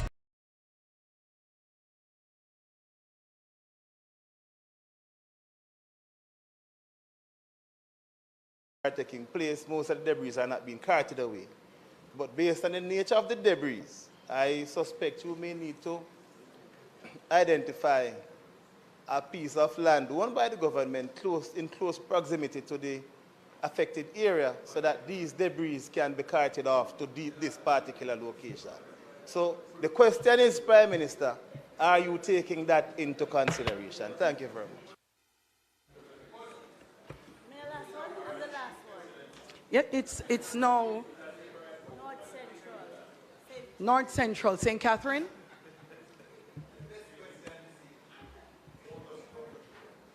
Thank you, Madam Speaker.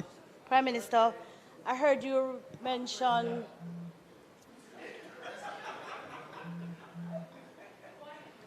the plan to deploy social workers. But I would like to know whether or not there is consideration for the deployment of mental health specialists, counselors, and persons who are trained in navigating in the spaces with our elderly and our children who must be suffering from some post-traumatic stress resulting from the horrors of this hurricane. I wouldn't want us to take it lightly, Prime Minister, because it is going to affect persons who have lost everything that they have worked all their lives for, and children who would have witnessed people dying before their eyes, their homes being washed away, and the kind of dislocation that they're experiencing at this time. So in addition to the social workers, I would ask if you would consider that a cadre of mental health specialists be deployed as well. The member from St. Andrew. Members, please. The member from St. Andrew West. Yeah.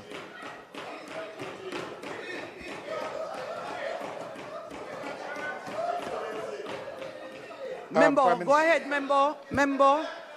Prime Minister.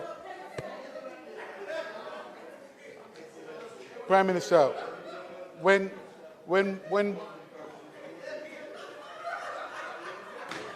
members, please allow the member from St. Andrew West to ask his question. When Prime Minister, when might we see the comprehensive drainage plan that has been promised for quite some time? Because, as you have quite rightly pointed out, with the frequency and intensity of hurricanes, it is desperately needed. A national plan is desperately needed.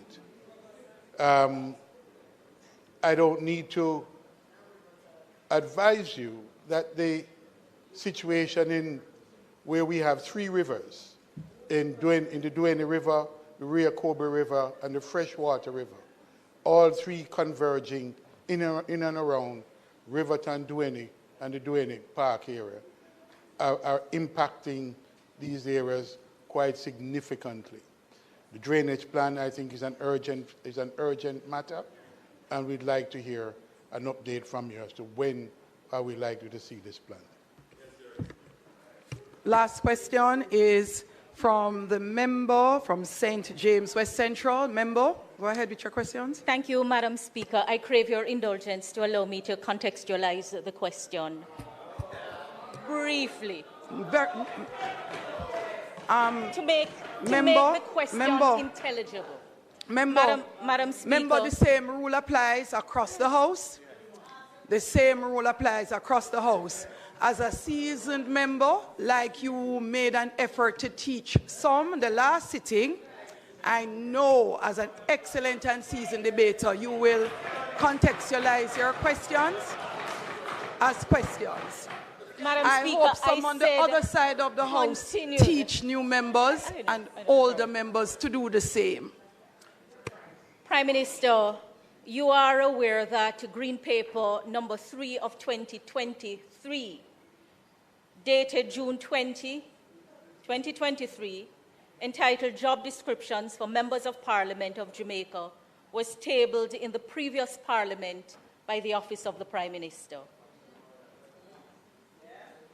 And stated in that Green Paper, you are aware, Prime Minister, is a strategic objective to enable Parliament to function effectively.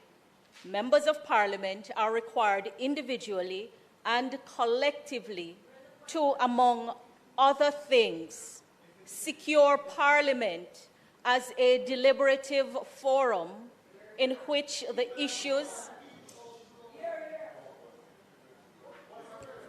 Members, please allow the member from St. James West Central to ask her questions.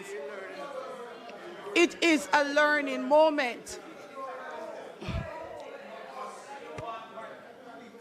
Yes. Yes.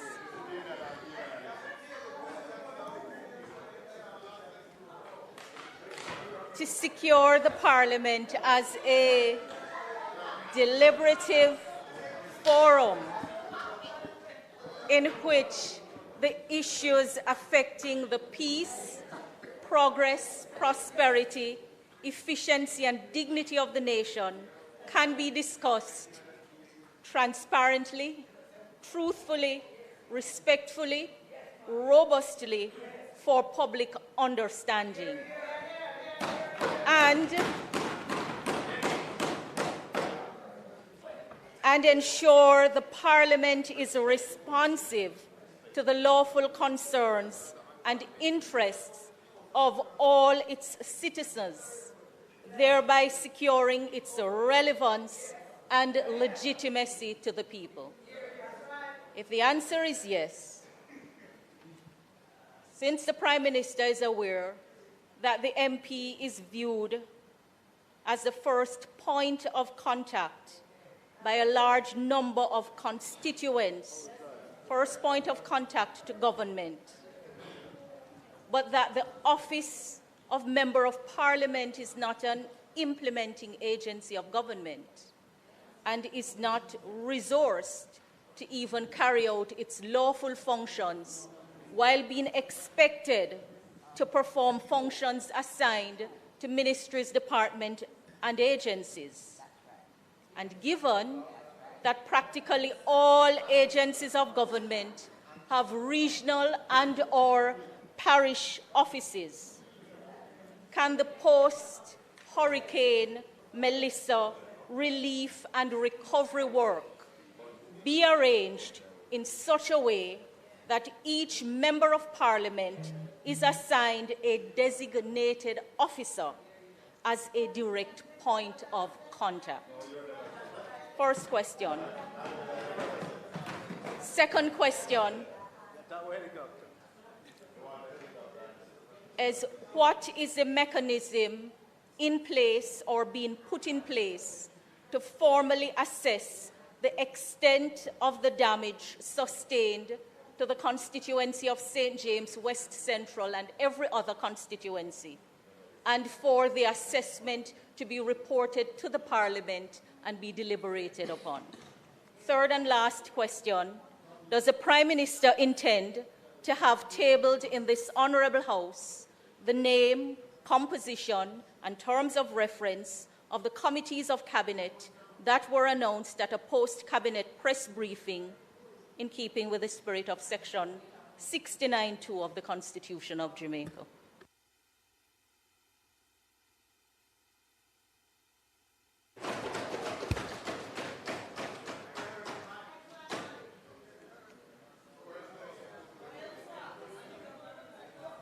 I believe that all questions have been posed.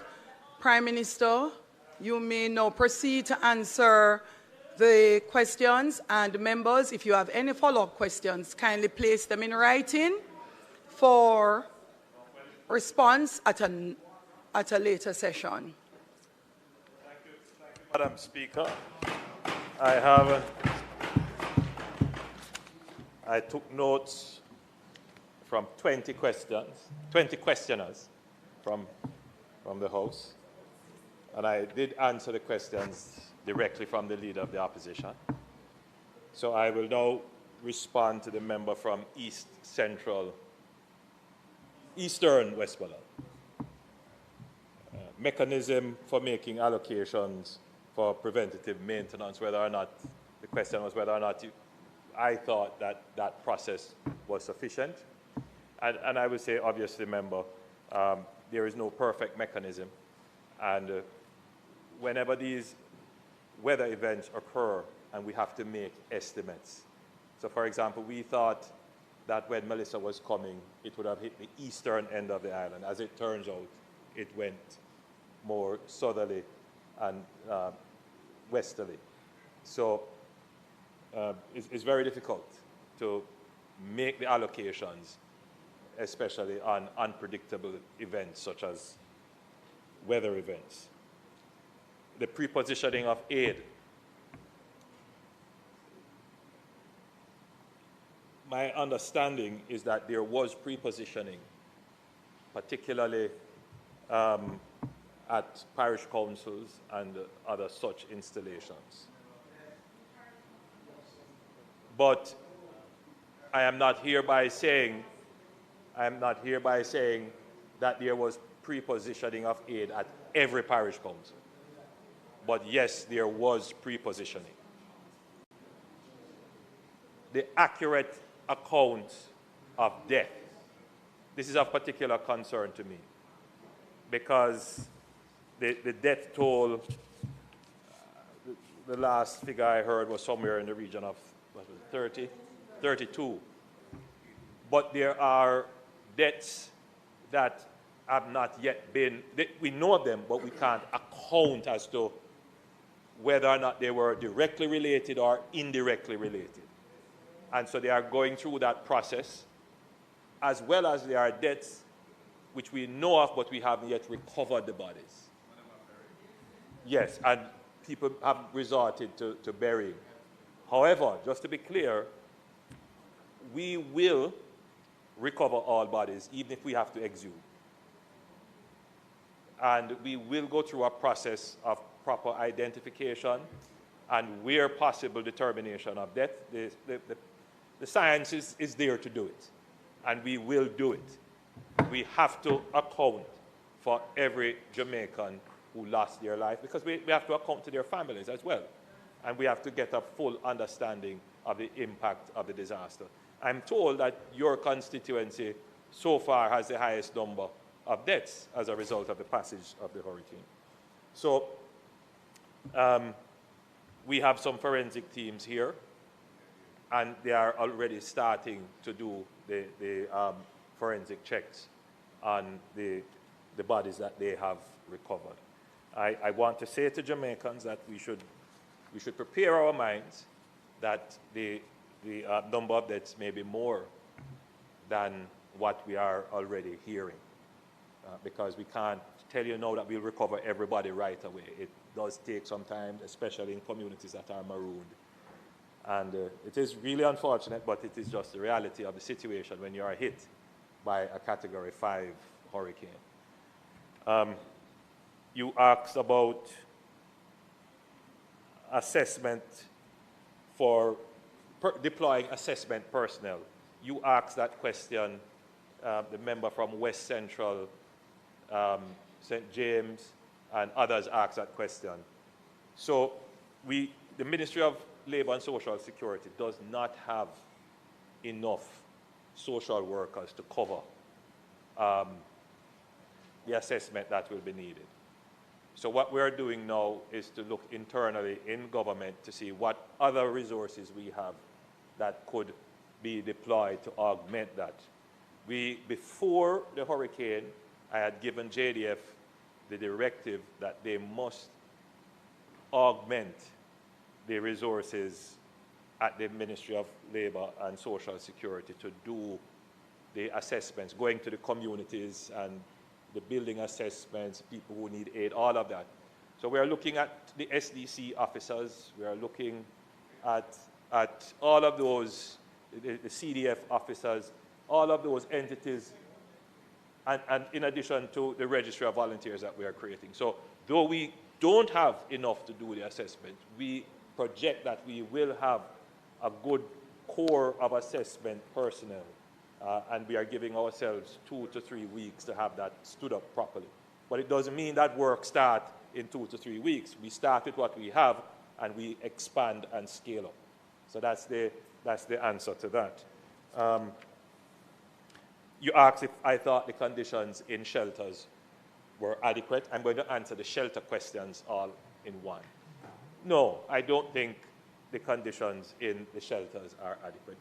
No Jamaican could say that. I have toured shelters on several occasions, not just in this disaster, but in several others. And you can understand why people don't want to go to shelters. It's a last resort.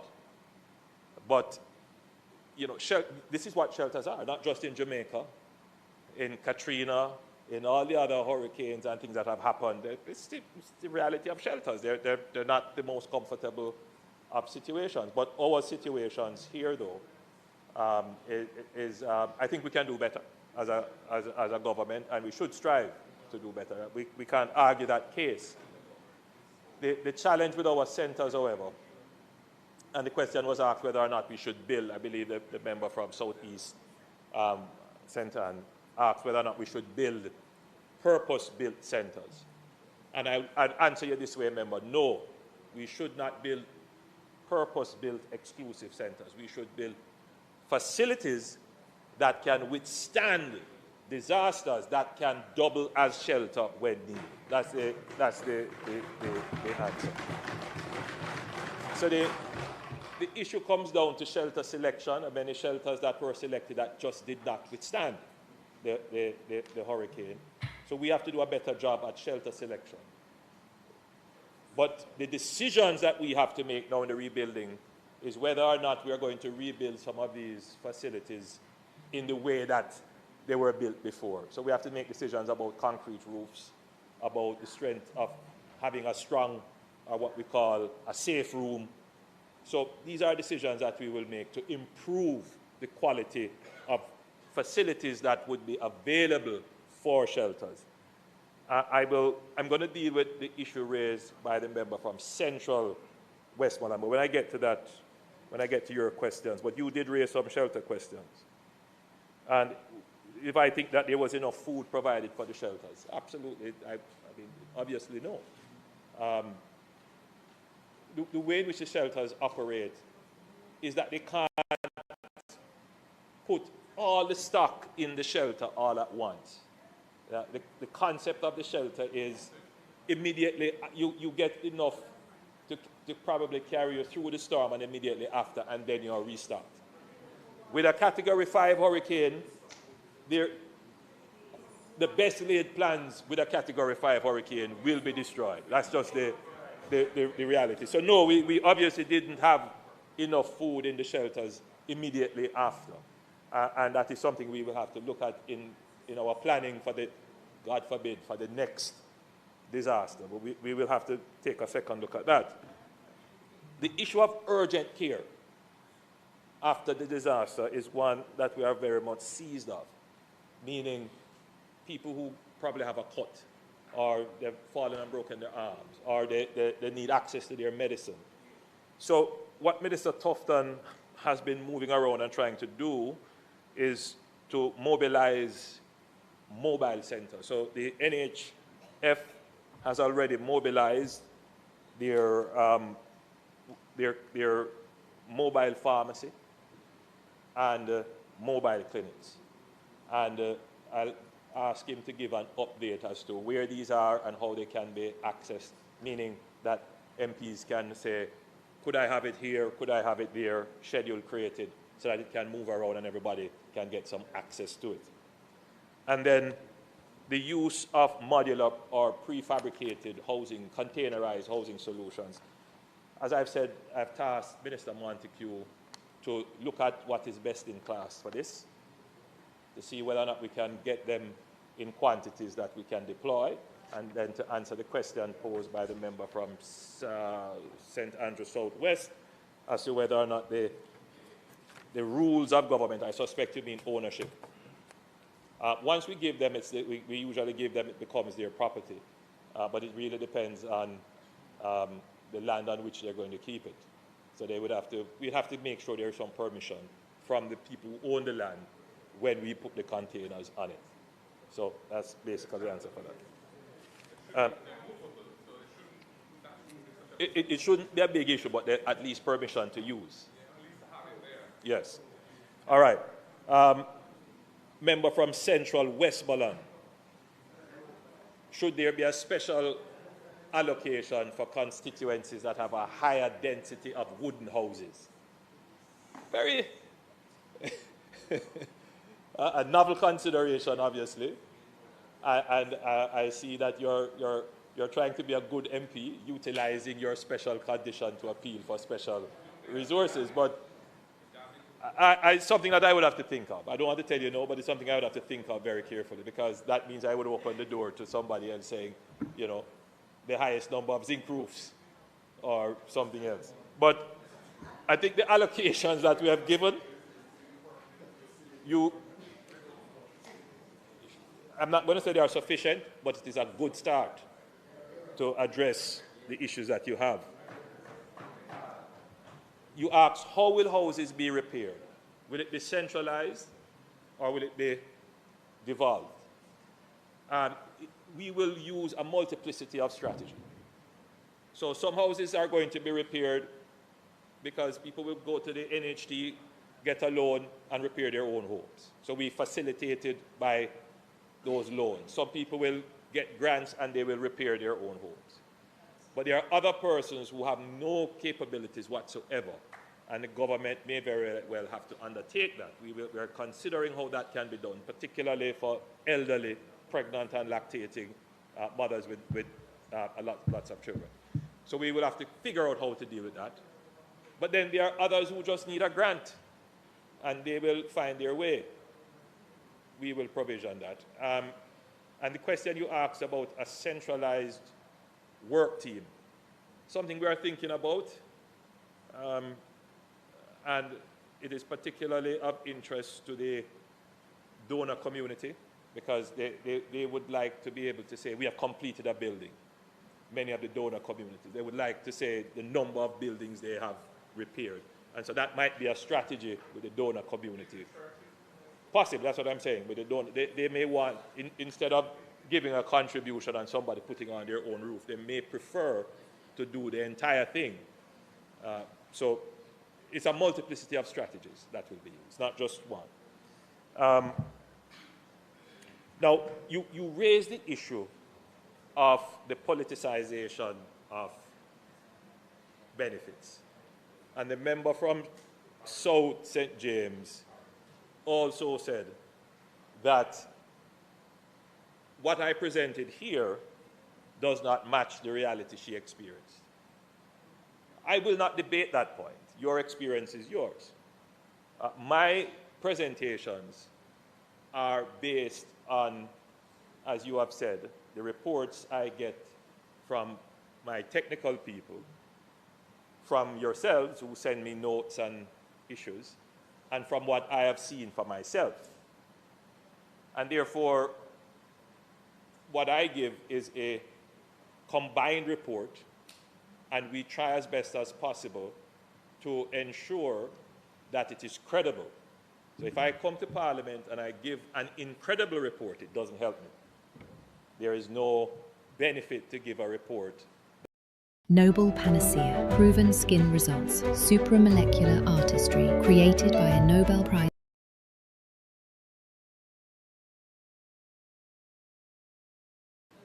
But it must match generally what is happening.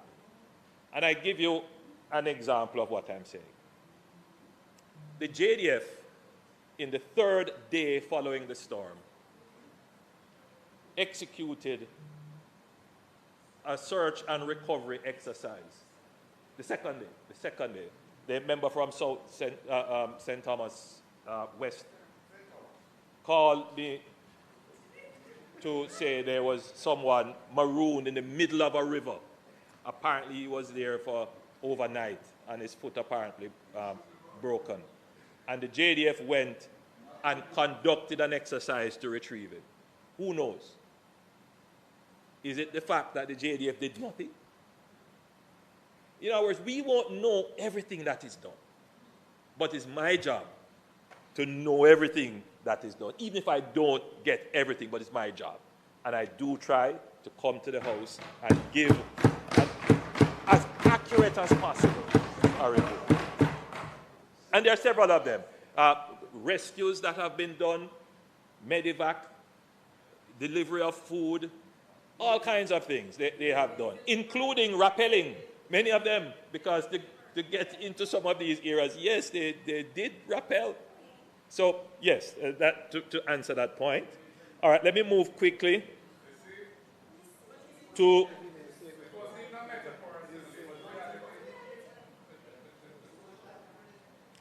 All right, you also mentioned, member from Central Westmoreland, that aid was delivered, humanitarian aid was delivered in your constituency, and the caretaker received the aid.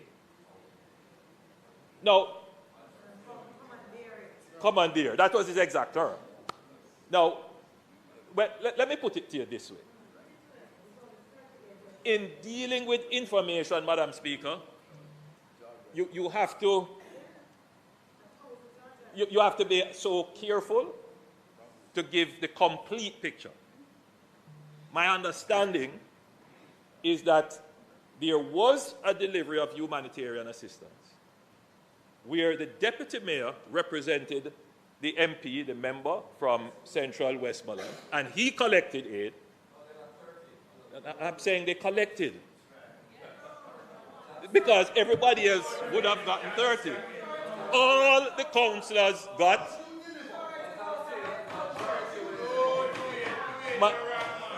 Madam Speaker, all the councillors got. A church, was it 2 churches?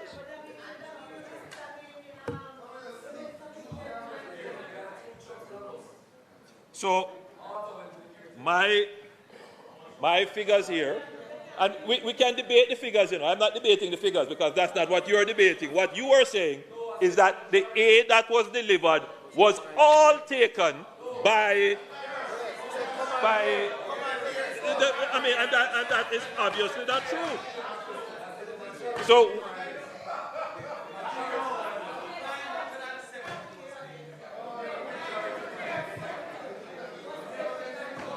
no, look.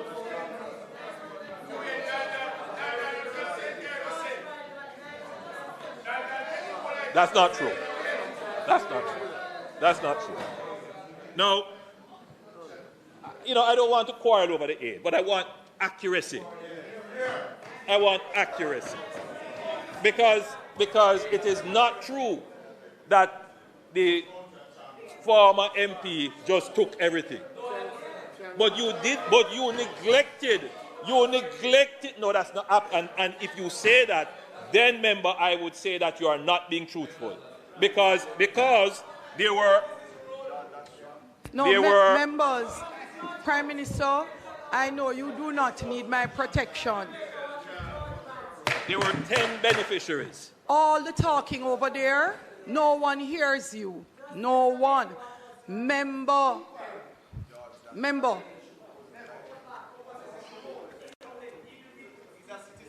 Members, respectfully, I can't hear the responses, so unless you're not interested.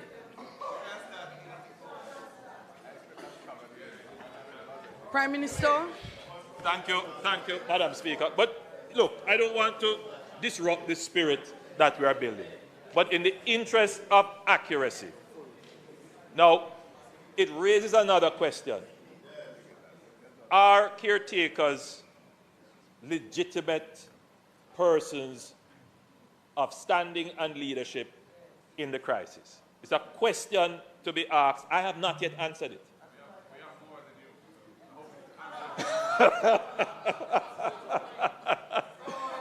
It is a question, Madam Speaker, to be asked. What's your point of order, member? Madam Speaker, the Prime Minister is attempting to answer a question, but I think he's misleading Jamaica because what the issue at hand is that the minister called the MP and gave him some instructions. George Wright and others turned up and subverted what was supposed to happen.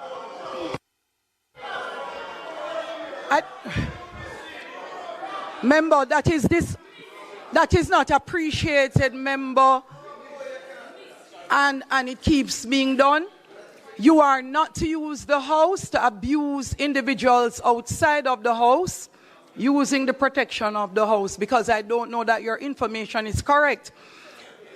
Member, and for all, Prime Minister, hold on a minute, for all members, the Prime Minister sat respectfully and quietly, and he listened to every question from every member without disrupting any one of you. The Prime Minister listened to every single question, wrote them down, and is attempting to answer members. Prime Minister, I would hope that the members give you the respect that you gave them. Thank you, Madam Speaker. As I close this presentation on the question that seems to be so controversial regarding the distribution of packages in central Westmoreland, 300 packages were distributed directly to the communities. My report here is that 500 packages went to political representatives, and which includes councillors. Who got the majority of it, and your representative. Come to my closing after, man. 50 went to a church. And some people phone about my call it a day until look come up from now. Now 127. As well. I go hold some rest. 500 went to political representatives. So big up everybody who come hold a vibe with so me. There is the gravamen of the members' question that he asked was that aid was distributed in a political way to the exclusion of himself. Here. And that was not accurate. I have 2 minutes left for 1:30. So. But I'm saying that it was not accurate. No, Madam Speaker. Remember, I want to like and share. Southeast St. Andrew. The member. Well, this is the original Talking Mind TV. I'm Crazy J representing every time. Talk your mind, man, the move. I'm Mr. Second talk your mind because you come to chat it up. Chat about Jamaica when the government mash up. Second talk your mind because you're well dangerous. And me say corruption a lick and italic. Me say corruption a lick, talk your mind, talk it. Me say corruption a lick and italic. Me say corruption a lick, talk your mind, talk it. Hey, when corruption thing it a go stop.